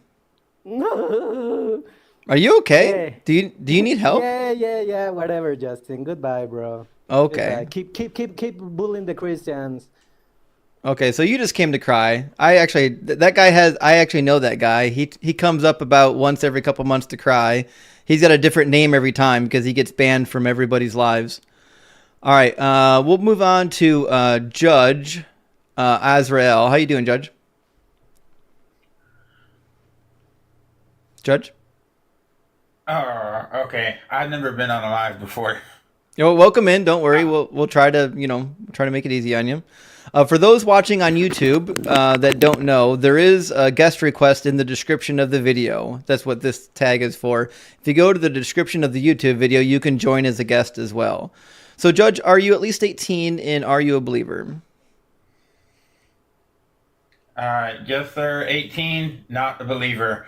I was just confused by the YouTube box, like a lot of people were, and I didn't know how to cancel the request because I was listening to that guy talk about the multi button. So I did that. I was like, oh, okay, so that's how you do it. And I was learning. I'm sorry. Sure. You got me. Yeah, not a problem, Judge. Take care of it. Take care of yourself. I mean, I'll put a new label up, better explaining the boxes for the next live. All right, thanks. Have a cheers. good night. I appreciate you. Big dubs there. Okay, so we're left with Accolade and Elroy. Elroy, I don't know why you're still here. You just embarrass yourself every time you get on the stage. Accolade, welcome in. Hey, welcome, Justin. It's good to hear from you again. I appreciate you. So what's in your mind tonight? You've actually already heard me do this topic. Yeah. I don't think it was enjoyable to hear a guest for you to put the title and an address and then hopes that you get retaliated on, no matter how much we may dislike your intellectual, I would never, that's not good to hear your viewers trying to. So I just wanted to let you know that. But that particular guy is insane. In fact, he sends me threats all the time. Every time I talk to him, it ends with him threatening me and him getting banned, which is why he's always up here with a different name. But he's got a very recognizable voice. Oh, wow. Yeah, he's just a I was loose. surprised. I was like, he's not all there. Something's wrong with him, Yeah, that's true, then. So what's in your mind tonight? Okay, so for the game, game for game, I was gonna say earlier today, I heard you. I'm always trying to catch you, but I heard you say that there's no reason for Satan to exist. I would have to disagree with that, even as a realist. And the reason why is because, is there evil in the world? I mean, it depends on what you mean by evil. So, like the biblical concept, like the biblical concept of evil, I would say no. Like a dark, evil entity that comes from Satan or the demons. But are there bad things in the world? I would say, yeah, there are bad things happening in the world. All right, great, because that's exactly what I wanted to land on. The bad things in the world, or the negative and the good. Would you think that there's more bad than good, or do you think that it's a balance of each of them? I think it's hard to measure, but excuse me. I think there's probably more good than bad. Go ahead. I think there's more good than bad. Oh, wow. Wow, thank you for that, because a lot of people actually feel like there's more bad than good. So I'm glad that you actually said that. Yeah, the bad is like commercial aircrafts going down, and the good is like car wrecks. You hear about every commercial aircraft going down because we could keep up with them because it's not that often. Well, the car wrecks, we can never keep up with every single car wreck in the world. Bad news is popular news. That's why they say if it bleeds, it leads. Correct. Yeah. So yes, that's what you hear the most of is the bad news. Yes, the bad news. You don't hear much about all the other stuff. So what I was going to say was that since we do have negative in the world, Satan, according to the Bible, it just represents that negative. So even if the Bible was real or not, let's just say it's not, it's because we see negative, Satan represents that, supposedly, according to that book. And we have negative in the world, so it's kind of like the world might need negative to balance itself out. Why do we need balanced out? I think we live in a duality. Yeah, but like for the balance, go ahead. But you're positing that there needs to be evil. I'm trying to figure out why there needs to be evil. And I'll tell you what right here. I'll try to give you my best example. Let's say there is no evil, no bad in the world, and everything is good, and you cooked me something, and you said, "Accolade, I got this cake that I baked, and I want you to try it." What kind of cake is it? I try the cake. I think you might make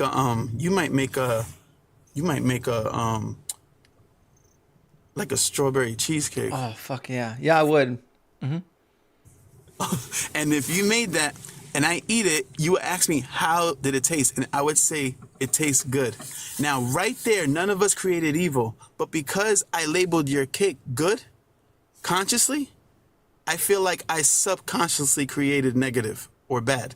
And the reason why is because if something is good, something has to be bad soon to come. There might be something you make that I don't like. Well, I don't agree. Like the fact that cheesecake is good just means that it's desirable. It doesn't mean that there needs to be something bad to go against it, right? That's why children are happy, because they're innocent, because they don't know the bad stuff. It's not till you get older and you experience all the bad stuff that you become what is described as sober-minded, right? So in my perspective... But what would I describe it if it doesn't taste good? Yeah. If it doesn't taste good, you would say it tastes bad.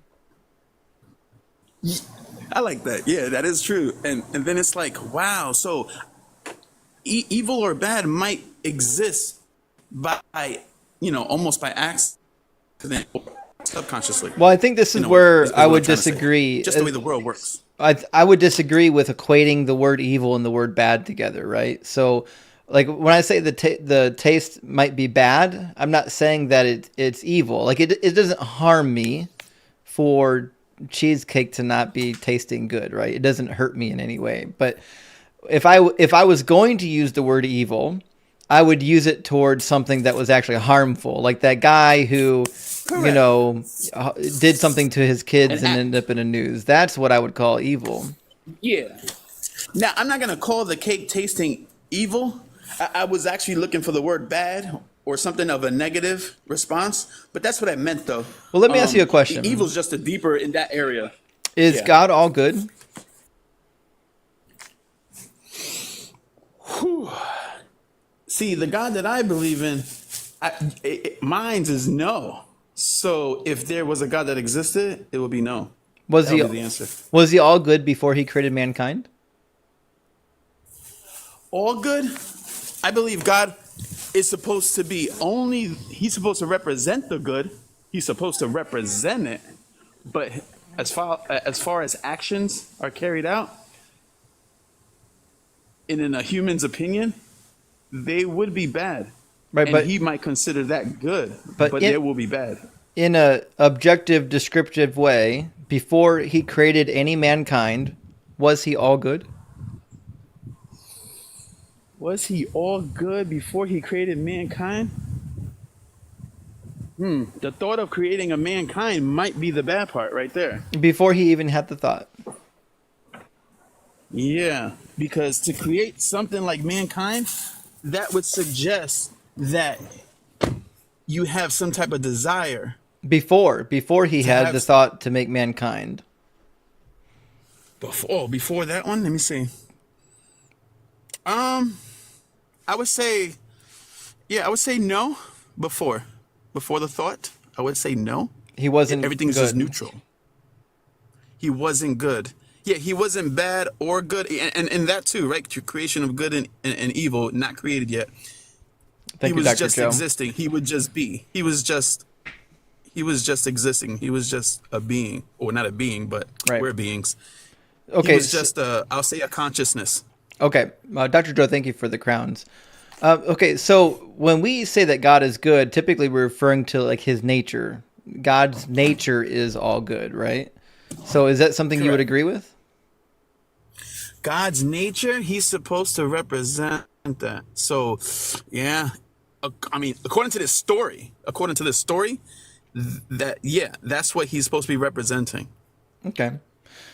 Could God be all good without evil?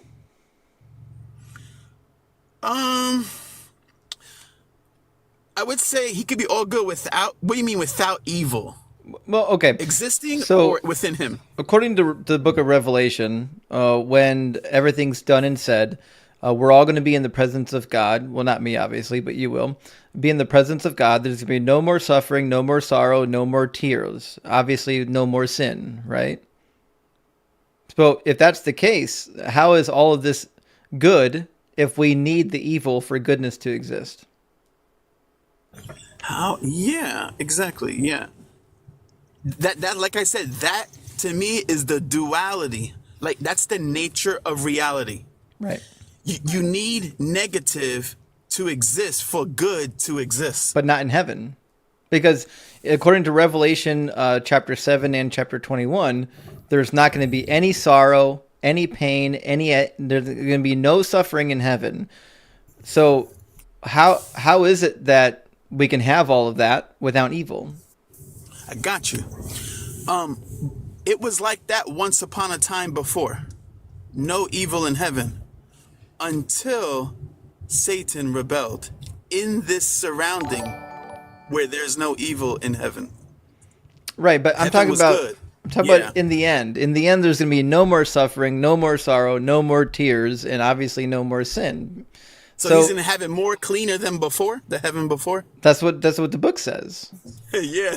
So Yeah, more if that's the case, then you would have to say, well, heaven's not good.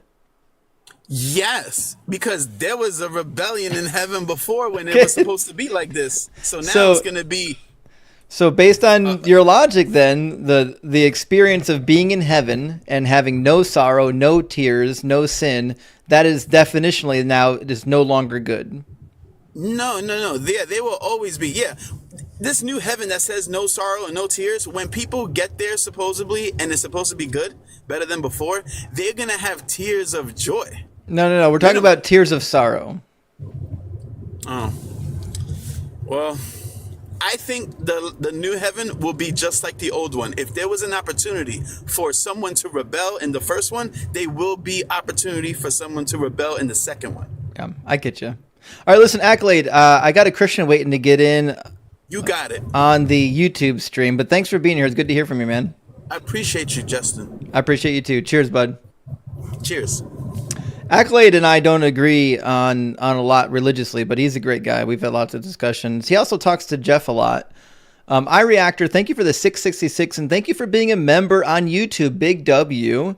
iReactor says, Happy Thanksgiving. We're thankful to have found your channel. It's like unholy strawberry cheesecake. Big W, I appreciate that. And W, strawberry cheesecake. Now, I'm not partial though. Like, I'll have any cheesecake. I love cheesecake. So he nailed that one right on the spot. Welcome in, Akeem. Can you hear me? I can hear lots of noise in the background. Good. Hey, how are you, man? I'm good. How are you?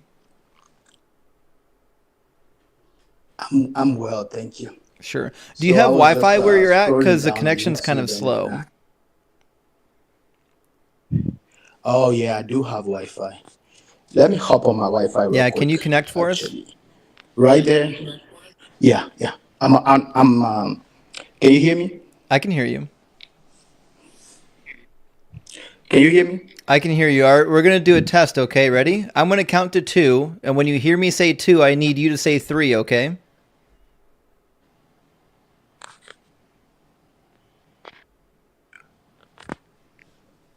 1, 2.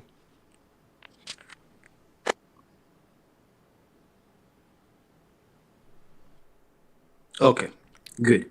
Oh now, boy, it's worse. Yeah.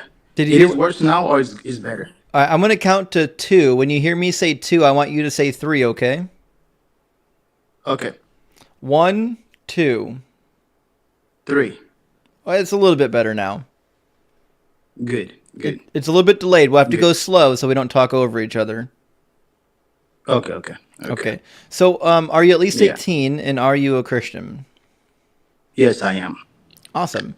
And my claim tonight here is that Jesus is just Santa Claus for adults. Do you want to hear my argument? Yeah, definitely. Cool. Okay. Let's talk. I've got like 9 different premises, and you can stop me at any time.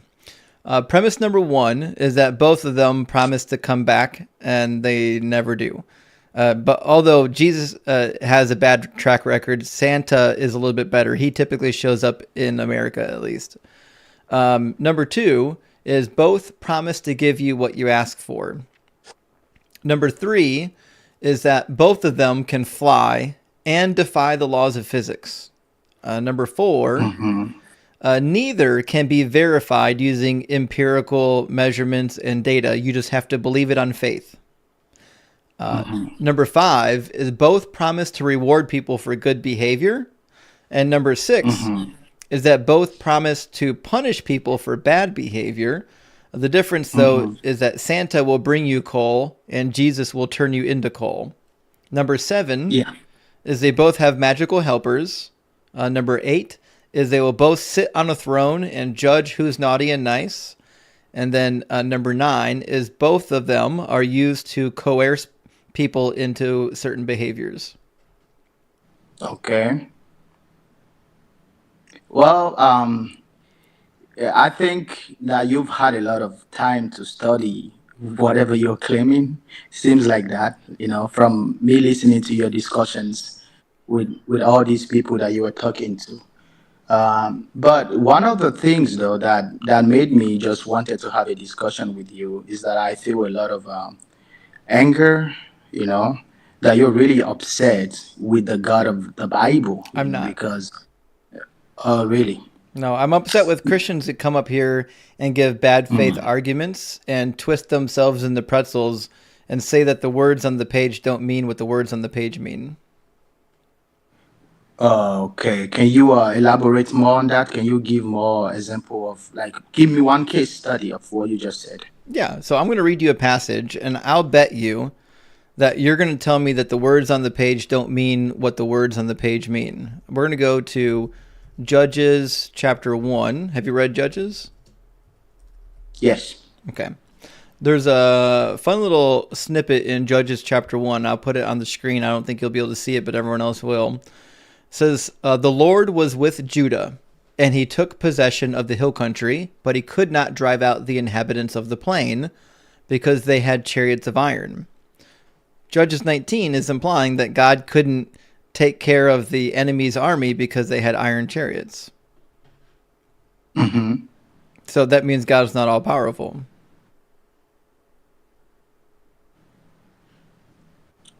Well, I wouldn't say that. I wouldn't say that. You're doing it. I told you. I knew you was going to do it. You're doing it now. Go ahead. Say it. No. Listen. I'll listen. Listen, man. Listen. So, let me give you a very simple example. Okay.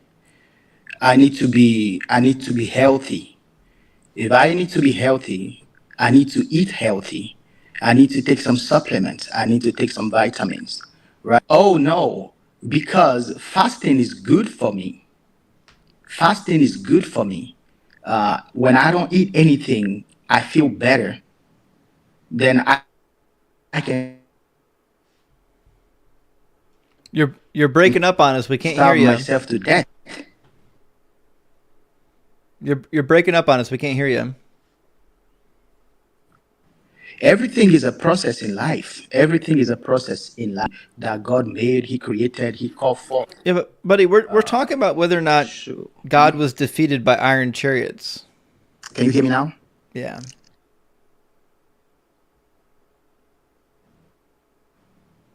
Yeah, God was not defeated by iron chariots. But the book says it was. It says the Lord was with Judah, and he took possession of the hill country, but could not drive out the inhabitants of the plain because they had chariots of iron. So it says that God couldn't drive out the inhabitants of the plain. No, Judah could not. No, Judah did not that's where you're drive wrong. out. That's where you're wrong, because every time Well- in Judges chapter 1, when it refers to Judah, it refers to them in the plural. This is the only time it talks about he in the singular, and that's because it's referring to Yahweh. Well, you'll see in some other places in the Bible, in a lot of places where God will fight with the smoke, He will fight with the breath of His nostrils. He will bring down walls. He will bring down mighty kings. He does that all the time. That's an easy piece of cake for Him, So It's but not. He couldn't do it. So here's Judges chapter 1, he verse did- 4. It says, he did it with Dexter, with thank you Pharaoh. for the $2 super chat. Dexter says, so Jesus didn't take his iron chariot supplements. That's 100% right. Jesus forgot to take his Flintstone vitamins. Previously in the chapter, in verse 4, it says, Judah went up, and the Lord gave the Canaanites and the Perizzites into their hand, and they defeated 10,000 of them at Bezek. They came upon. When it talks about Judah in the narrative, it says they did it. They did the thing. When it talks about Yahweh, it says he did it. Judah is a tribe. Judah Yes. is a tribe. That's why it calls it. Judah- That's why it says they defeated. Judah is a tribe. Yes, It that's is a why it tribe. says they. So, Well, so Judah we'll try did this not- from the did beginning. not- not Does the God. word they refer to a plural? It does. Does the word he refer to a plural? No. Okay, great. Well, So when in- it talks hold about on, hold on, Judah hold on. in the In the passage, case of it- does in it the say case of they a or does tribe, it say in the he? case of- In the case of a tribe, you can call Judah a he. Because Yes, he's a you tribe. can do that, but the author doesn't Yeah. do that. The author of this particular chapter calls it a they. It refers to Judah as a they every time. Well, there's a lot of ambiguity. There's not. In the Word of God. Only for and those there's a who lot of haven't read it. ambiguity I'm not confused at all by it. In translating the Word of God. But that does not make God powerless. Do you think Hebrew scholars are unaware of how he and they are translated? Well, yes. There's a lot of debates, even till now, among scholars, right? And There's no debate over pronouns. Hebrew pronouns are not confusing. The word who means he, and for they, it's probably like anechem. These not confusing words. We know what these words mean. Well, so I'm telling you that from what you're reading, you might be referring to Judah, which in the time of the conquest, when Israel as a people went into the promised land, you'll see it's by tribe. He divided the lines by tribe. Yes, we are aware. We're talking about what the word so he means in the chapter. And in the chapter, the he clearly refers to Yahweh. It doesn't. That doesn't refer to Yahweh. That does refer to the tribe of. Okay, well, maybe we can agree to disagree there, right? You can agree to be wrong. No, I'm not wrong. You we are can wrong. agree to disagree there. No, you're because wrong. I want to move. I want to move forward. Okay. No, you're wrong. Why does the tribe of Judah get referred to as a they every single time? It does happen. If you write a book, you are allowed to. That's not an answer to my question. Why in this chapter and elsewhere in Judges, when it refers to Judah, why does it call them a they? Why does it use the plural pronoun? Well, because the writers may decide to use their or as a. You're as not a group answering of my people, question. or I'm answering your question. Okay, so I'm what you're telling you suggesting that- is every other time they use the pronoun they. This one instance, they decided to change it up. You think that's a believable excuse? You're doing exactly what I told you to do. It is. You're doing That's something that exactly people what that I write- said you would do. You're going to read the book and you're going to say the words don't mean what the words mean. And this is why we get upset at you guys, because you are incapable of being honest with what the text actually says. I'm going to show you another example in just a second, but Godly Entertainment, thank you for the $5 super chat. Godly Entertainment says, I think one of the most damning things Jesus has said is that Sodom and Gomorrah would still be standing if he performed miracles for them. I know, that's a wild one. Oh boy. Yeah, when he was up in Sidon in the area of Phoenicia and he was accusing them of being worse than Sodom and Gomorrah. So let's talk about 2 Kings chapter 3. Have you read it? Yeah. What happens in 2 Kings chapter 3? Go ahead. Ask your question. Ask your question about the story of 2 Kings chapter 3. I don't have a question. I have answers. So in 2 Kings chapter 3, the Israelites go to war with the Moabites. And they seek advice from the prophet of God, from Elisha. And Elisha literally tells them that they will win the war. So, for example, if you go to, I'll put it on the screen for everybody to see. 2 Kings chapter 3, Elisha said to the king of Israel, what have I to do with you? And then they have a dialogue, and then he finally inquires of the Lord, and then he gives them the word of the Lord. So, for example, it says in verse 19, you shall conquer every fortified city and every choice city, every good tree you shall fell, all the springs of water you shall stop up, and every good piece of land you shall ruin with stones.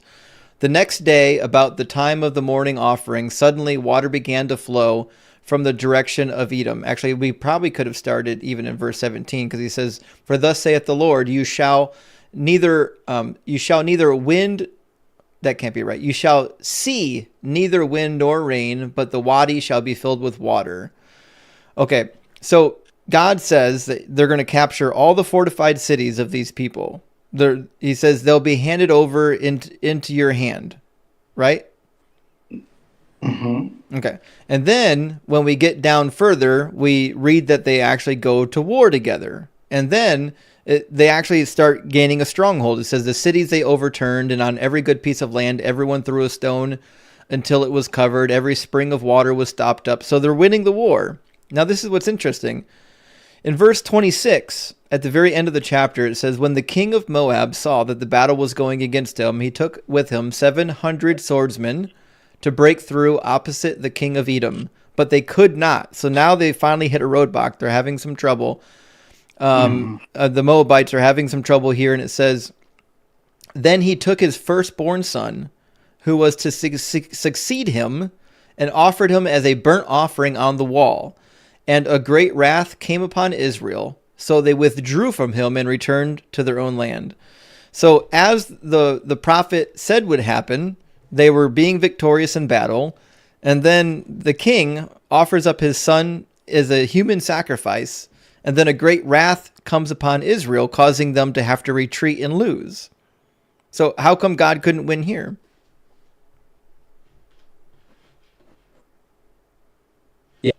Place in the Bible that you see that God says something and then it doesn't happen exactly the way he said? Because you said you read from Genesis to Revelation. I have, yep.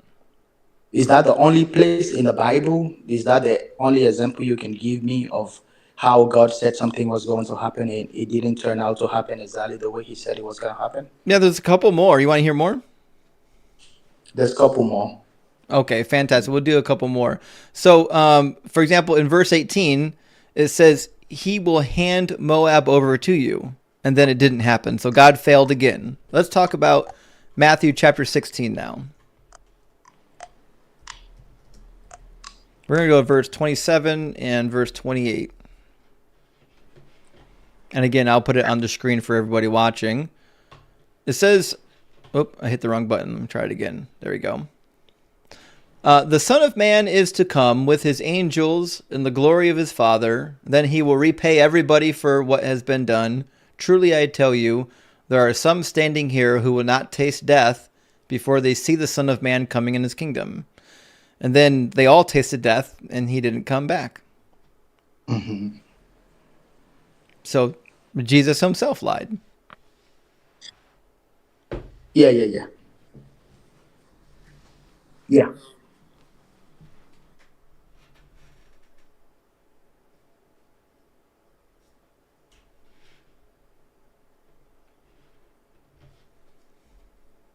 So which words in this passage don't mean what words mean?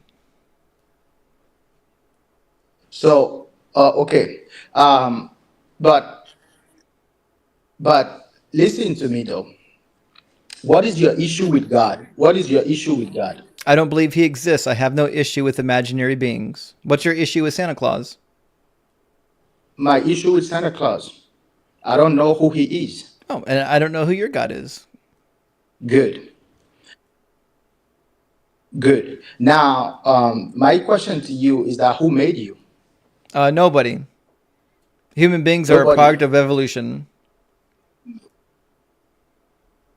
If nobody made you, then it's fair for me to just take advantage of you, right? You can sure to hell try it, see what happens. Oh, okay. So it's fair for anybody that is stronger than you to take advantage of you or to hurt you or to take something that belongs to you. Nope. It's not fair, right? Do you want someone to do it to you? I believe in God. Do you want someone to do it to you? I believe in God. Do you want someone to do it to you? I don't. But and why don't you want someone to do it to you? Because I believe in God. That's why. Why wouldn't you want someone to hurt you? Well, because it's wrong. That's why I don't want anybody. I'm not to hurt asking me. if it's wrong. I'm asking why wouldn't you want someone to hurt you? Because hurting me is wrong. It's a wrong thing. Well, try again. Hurt your neighbor. It's the wrong answer. Why don't you want to be harmed? Because it's not enjoyable. Yes, thank you. Because it's not enjoyable because it hurts. Okay. Do you need a God to know that it hurts to be harmed? Yes, you do need a God. We'll try this again. Do you need a God to know that it hurts to be harmed? Yes, yes, you need a We'll God. try this again. Do you need a God to know that it's going to hurt you if I stab you? Yes, you need a God. Okay, so again, you can't be honest. This is why we don't like you people. Because you get up Don't, here don't and you say just that. tell lies. Listen, You don't man. need to invoke a God to know that it's going to hurt if you get stabbed. So until Yes, you can be until you can stop talking. You Until ask me how, right? I'll just mute Ask you me since you how. can't stop talking. Until you can be honest with me, you're not allowed to talk. So what I'm going to do is ask you the same question. Do you need to invoke God to know if it's going to hurt you if somebody stabs you? Yes or no? If there's no God, you won't get hurt. Okay. If there's no God, you won't. You just won't be honest. We'll move on to the next guest. Hopefully he's a little more sane. Welcome in, Steve. Yeah, it's me. He's talking to me now. How you doing, man? Good. How are you doing? No complaints, man. No complaints. So, are you at least 18? Yes. Yeah, definitely. Okay. And are you a believer? Yes. Okay. All right. And my claim here tonight is that Jesus is just Santa Claus for adults. And Yeah. would you like me to run through the argument? Yeah, sure. Go ahead. Sure. I heard you with the last guy, but I don't remember everything you said, so go ahead. You can stop me at any point. Yeah. Okay, so premise number one is that both promise to come back. Although I think Santa Claus has a better track record. He seems to make appearances at malls, shopping plazas, and things like that. And some kids actually do get presents. Point number two is that both promise that they will give you what you ask for. But again, I think Santa probably has a better track record, at least in the first world countries. Can I stop on that one real yeah. quick? So I would disagree that you just get what you ask for. I know there's scripture that says that, and in context it can look that way. But we're talking about getting what you ask for if your heart aligns with the desires and principles of Christ, of God. Today's kind of, modern world says, oh, well, just ask and he'll give. That kind of, what is the thing they call it now? Declare and decree or whatever, I guess. But that's not scripturally accurate, as far as I can tell. So does God want his people to suffer? I think, how would I word that? Yes, but no, right? Is it his desire for everybody to suffer? Ultimately, no. But in this world, does suffering benefit, and is it a part of his plan for us so that we can become more like him? Sure. Yeah. I think scripture kind of alludes to that too, to be honest. So God does desire some suffering as long as the ends justifies the means? Right. So have you ever changed your life and said, man, I'm never doing that again because your day went great? Mm-hmm. Or is it only when, like, man, I'm not drinking and driving again because last time I did that, I flipped my car into a ditch, right? So when we reflect on bad things, the outcome can be good. That's why Christ literally laid his life down and suffered. His example is a life of suffering and self-sacrifice, sure, but not out of gain so much, but out of the better, right? For me to lay myself down for you, for my wife, right? Or to suffer so that I grow, right? Everything in the world shows us that it's actually pain, and sometimes the things that we would, in our culture, push against that really cause us to grow and become better human beings, right? Does God have the ability to accomplish his goals without the suffering? Of course he does, but then what do we get from it? He loves us, right? Right. So if God has, just to be clear here, if God has the capability to accomplish his goals without making us suffer, then that means the suffering's not necessary. Sure. So we're getting down into the idea of free will, it sounds like. Well, tell me your thought, because ultimately, no, it's not necessary, right? We can agree that God could just snap his fingers, but then really what it boils down to is his love for us as free will human beings, right? And our desires. And I think if we get down to our desires, that's what he's trying to pull out of each human being, is to change our desires from selfish and from individualistic to communal and selfless. And really, as we know, as creatures, as creation, we can't just become something like that for him snapping his fingers unless he makes us robots. And nobody. Right. Well, I think we're getting off the point though. Like, so. Okay. Let's talk first of all about 2010 in Haiti. Do you remember the earthquake in 2010? Sure. Yeah, I went there. Yeah. Actually. Yeah. 97% of the Haitian population are Christian, and you know that they were praying for their loved ones. They were praying for themselves to be preserved, so on and so forth. So the question I would have is, if God doesn't want his people to suffer, why does he allow earthquakes? Right. So, again, I didn't say he doesn't want us to suffer, right? So I would still say that, yeah, I think suffering can be a part of just this journey, the life that we have in a fallen world. So this is consequence. This goes into, like you said, another topic. But why did he allow the earthquake? Why not allow the earthquake? Well, he caused it. So did he? Yeah. If he did, why not? Yeah. So there's two potential issues here. One is God did cause the earthquake. He's the only one responsible for nature. But the other point is, if the earthquake was used for good, let's say, for example, I don't know, 1 million people came to Christ that didn't previously know Christ, which is weird because 97% of the Haitian population is Christian. But let's imagine that people got saved through it anyways. So I've been to Haiti. They're syncretists. I know. And I don't want to throw this in there because I don't know that it matters or not, but in a way it does to me because the majority of the folks that are Christian are also practicing voodoo and things like that. Right, but And the so they're earthquake's not going to fix that. That's an education issue. So are you walking down the road that, because so when I think of, because I'm not Calvinist, right? And when I say that, I mean, I don't think that every single thing is only God's hand. Like, I believe nature has its free will, its free flow. Tectonic plates move, right? And earthquakes We'll get there next, I promise. That's the next thing. Yeah? Okay.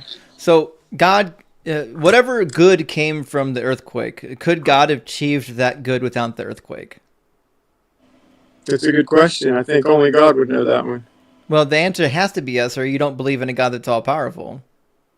Right. So, again, you're getting into moving outside of free will and assuming that God should just snap his fingers and take us all out of what we don't like. Nope. And that's just selfish. Nope, that's not what I'm suggesting. I'm Okay, suggesting so I that misunderstand. if God has a way of accomplishing his will without the earthquake, then the earthquake becomes unnecessary.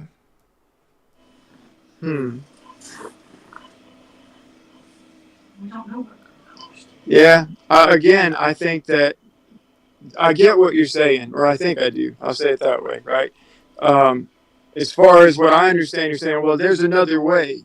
And if there's another way, why not take that route? Yeah. And there has to be another way, or else you don't believe in the God that's all-powerful. You believe in a God that's limited. Sure. Well, has he chosen to limit himself in order to accomplish a certain thing through us? Yes. But that's the idea of our free will, right? Like in the very beginning, yeah, sure it is. Natural disasters aren't up to our free will. Natural disasters is a tool that God uses. Yes, he uses them. And also, we just have nature doing what it does. But now, I guess the way we can assume this is if I can step outside of time, and I know that this event is going to cause this event, which will cause this event. And maybe I did cause it, maybe I didn't. But I know that stepping in doesn't change the old overall events that I'm seeing come about. Then that's my choice to make. He's God. All right. So you're kind of you want to keep moving to the next topic, and I promise I want to talk about that next. Okay. Yeah. Go ahead, man. I want to make sure we nail down the first principle, which is if you believe that God uses natural disasters to accomplish good, right? But you also believe that the natural disasters aren't necessary, then you believe in a God that's just not all good. Because if he has a capability of accomplishing his goal without all the suffering, but he chooses the suffering anyways, that means he's just not a good guy. So, again, I see you've got a set line of things that looks like you want to grab a hold of and probably build your point, which is good. That's smart. And so what I have to say again though is God is all good, and in that all good, I don't think we as humans have a capability of truly understanding good. Like, for example, when you look at a leech, I guess is a random example, but it's what comes to mind, and it gets attached to you, right? Because you jumped in the pond, right? Is that leech bad for grabbing a hold of you and starting to take your blood? Did the leech cause, or did God cause the leech to do it? No, the leech is just there, and you got in the pond with it. Well, it's not analogous, because the analogy No, just follow with me. Well, but the analogy Is it that you're bad? laying down is that God has no control over these factors. I'm saying that he chooses not to control every single detail. But what I'm getting to is just answer my question: is the leech bad for grabbing a hold of you and doing what it naturally does? No, I don't think the leech is a sentient entity that knows right from wrong, so no. Okay, but I'm talking about in the overall. Is that a bad thing? It's a bad thing for me, yeah. If a leech latches onto me, it's bad for me, yeah. It's bad for you, but the leech is not technically doing something bad, right? No, the Now, when leech has no idea it's doing anything morally insignificant or significant. Okay. So when you grab the leech off of you and decide to kill it because that's your first reaction, let's say, did you do something bad? I don't think that I'm doing something bad, but I wouldn't have killed the leech. I would have took it off me and threw it back in the water. Right, but just for the sake of the concept, neither one of those two are bad. How about killing cancer? Cancer is naturally killing a person, but we kill cancer to stop it, right? Yeah, getting rid of cancer is preserving the life of the individual. And under a subjective moralist framework, we typically land on the thing that is the most moral to do is the thing that reduces the greatest amount of harm. But is the cancer technically doing something wrong? Well, the cancer can't do anything wrong because it's not sentient. So now you're getting into, we have an idea of right and wrong. Of course we do, yeah. Everyone does. And where does our idea of right and wrong come from? This is not even close to the same topic. I promise we can have this conversation next. Off to. What I want to show All right, you so is, we're still talking about whether or not natural disasters are necessary.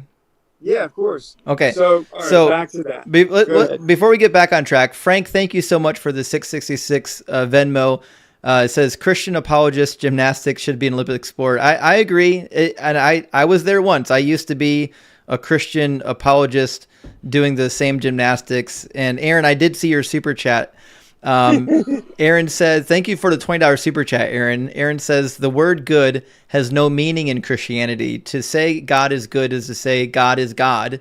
It is meaningless tautology with no content. And I agree. It is meaningless if you just define goodness as God, because then by the same category, everything God does is good, which means you have to say that executing innocent people is good. Also, one more super chat from Gates of Delirium. Thank you for the $5 super chat, Gates. It says, God is all powerful until it doesn't fit a narrative that actually comports with reality. Then it just depends. And that's kind of what I'm getting at here is, we have this conception of God that he's all good, he's all loving, but in order to accomplish his goals, he chooses the path that doesn't reduce the harm, it increases the harm. And I'm trying to figure out how it is that like an all-good God, an all-loving God, would choose the path of causing harm when he has the option to choose a different path. All right. So from what you just said, what I can understand, right, is if the only way to stop all harm is to really create robots. I didn't say all harm. Well, so least harm. I think natural disasters. Natural disasters. Well, that's just part of the world we live in. Right. Okay. And why is it a part of the world we live in? Because of fall. The fall. That's as far as we would understand as Christians. Mm-hmm. At the beginning, the fall happened, and we separated ourselves from God. Whatever that looks like, I don't know, but I know we separated ourselves from God as we decided to rebel against Him. Sure. And who decided what the consequences of the fall would be? Well, we were warned that if we choose to turn away from God, that we turned away from God. Right. So that is what it is. But who decided that once Adam and Eve sinned, that there would be natural disasters? Right. So you're saying God. Of course, God was the one who made the consequences. He decided, like, if your child goes to school and gets in trouble, it's still your decision on whether or not you're going to spank them or ground them. That's your decision, right?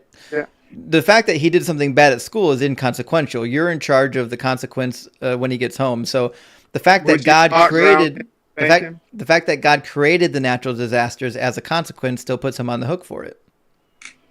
Yeah, well, so one, I still stand in the box of who am I to judge God when he created me? Because I only have breath, you only have breath because of him.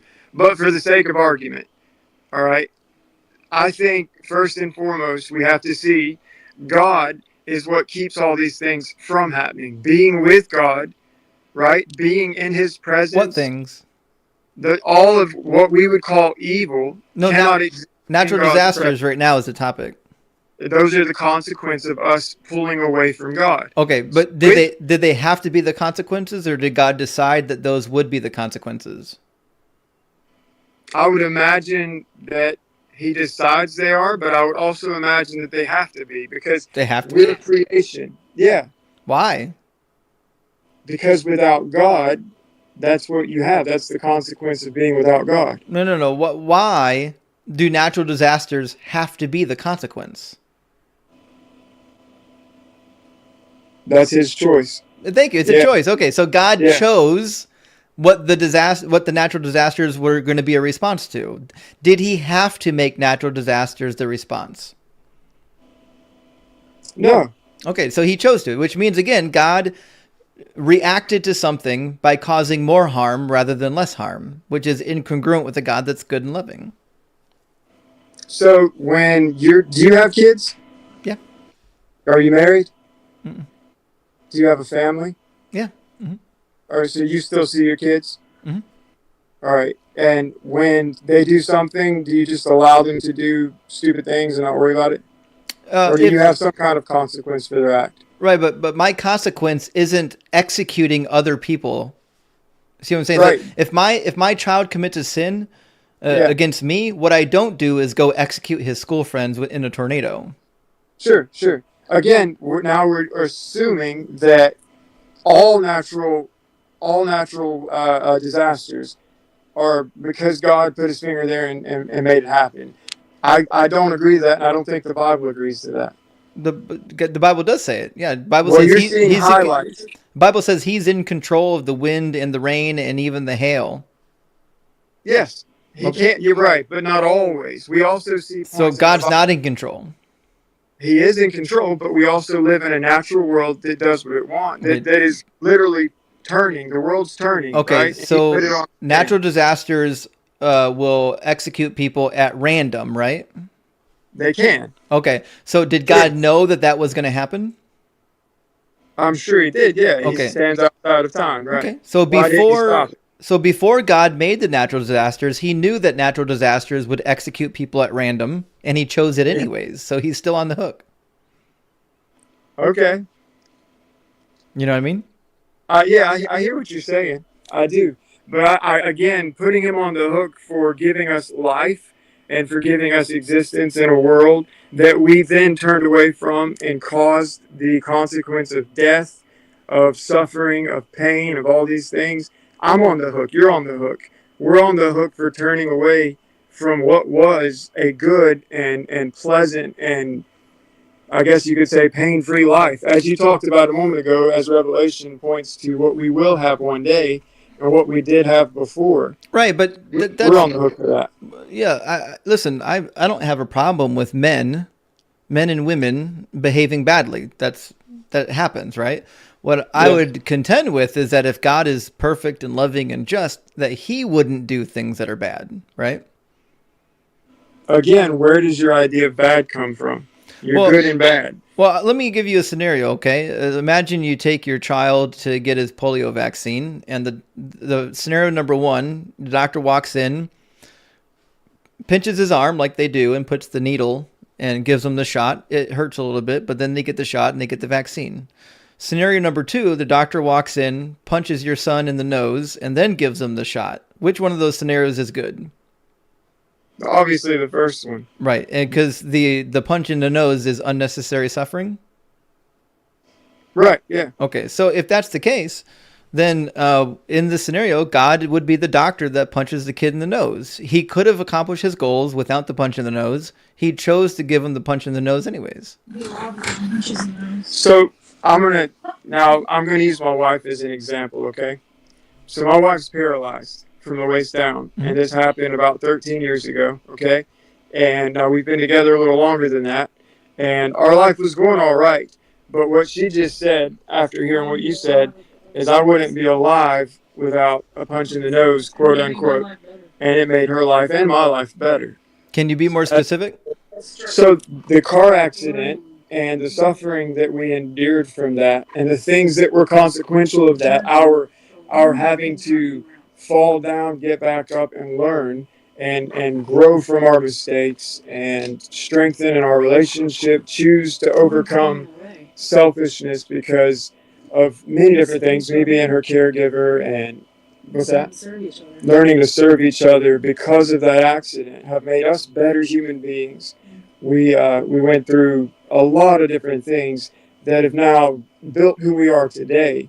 And had we not endured those sufferings, we would certainly not be who we are today. But that doesn't mean you would be something bad, right? Like if you didn't Oh, have I was headed down a bad road, and she knows she was a drug addict, and I was headed that way. Okay.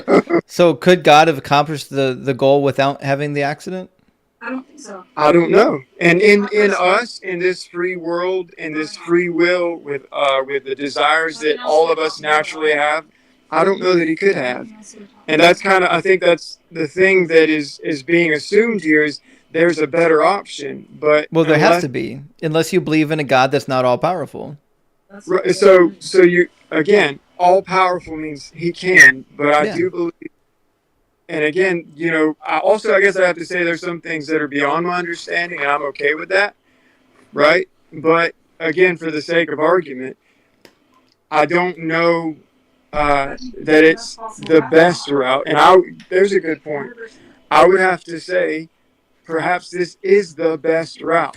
What we're enduring is the best route that he could choose for us. And how do we know it's not? What if he said, out of all how do you know it is?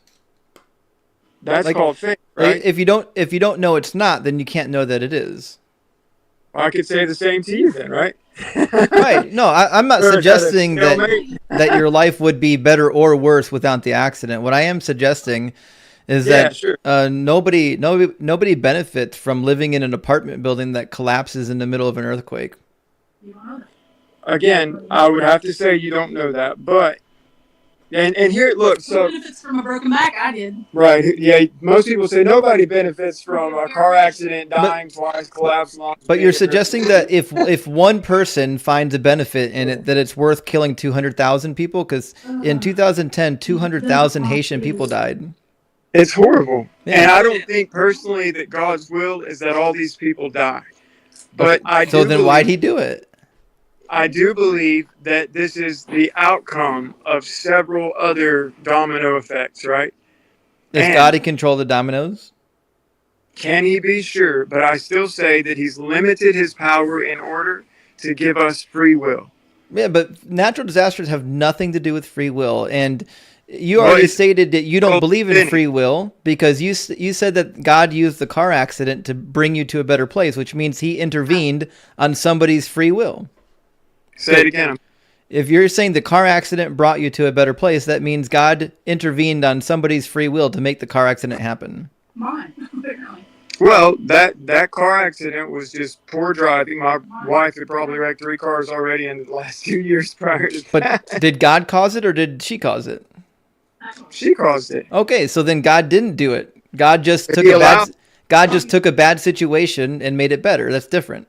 Right. We're not talking about what God can fix. We're talking about what he causes. He causes natural disasters, and he has the ability to do it without the natural disasters.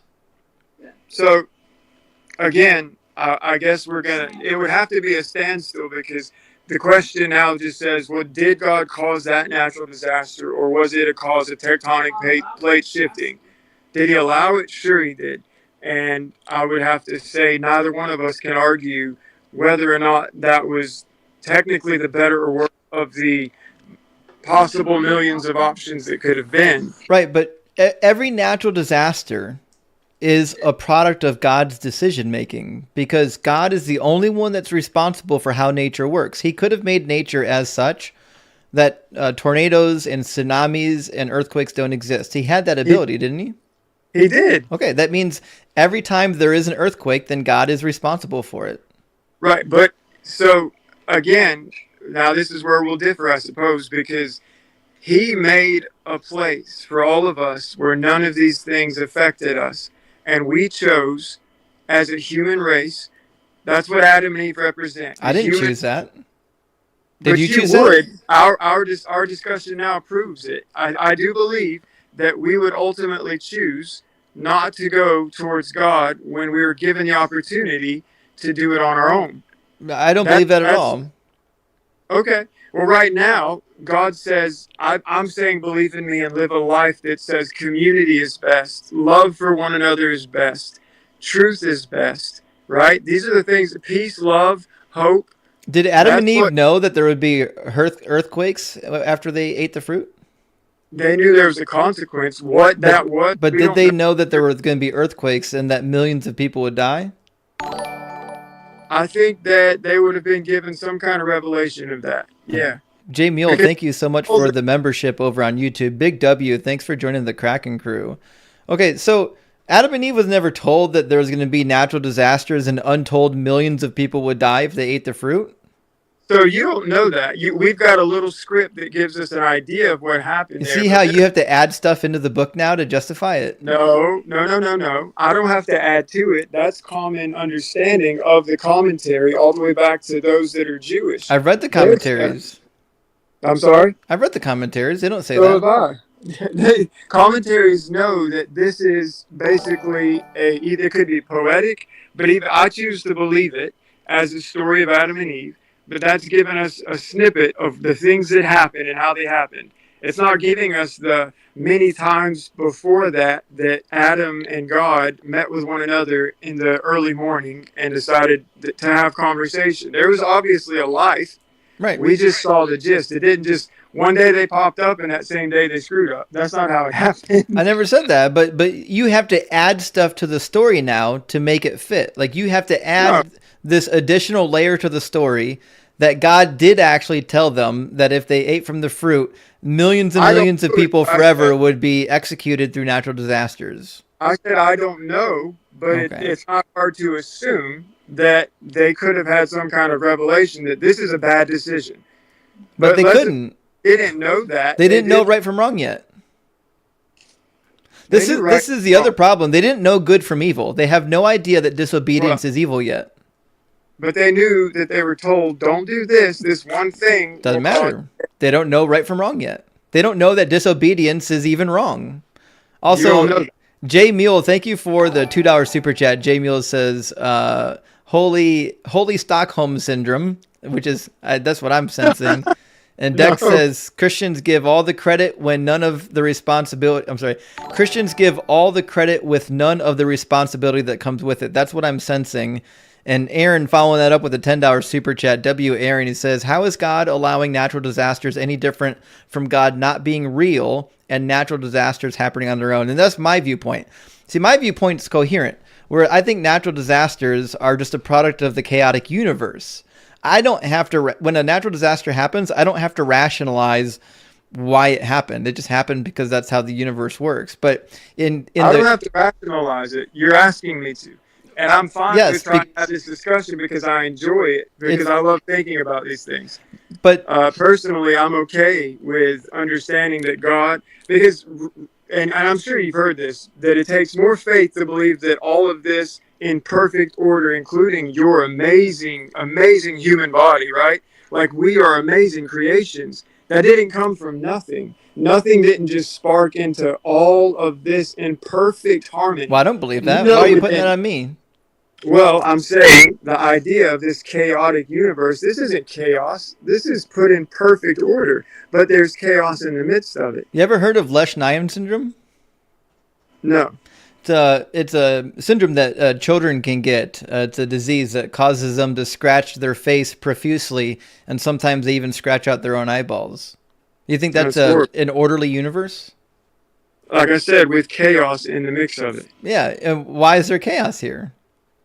Again, I think that that's beyond me. But what I do understand is it's a consequence of our turning away from what was good. Right, but just because like Adam and Eve ate the fruit, why does that entail that now God has to make humanity suffer? So now this is, for me, the idea of what sin is the separation from God. That's it. Sin is how far we are from God. That's scriptural. Go to but what's that got to do with diseases and natural disasters? Being separate from God is where all of that comes from. But who decided that there would be diseases and natural disasters if you disobeyed God? So we can say God decided that. Yeah, so why? Why would God decide that? Would you decide that for one of your children? I guess if my child chooses to go away and do awful things, and I try to help them, and they continue to go out and do awful things, I can't stop them. No, but I can keep would you calling cause them to be harmed, though? If your child went and disobeyed you, would you cause them to be harmed? No. Of course not, because you love your children. I might allow them to fall down, for sure. No, but would you intentionally cause them to be harmed? No. And I don't think that's what God did. I think he did. Because he decided that when Adam and Eve sinned, he was going to create natural disasters, he was going to allow disease and sickness, and then he was going to create hell. These are all decisions that God made that he didn't have to make. Hell's for the demons, not for humans. Did God know humans would go there? So now you're all right.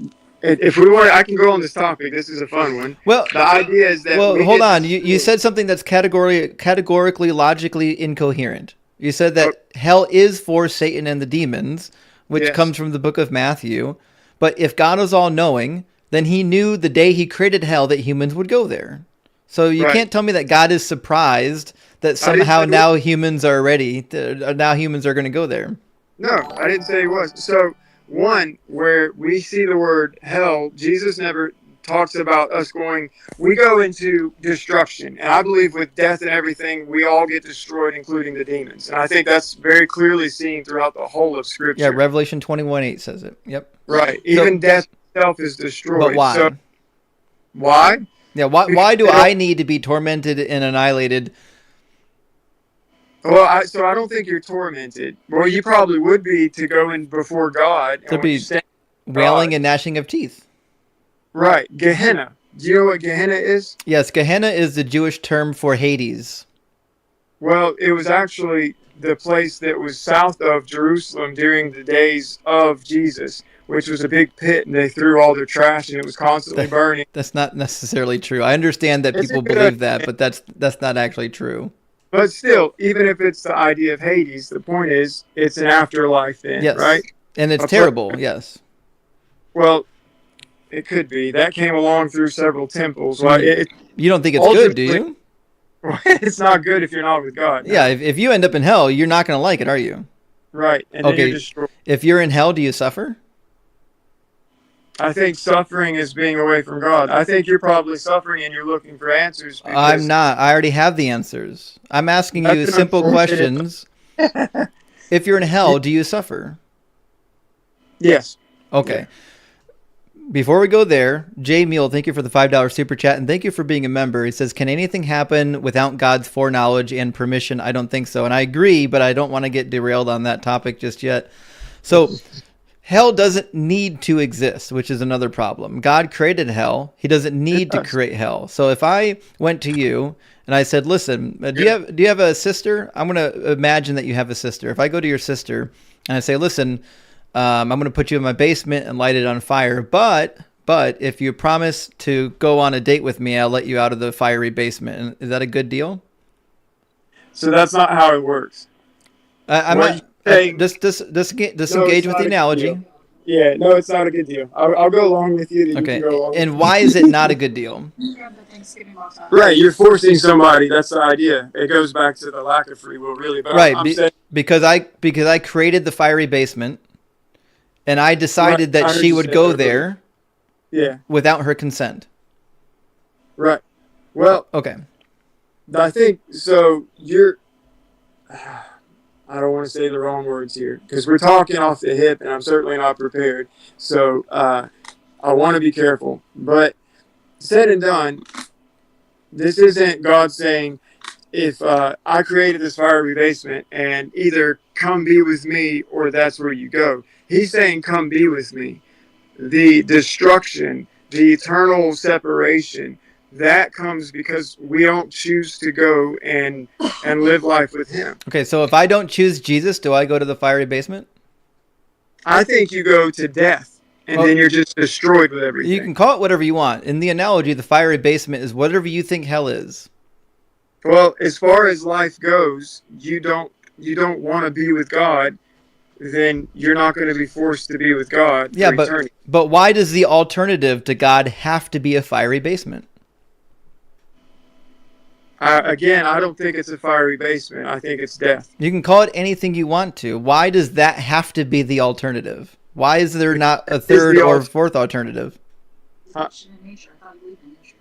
isn't death the consequence of like living a life? Like you live a life and you die. Yeah, and who decided that that's the way things were going to work? We did. No, God did. God decided what death and life even was.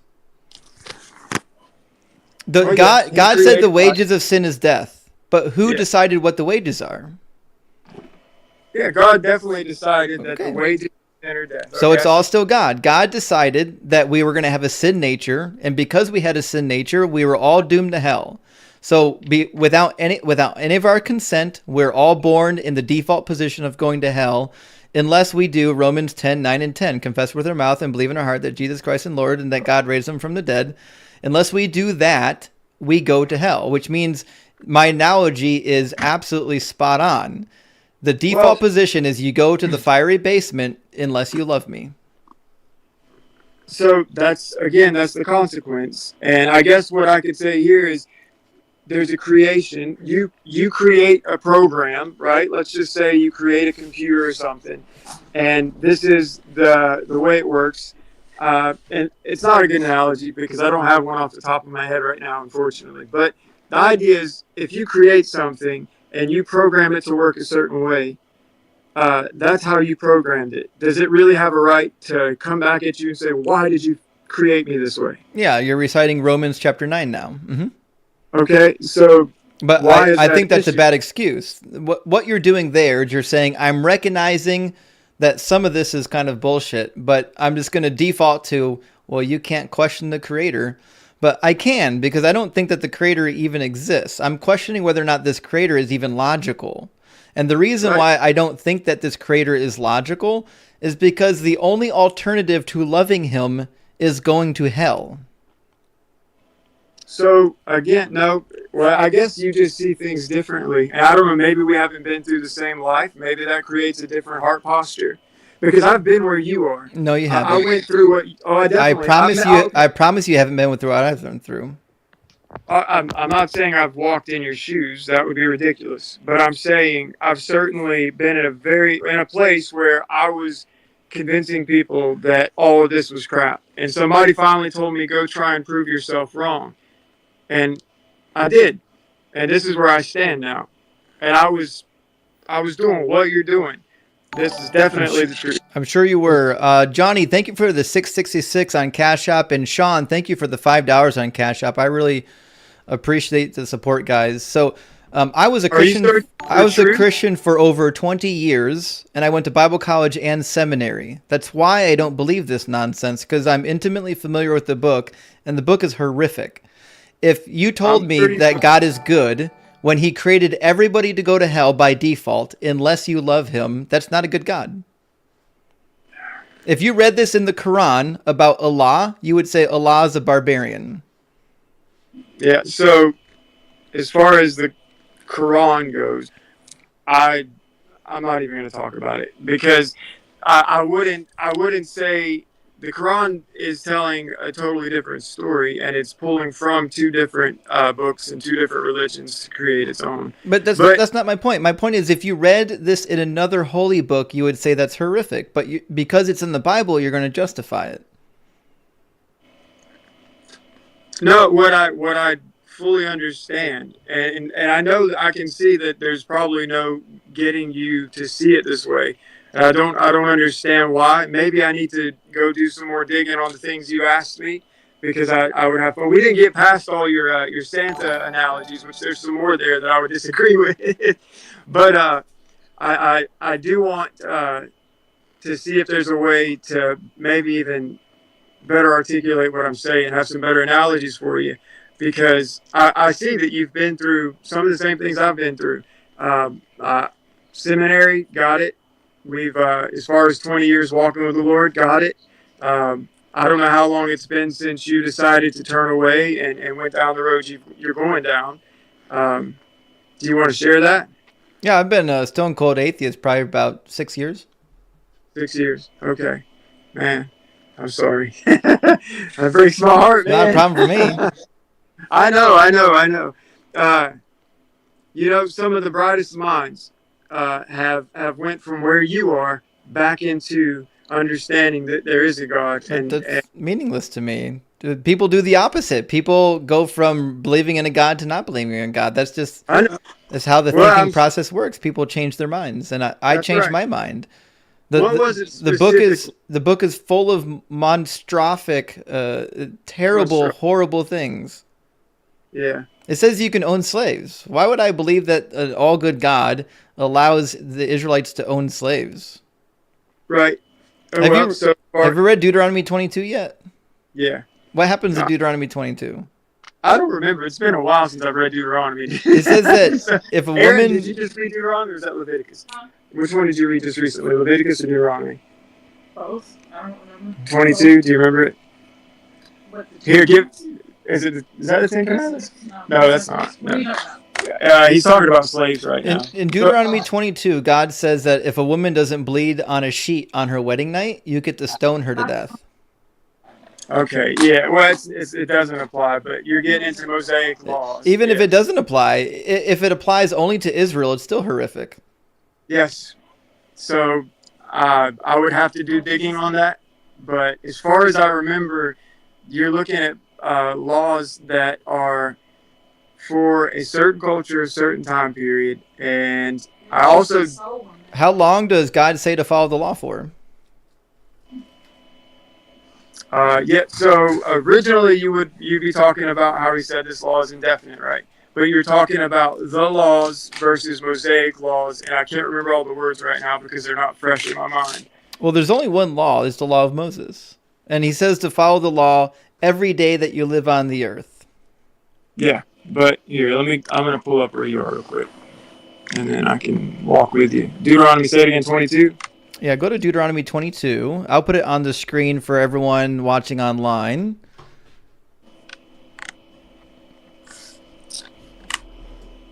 And we're going to be down in about 13 or 14. While we're getting there, let me grab some super chats. Rebecca, thank you for the $9.99 super thanks. I appreciate that. Aaron, big W for the $10 super chat and being a member. Aaron says, you don't have a God here saying, come be with me.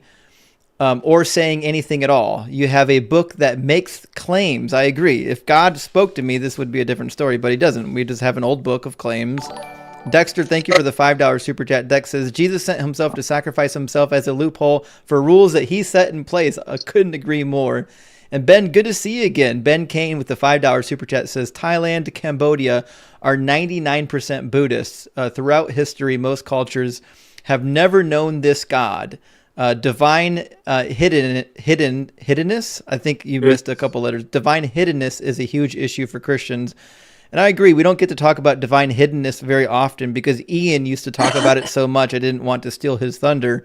But Ben, I appreciate that super chat and the other super chat. He says, if this man was born 3,000 years ago as an Aztec, his God would be the sun god, not Jesus.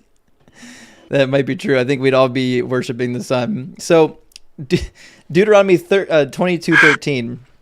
Right? It says, suppose a man, oh, I got to put it on the screen. I apologize. There we go. 22:13. Yeah.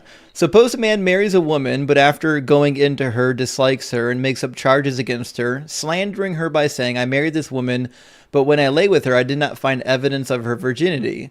The father of the young woman and her mother shall then submit the evidence of the young woman's virginity to the elders of the city at the gate. The father of the young woman shall say to the elders, I gave my daughter in marriage to this man, but he dislikes her. And now he has made up charges against her, saying, I did not find evidence of your daughter's virginity, but here is the evidence of my daughter's virginity. Then they will spread out the cloth before the elders of the town, and the elders of the town shall take the man and punish him. They shall fine him 100 shekels of silver, which they shall give to the young woman's father, because he has slandered a virgin of Israel. She shall remain his wife. He shall not be permitted to divorce her as long as he lives. If, however, the charge is true, that evidence of the young woman's virginity was not found, then they shall bring the young woman out to the entrance of her father's house, and the men of her town shall stone her till she's unalive, because she committed a disgraceful act in Israel by prostituting herself in her father's house. So there's two potential issues here. The first issue is that if the man lies about her virginity, he pays a fine. If she lies about her virginity, she gets executed. Yeah. It could be. And it looks like this is trying to basically enforce a what would be the word I'm looking for? It's to enforce people to basically have sexual purity and to have maintain their relationships and to basically do what they ought to do, right? Well, And a just the culture that was women. probably a lot less civilized than we are today, right? What's the punishment if the man's not a virgin? Oh yeah, the fine. Is that what you're speaking about? No. But it also comes down, stoned at the door of her father's house. Let me see here. Right. So Yeah, if he lies about her being a virgin, then he pays a fine. If she lies about being a virgin, then she gets executed. Do you see the difference? 100 shekels. Yeah. Oh, I do. I see the difference. This was double the original bride price. So it went back. This is just the way the culture viewed men and women. Yeah, but God gave the command. Right, but he's speaking to a people in their time, right? Which is why Jesus comes about and gives us a new way, a new fulfillment of the law, and says, this is what you've missed. But because Jesus didn't. Jesus has nothing to do with this yet. We're talking about the law given to Israel. Hold on. You're only going to Jesus because you want to run away from Moses. You're not going to let you run away yet. I don't want to run from Moses, but what I've given so again, even if this only ever applied to Israel, it's still horrific. I don't care if you don't think it applies to you. We can talk about whether or not the law still applies later. Right now we're talking about the implications of the law. So the implication of the law is that if a woman lies about her virginity, she should be executed. Do you think that was a good thing? Doesn't matter what I think? Yep. No. Okay, thank you. The second problem is only about 40... No, it doesn't matter what I think. It does matter. The second problem is only about 45% of women bleed their first time, which means half of the women being executed would have been innocent. And I know that might sound preposterous to you, but I've actually got a physiologist on the stage with me. You just can't hear her right now. You got what now? A friend of mine is on the stage. You can't hear her, but I can hear her. She's a physiologist. She's on TikTok. You're on YouTube. It's one of those weird things. But only about half of women bleed the first time they do the deed, which means if you're getting stoned for not bleeding on your wedding night, then half of the women would have been innocent. Right on. Yeah. Isn't it a problem that God doesn't know how the female body works? That's a good thought. But again, I would point to the fact that we're getting into laws that are laws Israel has to keep. But if I remember correctly from my studies, these specific laws we're looking at aren't like God-written laws. These are laws that they came about in their own time. Nope. They're directly from God. If you go to Deuteronomy, they're all given on one day, and they're given by God. And he tells you on multiple occasions that they are from God. For example, the Lord your God will raise up you from the prophet. Deuteronomy 4:2. You must neither add anything to what I am commanding you, nor take anything away from it, but keep the commandments of the Lord your God, which I am charging you. Right. So all the commands in Deuteronomy were given on one day at the foot of the mountain by Moses, and he says that these are the commands of God. And then he says to follow them forever. Yes. Does this continue? And I know there's places where these laws begin to be not directly handed down laws. They're laws for different parts of the culture, like Levitical laws. Those are from God too. Every chapter of Leviticus Right. starts with Moses being spoken to at the foot of Mount Sinai. Yes. Well, again, I have to say that my understanding of it would be for it to apply to these people in their culture for what they're doing, whether it's right, wrong, whether it's the way that it is what I would consider good or not. I mean, no, I don't think that's a great punishment. But on the same hand, what would have worked in those days? I don't know. What do you mean, what would have worked? Subjective morality. That's right. That's right, Sarah. Yeah, it's subjective morality now. You think morals change? Do I think morals change? Yeah. Do I think what's right and wrong changes? Yeah, like No. if it's wrong to do something now, was it right to do it 3,000 years ago? No, technically it wouldn't be. Okay. No. So then, But those if a people woman won't- lies about her virginity, then we should still be stoning her. No, I don't agree with that. Okay, so God's morals are not objective. So God's morals are, I guess you would say they're subjective in that content. But what he says is right and wrong is cheating and adultery and sexual immorality. Those are I think, what you would say are objective right and wrong. How he tells us to handle them so that we'll actually abide by those laws might change. Because we change, right? So today, versus our laws 100 years ago, 200 years ago, have changed because we've changed just in our own societies, right? Just as we think. Sounds like laws And aren't God moral. would then give us. Why does God need to change? Why does God's morals need to change? His morals didn't change. Oh, the way so he then told we should be stoning the non-virgins. So again, I don't think either you're not hearing what I'm saying or you're choosing to just continue back to where you are. His law versus his moral standard would be up here, right? These things are wrong. You shouldn't do these things because they're wrong and they're going to create bad community, bad whatever it is. There's a difference between laws and morals. The laws are what enforce what is right and wrong. Okay, so so it's wrong to lie about your virginity. And what do you do when someone lies about their virginity? Well, what worked 6,000 years ago, 7,000 years ago, 4,000 years ago, 5,000 years ago versus today? Again, I wouldn't agree with it, but I also know that 100, 200 years ago, having slaves was a normal thing. Today, it technically is, we just call it employment, right? But I mean, still.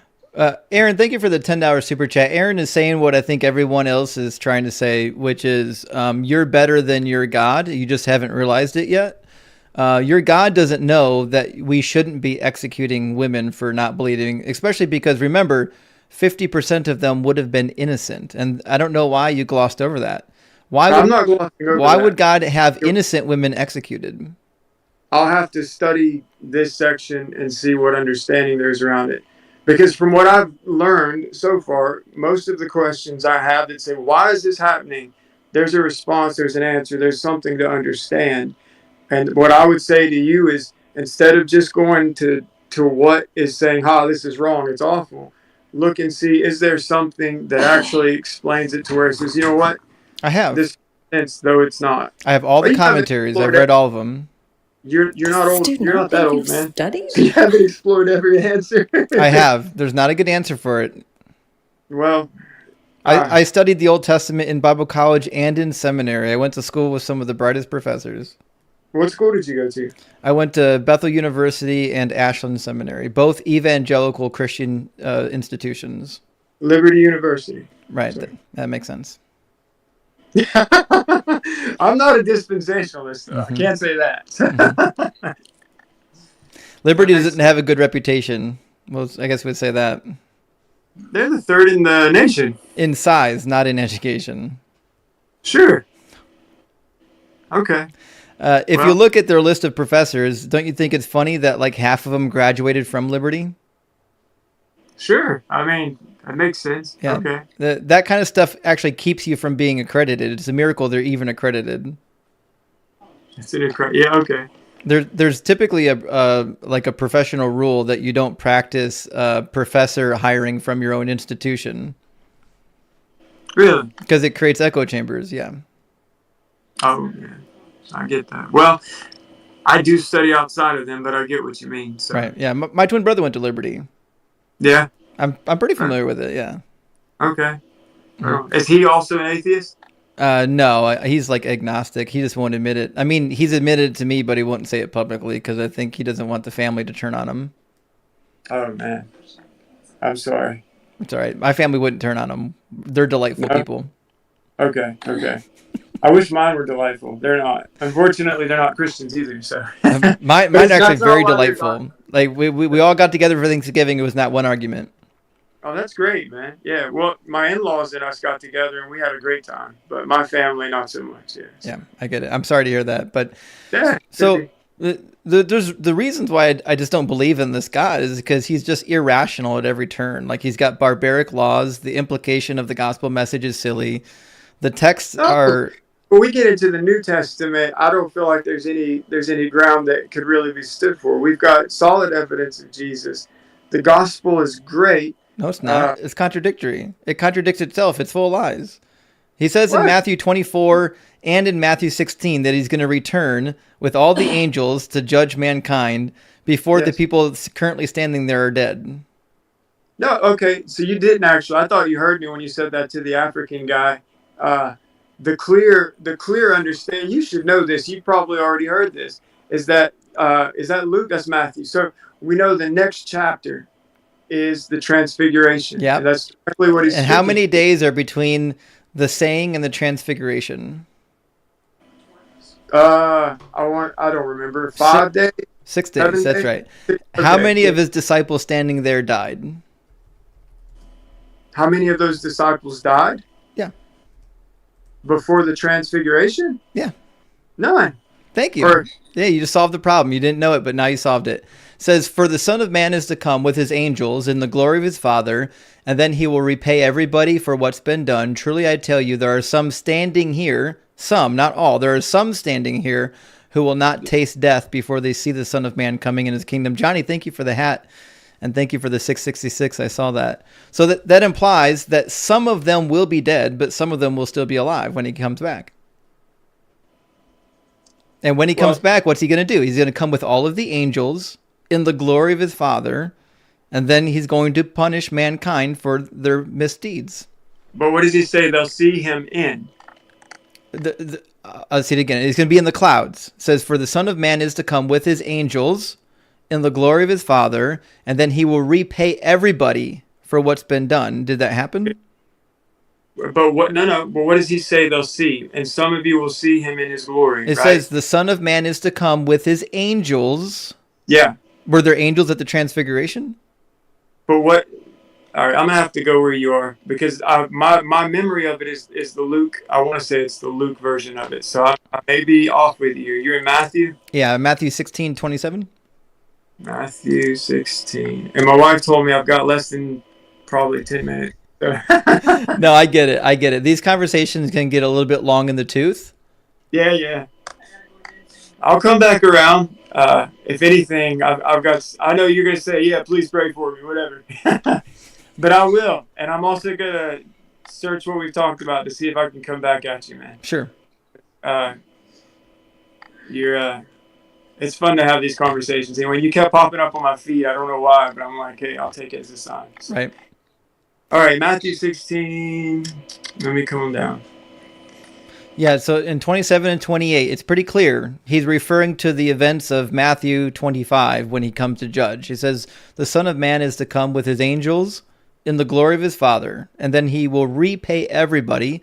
And my translation says he'll repay everyone for what has been done. The King James and most of the others say that they'll repay everybody for their deeds. But yeah, according to what he's done. I'm in the English Standards. Right, yeah. So this is the judgment. This is Matthew 25. his death until they see the Son of Man coming in his kingdom. Right. But verse 28, truly I say to you, there are some standing here who will not taste death until they see the Son of Man coming in his kingdom. Yep. So this idea is at least understood and sensibly, because Matthew, Luke, they were very good about putting these in the order they wanted to be in so that you could understand the sequence of events, right? And the next thing coming, the transfiguration. So we know that here he's saying they saw him in his kingdom, in his glory. Were there angels there? No, but the next did he verse repay says- everybody for their deeds? No. Well, then it didn't happen. He You says know what the I'm Son of Man is saying. going to come with the angels in the glory of his Father and He will repay come. everybody for their deeds. That's what he says is going to happen. And then he says, truly I tell you, there are some standing here who will not taste death before they see the Son of Man coming in his kingdom, which is clearly a reference to the second coming. He says the same thing in Matthew 26. So he couldn't be referring to something different in Matthew 26 if it already happened. Again, my understanding of this is, though he's talking about clearly these things are going to come, and I'm telling you, some of you still will see me on the Transfiguration Mountain in my glory, so that you will have this vision, which is what Peter does when he goes into his letter in Peter. He says, I'm telling you, we saw this. Me, James, John, we saw this. We know that he is who he says he is. We saw him in his kingdom, in his glory, beside Moses and Elijah. It's like we were words witness don't to this. mean words. That's why we're willing to die for this. What does the title of the Son of Man mean? The title, the Son of Man. Oh man, I don't remember this. Come on. The title of Son of Man is a reference to the prophecy of the book of Daniel, primarily chapter 7, where the Son of Man is coming on the clouds of heaven and all authority of heaven has been given to him. Yeah, chapter 7. The same thing we read in Matthew 25, right? Yeah. So Jesus mentions this multiple times. We know what it means to come with the angels in the glory of the Father to judge. It's the judgment. That's why we read in, I'll pull it up real quick, Matthew 25, 31. He quite literally just tells you what's going on here. Sorry, I had a typo. I got the wrong key. There we go. Matthew 25, 31. And he says, when the Son of Man comes in his glory with all the angels with him, then he will sit on the throne of his glory. And all the nations will be gathered before him, and he will separate the people one from another as a shepherd separates sheep from the goats. That's identical to what he says in Matthew 16, 27. When he come with the glory and all the angels, that's the judgment. That's what's happening in Matthew 16. And he says it again in Matthew 10, 23. When he sends the disciples out to the villages, he says, when they persecute you in this town, flee to the next. For truly I tell you, you will not have finished going through all the towns of Israel before the Son of Man comes. It's a reference to the second coming. It just didn't come. So I know that he's referring to the second coming, but that doesn't mean that verse 28 isn't telling these people that they would see him as he would be, so that they would have this proof. And again, why would Peter write what he's written later on, probably 40 years later, 30 years later, to say, this is exactly what we saw. This is what we know is coming. These are men that died. They literally gave everything for what they knew was truth. Their letters are evidence to it. The circumstances around them prove it. Right, but that doesn't mean anything to me. We're talking about what words on a page mean. And the words on the page says he's going to come with the angels in the glory of the Father and repay everybody for their deeds. And then he gives you a timeline. He says, this is going to happen before some of you standing here taste death. And then they all died, and it didn't happen. So I don't care if the transfiguration happened 6 days later. You can't tell me that the words on the page mean something other than what they mean. Well, when I read that, understand that he's telling them this is going to happen, and then he's telling them, you're going to see me as I am in the kingdom. Does he say that, though? Truly, I say that some of you will see the Son, here who will not taste death until they see the Son of Man coming in his kingdom. Yeah, and what does it mean to come? I get where you're speaking to there. Yeah, to come in his kingdom. I understand what you're saying. Enter, come, bring, lead, gather. Yeah, so he didn't come in his kingdom during the transfiguration. He walked up a mountain and they had a vision. Coming in his kingdom is always a reference to coming on the clouds when the kingdom is given to him, according to Daniel chapter 7. So I think here we know, all right, this is what comes to mind. We know that as a whole, the scriptures, Jesus is the kingdom. The kingdom is in your midst. Everywhere he goes, the kingdom is with him. That's a post hoc rationalization by Luke. Because if the kingdom was already in your midst, then he wouldn't tell people when the kingdom was coming. Right, so you have the kingdom coming in his kingdom. So I still think we're looking at the transfiguration. I think that's why that's always been the understanding. Okay, what part of chapter 16, 27 and 28 happened at the transfiguration? The Son of Man in the kingdom. That's not what it says, though. It says the Son of Man is coming in his kingdom. Where'd he come from? The Son of Man in his kingdom, gathering his kingdom, bringing his kingdom. I think what you saw there Did he repay everybody for their deeds? No, he's not done that yet. So then the transfiguration didn't fulfill this prediction. Well, we know that prediction will be fulfilled. But it wasn't at the transfiguration. No. And he said it would happen before some of you standing here tasted death. Assuming that's what that means. I still think that this is what does it mean to taste death? No, well, we know what taste death means. That's not what I'm saying. I still stand on 28 being about them seeing him in his glory. 28 and 27 are connected a paragraph. They're not two different sentences or two different speakings. He's talking to his disciples about heaven. The whole paragraph preceding it is about him talking about the afterlife, basically. And then he says the Son of Man is going to come with his angels in the glory of his Father, and then he will repay everyone for their deeds. Truly, I tell you, there are some standing here who will not taste death. He's saying that he's going to come back before the people standing there are all dead. It's just plain as day. So I think that he's saying, because look, if I were to say this to you in this manner, and I've got less than a minute, so for the Son of Man is going to come with his angels in the glory of his Father, and then he will repay each person according to what he has done. And when's that going to happen? Well, hold on. And truly, I say to you, some of you standing here will not taste death until you see the Son of Man come in his kingdom. Yeah, and what's it mean to come in his kingdom? To me, I think what he's speaking to is the transfiguration. So 27, 28 don't have anything to do with each other. No, I believe that they could, but I think that this could be considered a different statement. So Jesus made a statement in verse 27, and then what did he do? Walk away and come back later and give another statement that's completely unconnected? See, now you're stretching credulity. You want me to assume that Jesus is now having two different conversations. No, I think it's one conversation. And again, but I think that what he's saying here is logically pointing to the next. I think that's what we've got. But I don't care what the author intended. That means nothing to me. I care what the words that Jesus spoke means.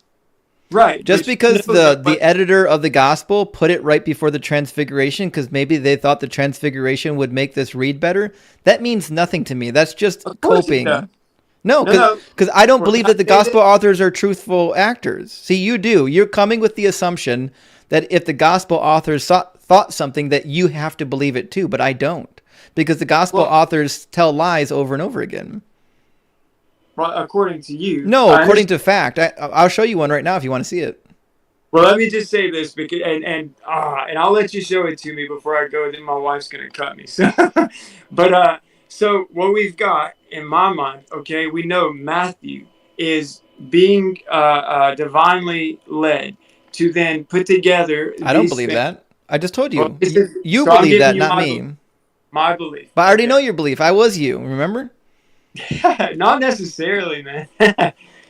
So if we think of it that way, and we know that he aligned us in that manner, and I know that he aligned us that way. I know that these statements were placed in the order they were placed in for us to understand what it was Matthew saw, what it was those around him saw. then we know that, okay, this seems to be what he's telling us. Because they knew when Peter said, I'll be making it to heaven soon, and his letters to his churches, when he said, I'm going to keep reminding you of this until the day I die, right? You know where that's at. Yep. So, but none of this matters to me. What you're suggesting is that the composition that the gospel author gives to the book is now more important than the words on the page.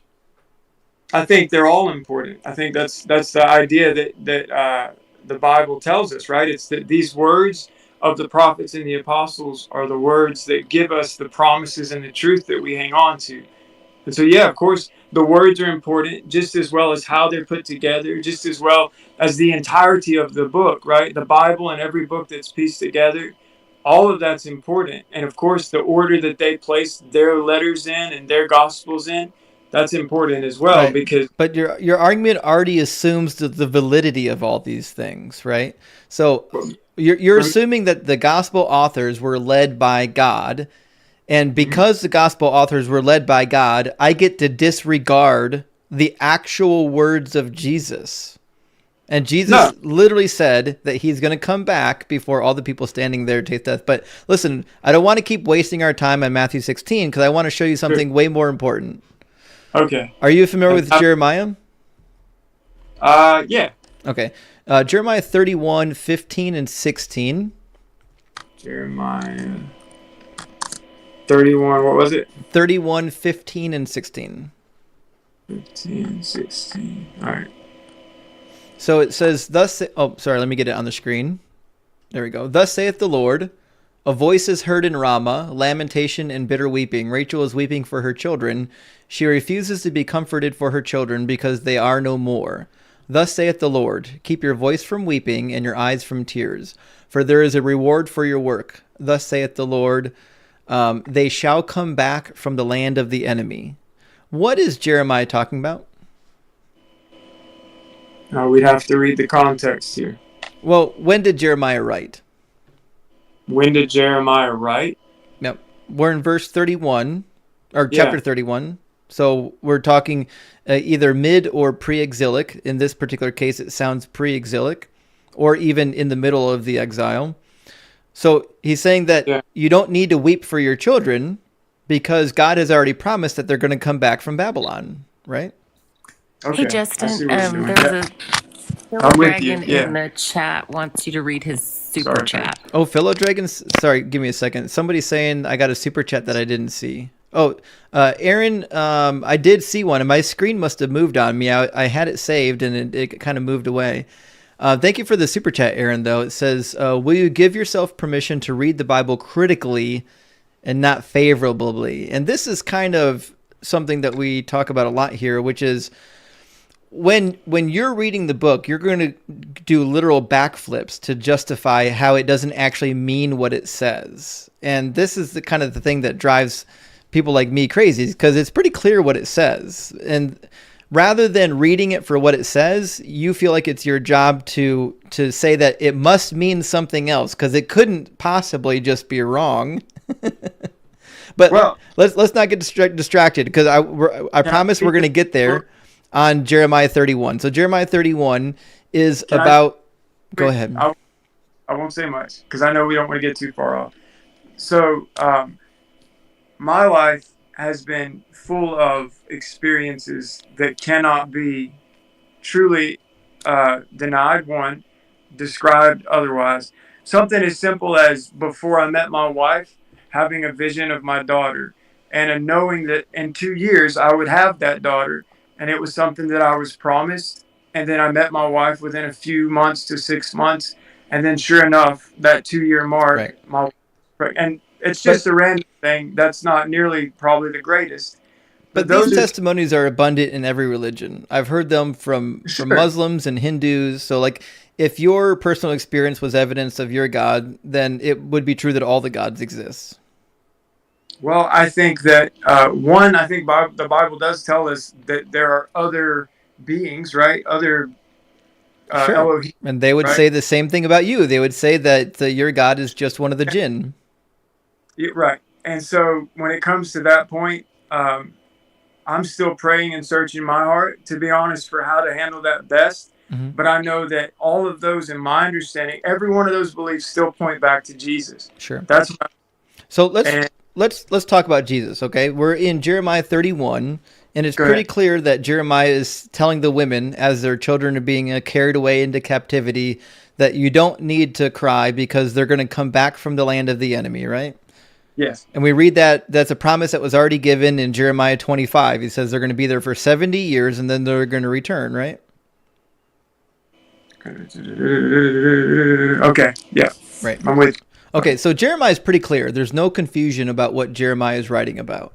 But if we go to Matthew chapter 2 and go to verse 18, we find something really interesting. Matthew. Yep. Actually, let's start in 16. There we go. Herod had saw that he had been tricked by the Magi, and he was infuriated.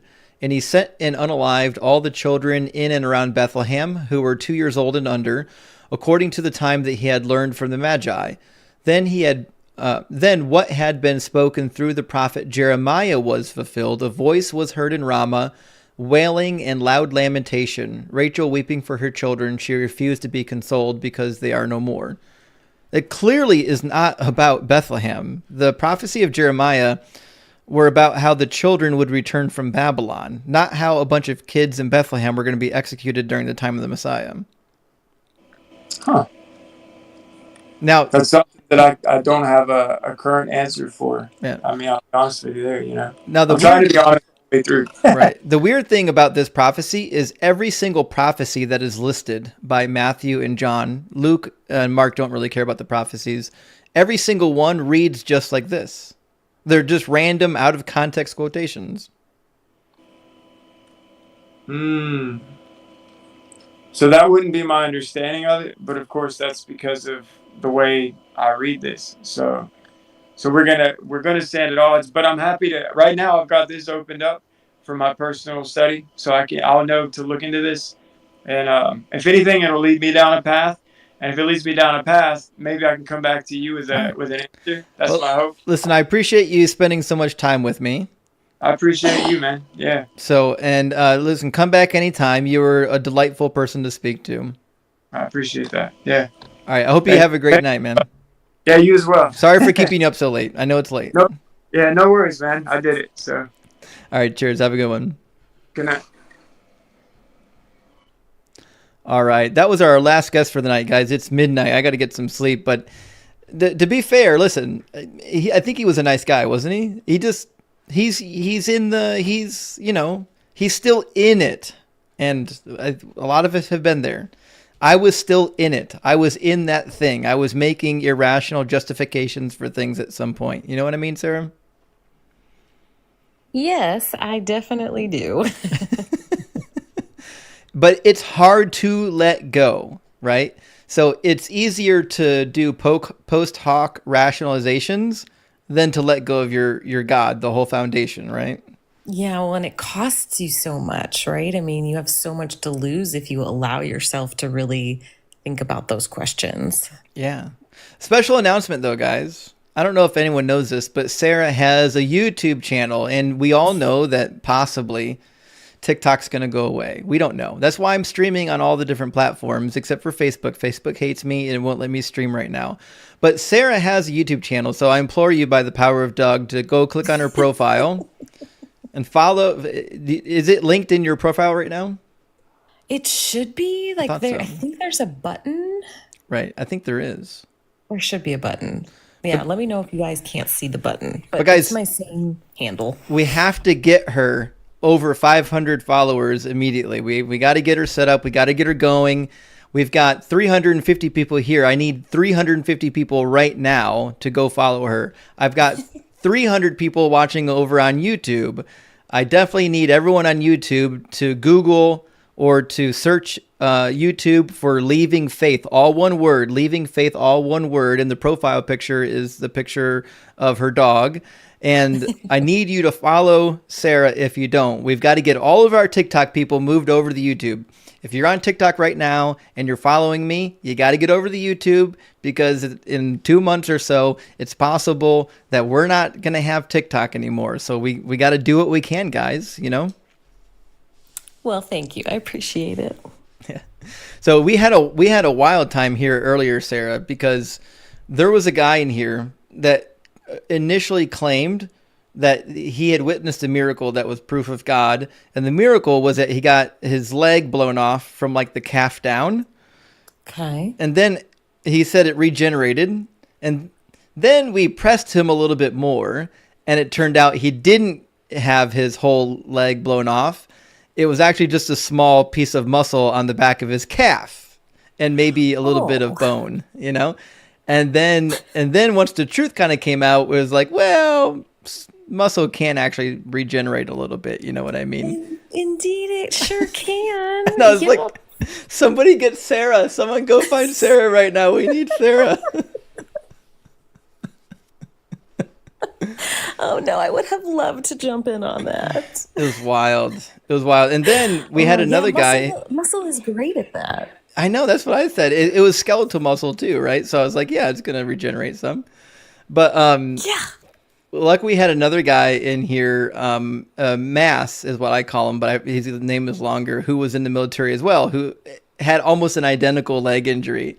And he was like, actually, mine grew back too. No miracle. He's a stone cold atheist, right? Oh my God. Oh no. All right. Yeah, and bone grows back too. I know. You mean it wasn't a miracle? I know. It's shocking. I'm shocked. I know. We are all shocked. Instagram. There is gambling in this establishment? Absolutely not. All right, guys. Listen, thanks for being here. We love you. Who's live right now that we can go go raid? Who can we go raid, guys? Let me see who's on right now. Is hell? All right. I hit the live button and see who's live. I hate going to the website to see who's live. Oh, shoot, guys. Cyber and Mezzo are both... Cyber, Mezzo, and Deconstruction, Cyber Deconstruction are all live right now. All three of them. It's a wild night. Looks like it's going to be a fun time. And Deborah's even live? Oh, my goodness. I didn't know Deborah was live. Is everyone here following Deborah? A cranky old cubber, thank you for the $5 super chat. He says, are you serious about TikTok or hedging? Don't want to miss anything. Yes. According to the current legislation on January 19th, the government can pull the lever and shut the whole thing down with a stroke of a pen. It's done. It's already been approved. It's already been signed by Congress. The only question is whether or not they will actually enforce it. The U.S. government can choose to not enforce one of the laws on the books. They can make that choice. I don't know if that's what's going to happen. So we got to get over on YouTube and Lemon 8 and anywhere else that we can. But that being said, guys, I want to get Deborah pulled up here. I want everyone to go raid Deborah for us. Deborah is just a phenomenal creator. Let me see if I can find her. And she doesn't go live very often, so I really want to see some people up in her live. Deborah's really great. What's her actual handle? Because I don't see her popping up in my live. Are you guys sure she's live right now?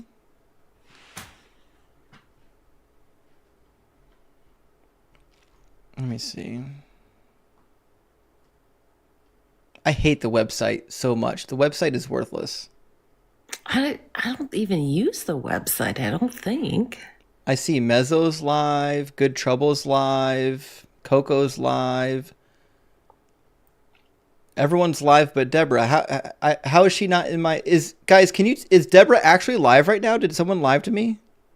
Oh, someone said she's just on a panel. Oh, she's not... Okay, sorry. The thinker is in Mezzo. All right, here's what we're going to do then, guys. We're all going to go raid Mezzo. It looks like the whole house right now is over in Mezzo's live. So we're going to send everyone over there. I'm going to put it on the screen so that we can all see Mezzo and we can get involved here.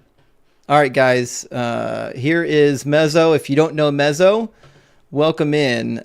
His name is Mezzo_sphere for those who can read it on the screen. He's currently live right now. His thinker's on the panel. He's got a guest going as we speak. I see the numbers climbing. He's at 290. Let's get over 300, guys. Everyone go over. Let's get him up over 300. Bada bing, bada boom. We're at 299.